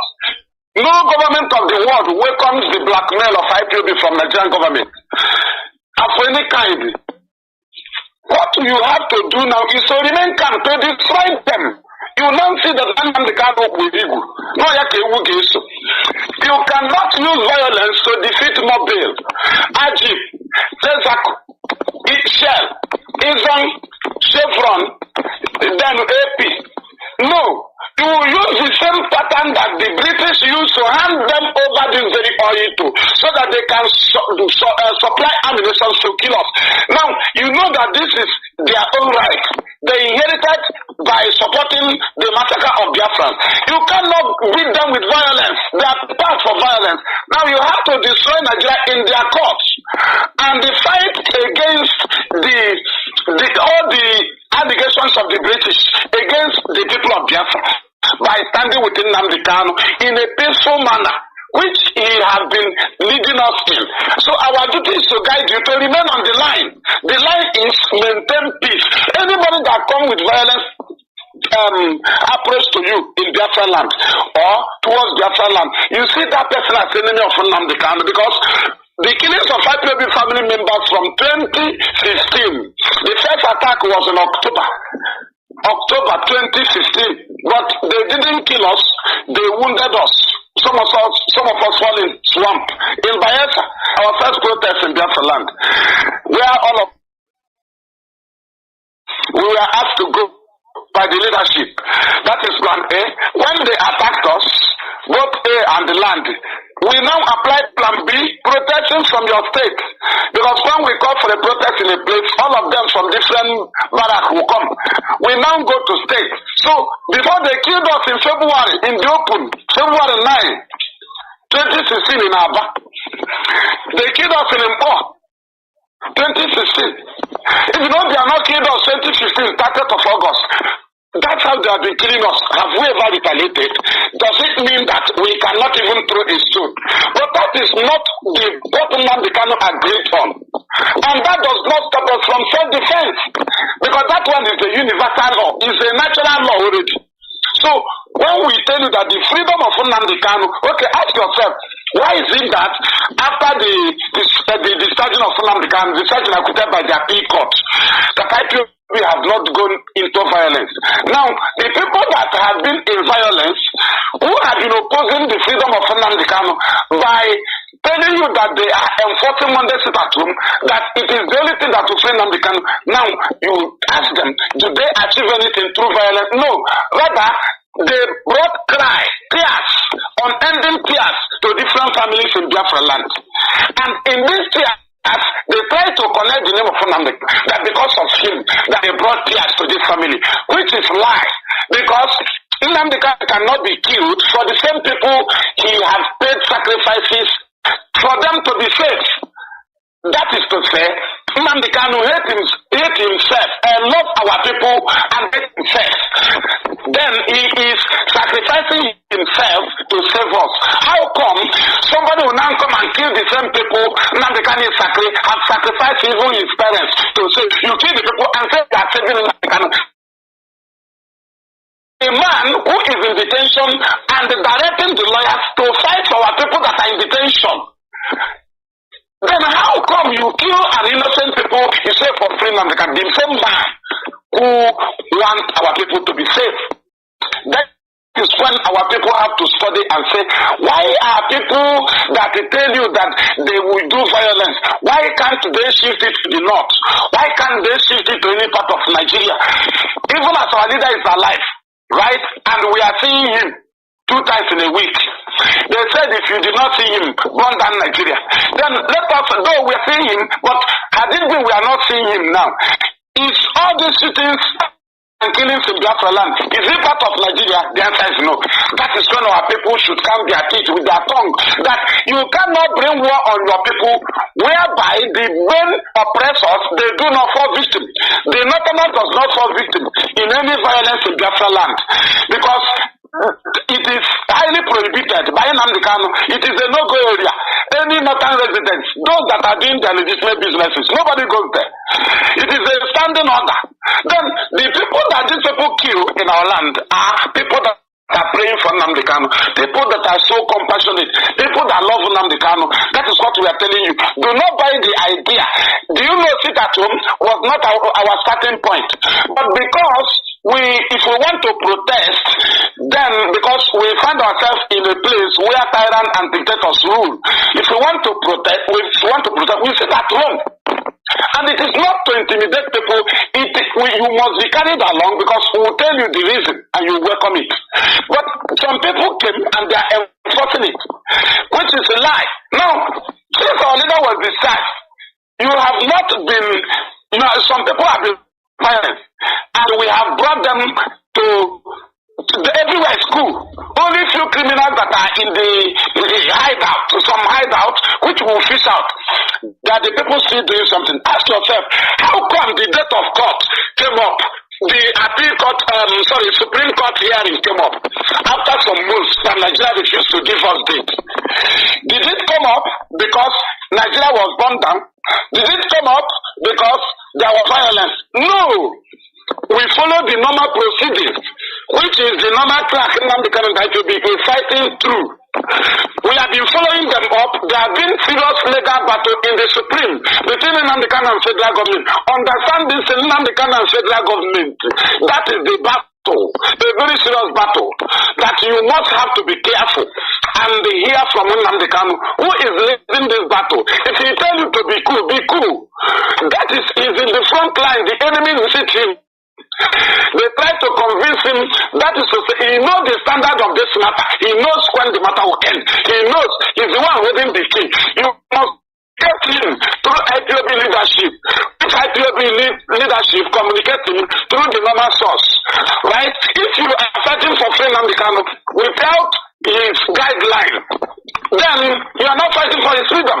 You must follow his guideline because he's not a criminal. He's only a criminal that will be in detention. Then his criminal gang can go to any extent, even if he's a fall victim, in order to, like now, form a group to go and see Nnamdi Kanu and discuss something with him. He will channel you to the leadership of IPOB through the lawyers. They will lead you. That is the channel. Because he must communicate to you and tell you what he discussed with the enemy last night or yesterday when they visited him. You cannot be acting out of his knowledge. Anybody acting out of the knowledge of Nnamdi Kanu telling you it is the source for his freedom, whereby you embark on violence, then you are the real enemy, the real Fulani, and must be treated like the Fulanis, terrorists. That is the issue. Our leader's freedom must come according to how he planned it to destroy Nigeria. He's the one who holds the key. Don't listen to any emergency sit at home. No, apart from the leadership of IPOB. We don't do it to suffer you. We only do it to carry you along. But we never do 2 days sit at home. We never give you sit at home for Supreme Court date. No, because Nnamdi Kanu is not facing trial. He is challenging his continuous illegal detention and the stay of execution that they illegally fight and illegally ruled, because he must be freed to go home before the federal government to go and fight. So that nobody told you. Your father don't know you IPOB. So IPOB, Nnamdi Kanu, IPOB that established it, we registered it. We know how also IPOB by birth, please, and you must follow him to maintain it. Deal with anybody bringing violence in our land. Deal with that person. Deal with that person that nobody will rise up that way. People come to call for sit at home on the Supreme Court date, which you did not call for sit at home before the date came. Then what are you doing when you declare armed struggle? What is your business with civility? If you are holding gun, what is your business with civility? Because the civil disobedience is a weapon of the armless civilians.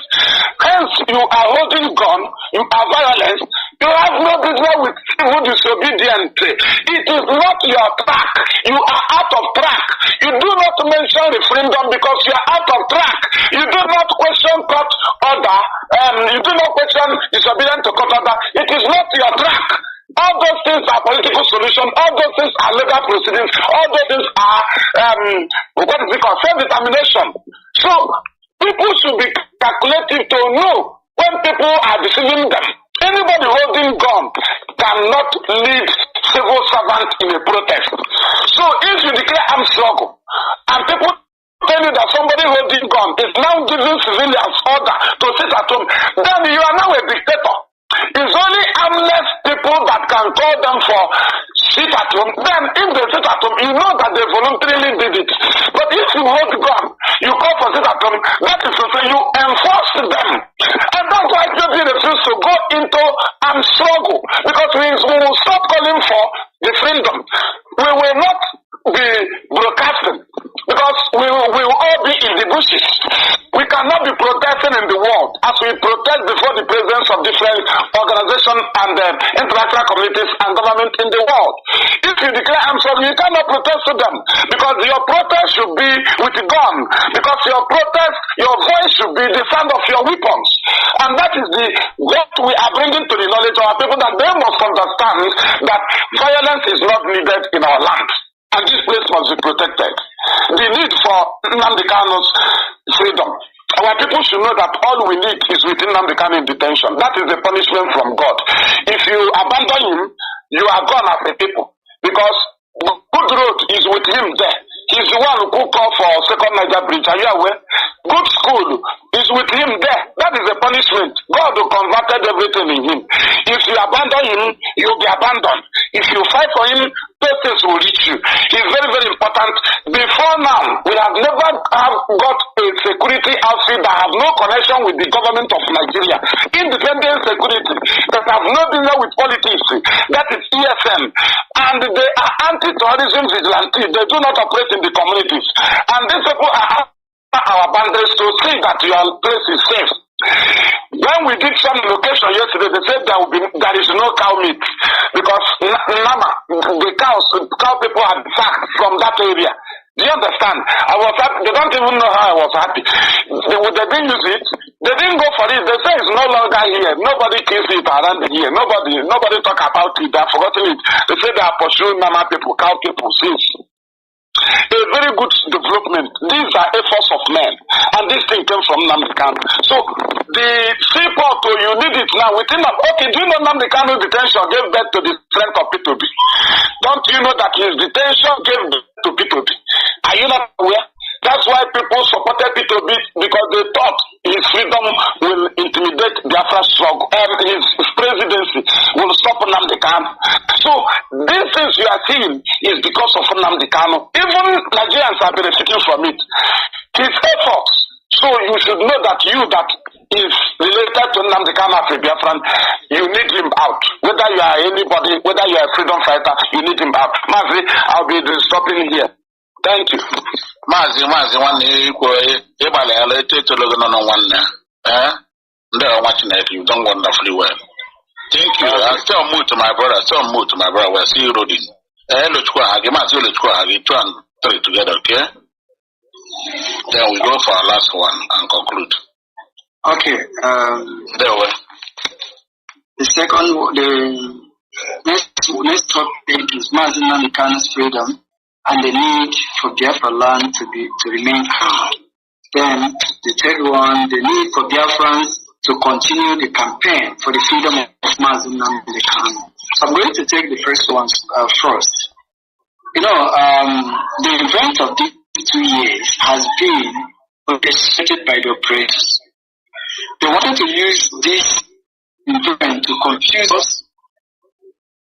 The plan of the operators was if they will replace Mazi Nnamdi Kanu and then crash IPOB. Because they use, I normally say it all the time, they try as much as they can to use everything IPOB is doing and use it against IPOB. Every tool of IPOB will be used in a negative way in order to crash IPOB. Come to think of it, these people, so IPOB has been confrontational, IPOB has been challenging everything. So now these people, what do? They brought people that infiltrated IPOB, and these people claim and pretended as if they are fighting for Biafra. They claim as if they are fighting for the restoration of Biafra and also freedom of Mazi Nnamdi Kanu. Why, in essence, they were destroying it. They were trying their best to destroy it. They did not spare anything. They did not spare ESN. They did not spare IPOB media warriors. They did not spare IPOB leadership. They did not spare even Mazi Nnamdi Kanu. Even M branch, they did not spare it. They tried as much as they can to puncture everything IPOB is doing. That's why even they try to tell Biafrans at one certain time that whatever the leadership say, when they say this, they do the opposite because they want you. That's why they introduce autopilot for you. And when Mazi Nnamdi Kanu say, I want Biafra land to be calm, because we are not just telling you Biafrans to remain calm because it is our word. It is the word of your leader, it is the word of your master that he wants Biafra land to remain calm. Biafra land remaining calm. Did they say your finance? No, not at all. Not at all. Okay. And that was the first place they struck. Because they know that you need your finance in order to pilot whatever there is. So they first of all strike this place and then try to buy off a lot of people. So a lot of things they did. And when they were doing this thing, they have already staged. In fact, they started even before Mazi Nnamdi Kanu was released because they already know these criminals. They know that Mazi Nnamdi Kanu will be released. It is already in their pipeline. They have already inform them. So they were preparing ground. Now, the problem we have sometimes is that most Biafrans, we normally have short memory. And this short memory is dealing heavily with us. Okay, come to think of it, we should remember what happened. The first time, immediately many Biafrans were saying that these people, they kept meeting Biafrans inbox, telling them a lot of things, trying to buy off Biafrans, giving money to a lot of people so that they can start doing their job. Immediately they notice that you have a problem, they try to buy you over so that they can use you. That was exactly what these people were doing. So, for the past 2 years, since passing down the Kanu's rendition, these people continue to cause problems. They recruited fake ESN members and used those people to continue to terrorize our people so that our people will start asking questions. Questions like, is this how Biafra will be? If this is how Biafra will be, no, let us remain here. That was they needed you to start talking like the Israelites of old that wanted to go back to Egypt. That's exactly what they wanted to do. So these people, they planned all this and they executed it. That was the reason why those days you see them putting illegal sit at home. And when they put illegal sit at home, they start telling you that you don't want to sit at home while your leader is in prison. They were using your emotions, they were using your feelings. Today, our people have known the truth. Our people have known that these people wanted to save land on our fire on our. That's why they made program and said we want to see Enugu burn. We want to see if Enugu start burning, who will survive? If Onitsha start burning, who will survive? Have you asked yourself? When they say we want to see, okay, so our people have to burn. So when they burn, who are you fighting to Biafra? If you come to our land to drop a bomb, who will die? Who will survive? This is the question to answer. When they start telling you about we need to be doing something, let me tell you, nobody, even me talking here and everybody, nobody is the reason why we are still talking about Biafra. Only the person, the rendition, is still the reason why we are talking about Biafra. Because he is the person, the rendition, he is the person we are campaigning for. Who is the person we are here? He is the person suffering even in jail. You are in those of us that are married are with their wife, begging our wives. Most of us that are, we are eating whatever we want. Even if you are not eating, you have your freedom. But he has none of his freedom. He is the point line, he is the short line. So those people telling you, if not because of this person, Biafra would have died. How can Biafra die while your leader was rendition? How? Is he not the short line? Why is it that they did not kidnap you and kidnap him? Why is it that they are not denying you but they are denying him bail? Have you asked? That's because they know who is who. That's because that is saying something that Nnamdi Kanu can never be replaced. That was exactly what they wanted to do. They wanted to replace him. That was why they were lying and pushing a criminal up and down. That's exactly why they're doing this. I met someone recently who told me that he was thinking that all these people were the right people doing something because our people don't think. When I tried to tell him one or two things, he said, "Oh, no wonder." He started mentioning a lot of things they have done wrong because his brain is not all that deep for him to calculate all these things. When immediately you click into his brain, he will start thinking right.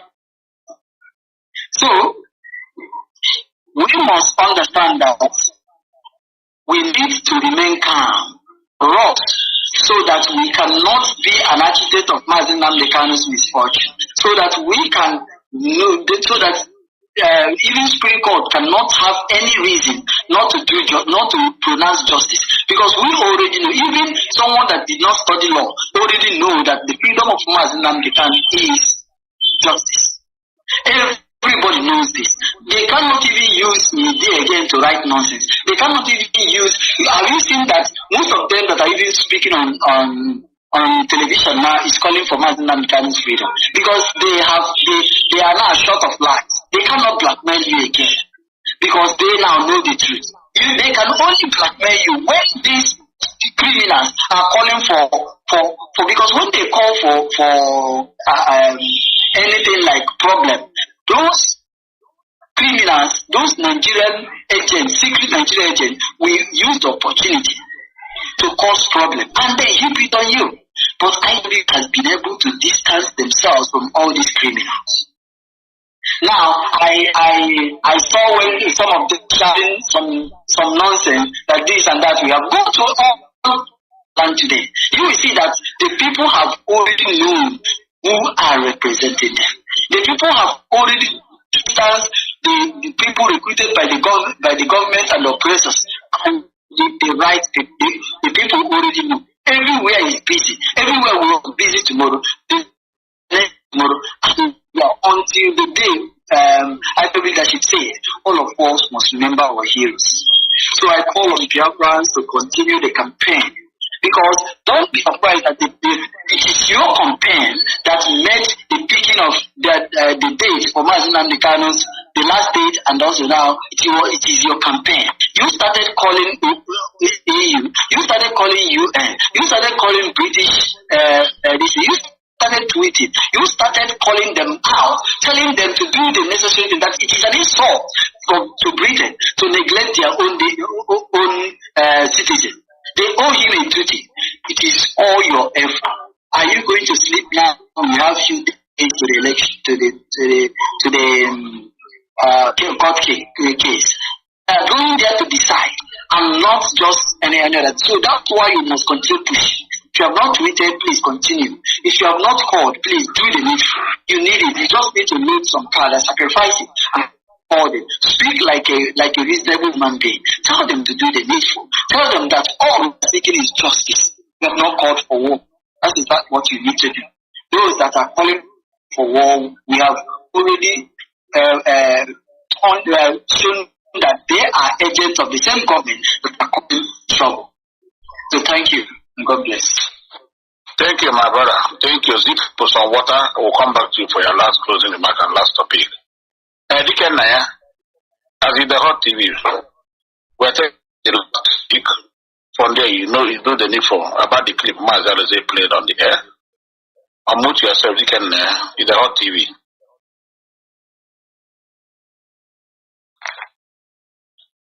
Azida, are you there? Maybe if you are not there, okay, I go to Madam Fearless Evangelist. Okay. Yeah, comes up. Take the last topic and you know the clip Mazi play today about how the Yorubas are flying are ganging up. Killing our people. Since 3 days, maybe they have hit 3 people. Ebuzega na Okada, Yola, Anyaka. Etiwa on outside Tiba F Yola people majority of Biafrans are there watching. It's very annoying. They don't do. Let's go on. Thank you. So that the first thing, let me just read it before I do. Our parents. Yes, our parents of what their children are being taught in school. Because this is really that in different ways. And the war is fought in different ways too. Freedom is in different ways. We are setting them head on. Yeah. Thank you. You know, the wrong teachings we get in school, mostly they always try to use NYSC members. You know, some of the people they sent here, they brought some wrong teachings. Like you said, some of these things are not being written on book. They don't write it on a exercise book. Just teach some of them so that it will be in your memory. They will not allow you to write it down. But what IPOB is bringing up here on the radio is that we should be mindful of what our children are being taught in school. Let us not just relax, you know, because that's how Ahmadu Bello came to in 1804. when he came as a teacher to Gorbe, and fairness, because we have to brothers keep our order to have our assignment. 4 o'clock and see how minutes on. Let us give you time to speak, then there you go. Okay, thank you. Thank you to come up, please, my beloved. Okay, Mazi, thank you for. Say the last topic and stay back. Okay, so the last topic said they need from parents to be mindful of what their children being taught in schools. This topic is very important because I don't know whether we have asked ourselves most of people born and brought up in Lagos are always live. Many of them speak a lot of grammar. Many of them, some of them, they don't wish to be called Igbo. When you call, no, I'm a location. I don't know what this. I have tried to understand what caused this type of mentality. Now, how is it that somebody that the Yoruba place you're living, they understand their culture, they dress like their own people, they do everything they're supposed to do, they even wear their clothes and also speak their mother tongue, they do everything, but you yourself, you want to belong, you want to feel like you're too, you don't even make them to be that big person, even though they living in the Yoruba land. You don't care. We have to start, our parents should start trying to know what exactly they are teaching their children, especially those that are not in the land. They have to understand this, they have to know all these things. They have to. Because even those that are not Biafra land, because our people, so we have to understand that we are important in many places, because most of them that are yet to understand that freedom is the best thing that can happen to us. Even they continue to push, change their mindset from when they respond to for them to hate evil.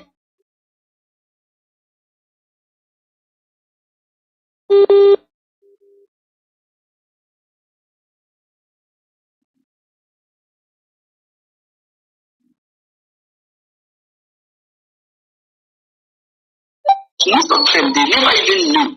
Some of them are not really. Some of them are not even they have not touched their position. They will continue to say ill of our society. They continue to say a lot of things about Igbo land. While Igbo land is the place of their birth, while Igbo land is their ancestry. So this thing starts from day one. Remember, in those days, we remember that they don't say anything that will show that they are Igbo. Most people, that's why these people deny that they are Igbo. They are not proud to be called an Igbo man. Go to Asaba and see some of them messing up. Go to a lot of places that if everybody is begging anybody to be Igbo. But a day will come. This is how I normally say. A day will come when people will fight because they were called. They were presented as if they are not Igbo. A time will come when even many people from many people we don't even know that they are Igbo will start claiming to be Igbo. That day is coming. I won't say that a day will come when even politicians will start wearing Biafran banner in order to win an election. That day is coming. Today, most of them will have seen what happened in this election. Another time will come. Some of them have to say we believe in Biafra, we believe in Mazi Nnamdi in order to elect. But we will know his who that time. We will know his who. So you have to look into what they are teaching children. Because what they are teaching you is what makes you an original person and what makes you an slave. It is what you hear. They say faith comes from there. If what you are hearing is the ways of stupid people, it becomes stupid, it becomes foolish. But if you are hearing the way of wise people, that's why that Radio Biafra have made them wise. Do you know why they are saying those things? Because Nnamdi Kanu have stayed in Radio Biafra for a lot of years, and he has been there teaching people how to use common sense. He will tell you to come with a pen and paper. You know how to learn how to reason. Now we are able to reason. Now the politicians cannot fool us easily. Now we can even hold all their campaign in their radio stations. They have the money. We don't have the money to publish our things. We don't have the money for them to drive them in order to push our articles. No, but we are doing it ourselves because they say it's Ugweze. I mean, they work on and you call mommy on their own. That's why we are beating them. That's why we are calling on anybody. If you are still sleeping, now you have known. Most of you that went to sleep, you must have known. If your eye did not tell you what the truth, you must have known the truth now. Come out. Start preaching the real thing. Start educating even your children. You can re-educate them. You can be teaching them one or two things in your dinner. Tell them one or two things, what they need to know. And when you have educated them, it will be difficult for them to be destroyed. Thank you, Mazi. And I use this opportunity to call on our people to continue tweeting. I also use this opportunity to thank everybody. And I say rest in peace to Ostrom Man Page. He was here with us some time ago. He was here just like we are preaching today. He said that he will continue to come here and preach as far as the strength is there. And he did the needful that day. Today is no more. And I believe when the history of this struggle will be written, most of people like Osterman, his name will appear on people that did the needful for Biafra. Thank you and God bless you. Thank you, brother. See you next week, same time, same station. Let's evangelist, unmute yourself and hit it up. Okay, thank you.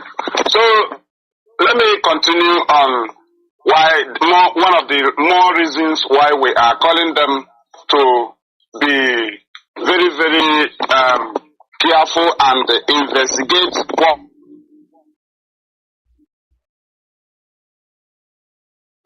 felt. That's how some people felt. Kind of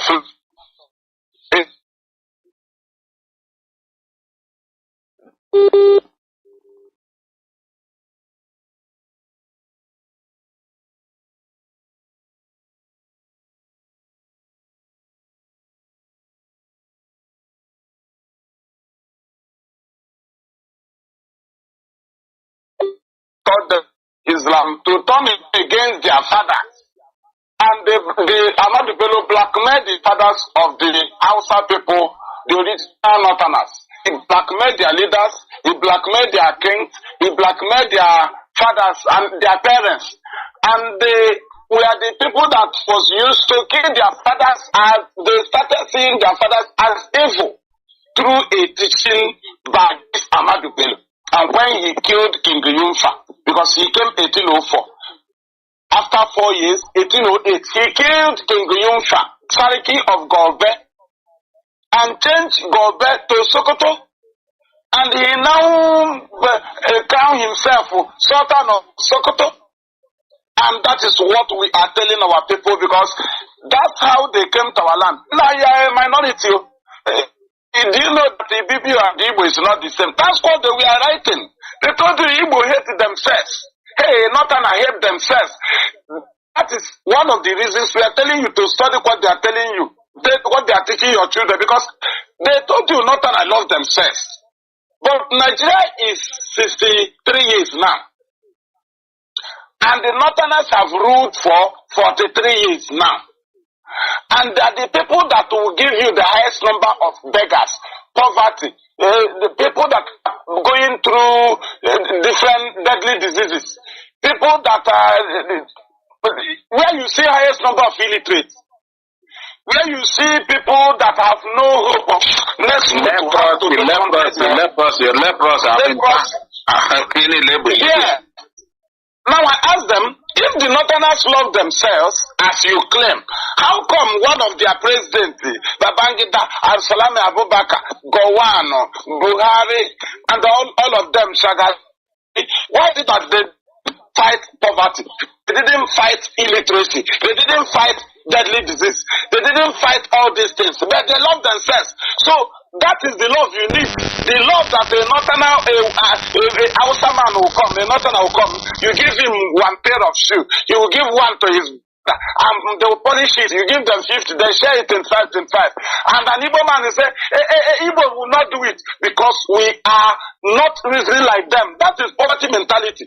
They don't pay for house rent. They don't pay for school fees. They don't pay for, in the Biafra, you them send their child to school. You don't have schoolmate of a northerner, even in the primary school. You don't see them. Then, they don't go for bed. They don't call them for village. They don't contribute. They don't develop their town. It is not their business. But you, if there is something at home, they will inform you. So our budget is greater than them. They didn't give them 20 pounds. They didn't massacre them. There was no genocide on them as they did on us. They did not demolish the house. There was no abandoned property. So what will warrant a northerner to police the issue alone when he is with his brother? Because he has no problem. He's looking for a daily bread. So that is not law. It's called poverty mentality. The law there is to sack poverty, sack alamajiri, all these things. Didn't do it. But the Igbos, they turn your brain and say they hate themselves. And the people, they give 20 pounds. If you go to the market where we are the importer, we are the distributor, we are the wholesaler, we are the rotary, we are the consumer. Then we are even the driver of the vehicle, we are the conductor, we are the offloaders. Then how do you say we don't love ourselves? Is it about 20 pounds? We mind our pockets. So everybody in his pocket before you receive from us, you must meet us with strong reason. Then they say that we don't love self. No, it is in our place where you see love. So that is one of the reasons we ask you to investigate what they are teaching them in school. People are very wicked to turn your children against you. Your children will now turn to kill you. So that is why we are going there. Then on the video of the strategy that the Fulani have established in Lagos, because when we talk about this very Fulani here is us, Fulani have come to take over Lagos. They are using Chinedu and Sanwo-Olu to hand over Lagos to the Fulani. That is the highest instrument. That is why none of them won their election properly. So as for that, it has become a threatening point of Fulani that if Tinubu refuses to sign what they want him to sign about Yoruba land, then he will lose a case in the court. So because of the case in court with PDP, threatening is going on. Tinubu to be signing many things to the Fulani. The same way to Sanwo-Olu, he was rigged in. Therefore, he is not independent to decide as a governor. Rather, to be implementing policies in Lagos, which definitely hand over Lagos to the Fulani. By the time Yoruba will know it, they will understand that affronts have taken place. So now, their attitude now is to strategize a way of bringing mafia on our people by. At times you will enter a vehicle of a Fulani, there was not the Fulani will say my pricky. I did not see my pricky. I did not see this. Or the man will say I did not see my prick. I did not. Small time they will kill our person. There are ones they are using to kill us in Lagos. This is the plan, the way of the British. They will always put you. That's why they set checking point in places. That's why they set army barracks in our communities. They set police barracks in our communities and set checking points on our roads and set Fulani herdsmen in the bushes so that we will always be under siege because they are stealing from you. So the same thing, they are bringing fear on our people in Lagos because they want to take our properties. So they have strategized to be killing us. They will just bring one incitement and they will bring our people down. And one thing we are telling our people in Lagos, when you know that somebody push you to the wall, there is no other escape route. Why not you fight back? If you die in the SM, you know that the person have wound. You know that they want to kill. You are dying silently. This is not our pattern. And those around will be watching them in Lagos when you know that they are killing your brother. Imagine our people. Don't you know? If you are not ready to stay there, come back home. If you are staying there, do not die like a coward. What is your mind of staying there? You stay there means that you can face the battle. Then how come if they turn around and bring the war to you, you will not dodge? Don't you know that your brother they are beating you? Because they are not beating you dead. Bring your brother down, you have become fearful. Therefore, you have become paralyzed. But if all of you are in this area in Lagos, not allow the others, that kind of, they will know that you want to stay or you want to go. So if you don't want to stay, then go. Do not cause problem for us. Like every time we see our people, they just kill casually. It's better than Nigeria kill us. We know they declare war in Biafra land. But for you to be watching a Yoruba civilian, you didn't go to steal, you didn't go to rob, you did not commit any atrocity. They just instigate an incitement without going through trial. They will just kill you, no police involved, and you are watching them. We do not accept it. If you continue on that, that is to say, this thing we are calling you to come back home is the last one. You cannot stay there. You have been brought into fear. That you'll be watching an Igbo man kill it. You're watching an Ibibio man, they kill him. You're watching an Ijo man, they will kill the person. You are watching at Isoko man, they kill the person. In the little house. For what? So, Mazi, that is it. And our people should know that Twitter is a weapon that Nnamdi Kanu gave to us. That Nigeria never expected that it will be a weapon. And that is why we always remind our people that how many Twitter you made the day or retweet is how many bullets you shot on our enemies. Some of you don't understand the importance of this retweet, that it is a direct message to a source or a government or an individual which you can never or you have not come to the level of meeting them, or that time have not come. But you will approach them directly through Twitter. And that is why we always call on you that you are there and you know how it happened. Then complain it to the world through your Twitter handle. It will reach them. Retweet our Twitter expert tweets. That's what our leader said. Because when you retweet, it will keep reflecting on the notification of the handler. So what we are telling you is obey that order. Do not be listening to people that is it what we are doing? The same thing they told you about picture. Change your picture to the picture of Nnamdi Kanu so that his picture will be everywhere as usual. We used to do it because we are in the battle, we know how to fight under self-determination. They told you no, is it the picture that the earth gave to us? Later, they started using another person's picture to do their profile picture. To tell you their mindset is to hide the picture of Nnamdi Kanu and replace it with a picture of a criminal. And that is why we are telling you that what we ask, they tell you to do from the leadership is part of the things our leaders set on table for them. There are standing things that we don't overlook. They have the ingredients to cook for the enemies. They have the ingredients to cook for us. And when they tell you they are cooking for the enemy, then you do not expect to get the full aroma, or you want to get the aroma of the food they are cooking for the enemy. No. When they cook for us, it will reach you, and this one is the one they cook for us. They say you should eat. It is a food you will join us in eating. It is a battle you will join us in fighting.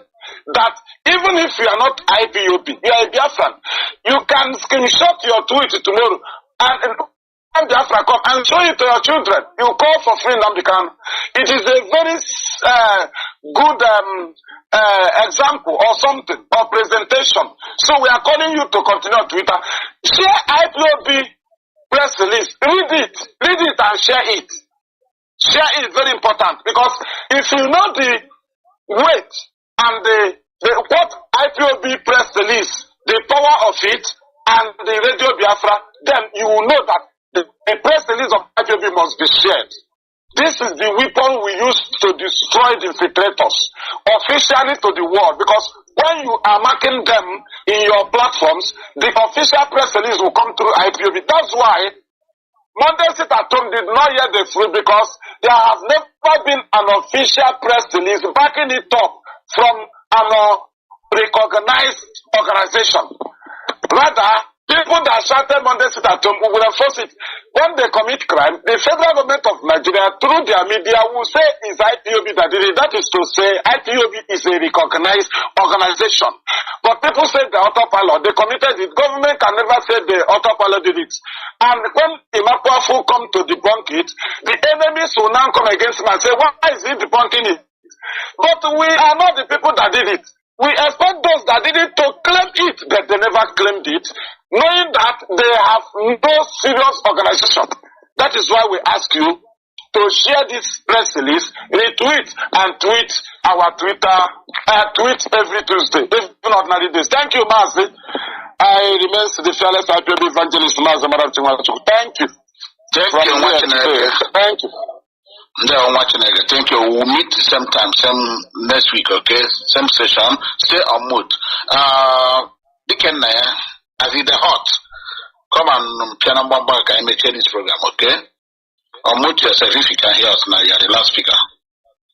Address Biafra properly and make your closing remark. Over to you, the hot. I am Mazi, and I'm here once again to speak to humanity. Looking at the last topic, which is about looking into what our teachers are teaching our children at school, we all know the meaning of history. But before I go on, permit me to read out the meaning of history. Because if you don't know your history, believe you me, you will not know your true identity and your destiny. Go on, do that. You are permitted. Go on. History, as the white man placed it, which when I am done reading in English, I can also break it down in Igbo language so that our brothers and our sisters who may not understand the grammar will grasp at least a piece of one or two things they need to know about what is called history. History is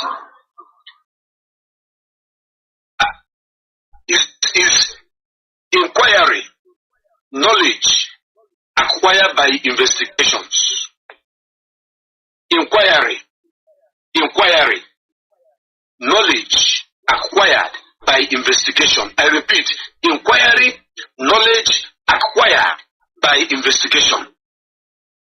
It is the systematic study and documentations of human activities. The time period of event before the invention of writing system in considered history. History is an umbrella term comprising past events as well as the memory, discovery, collection, organization, presentation, and interpretation of these events. Now, history is also an academic discipline which uses narratives to describe, examine, question, and analyze past events and investigate their patterns of cause and effect.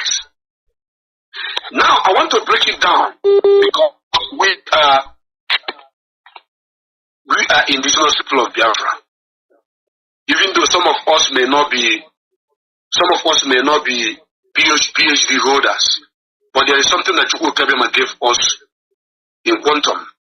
That is wisdom, amamife. The need for our people, our teachers, our brothers and sisters to teach our children the right thing to know is because of all the affirmation point from the side of history. Example, if Mazi Nnamdi did not study contemporary history in the high institutions, he will not find out about the events that are past. He will not find out the truth behind who we were before of Europeans. He will not find out the truth about what our fathers have established before the coming of the Western world, and bring it out to us, because Mazi Nnamdi Kanu mix 70% of historical facts and figures with 30% of preach about our freedom. Because of our past, people like me listened to him, understood the truth behind my past, what has happened hundreds of years ago, how the country, how the contraption we are put into was fixed, how it was established, who we were before the coming of Lord Lugard, Flora Shaw, and the Harold Wilson that put us together with those who are now killing us, calling us one people. It is because of the past event, the historical fact, that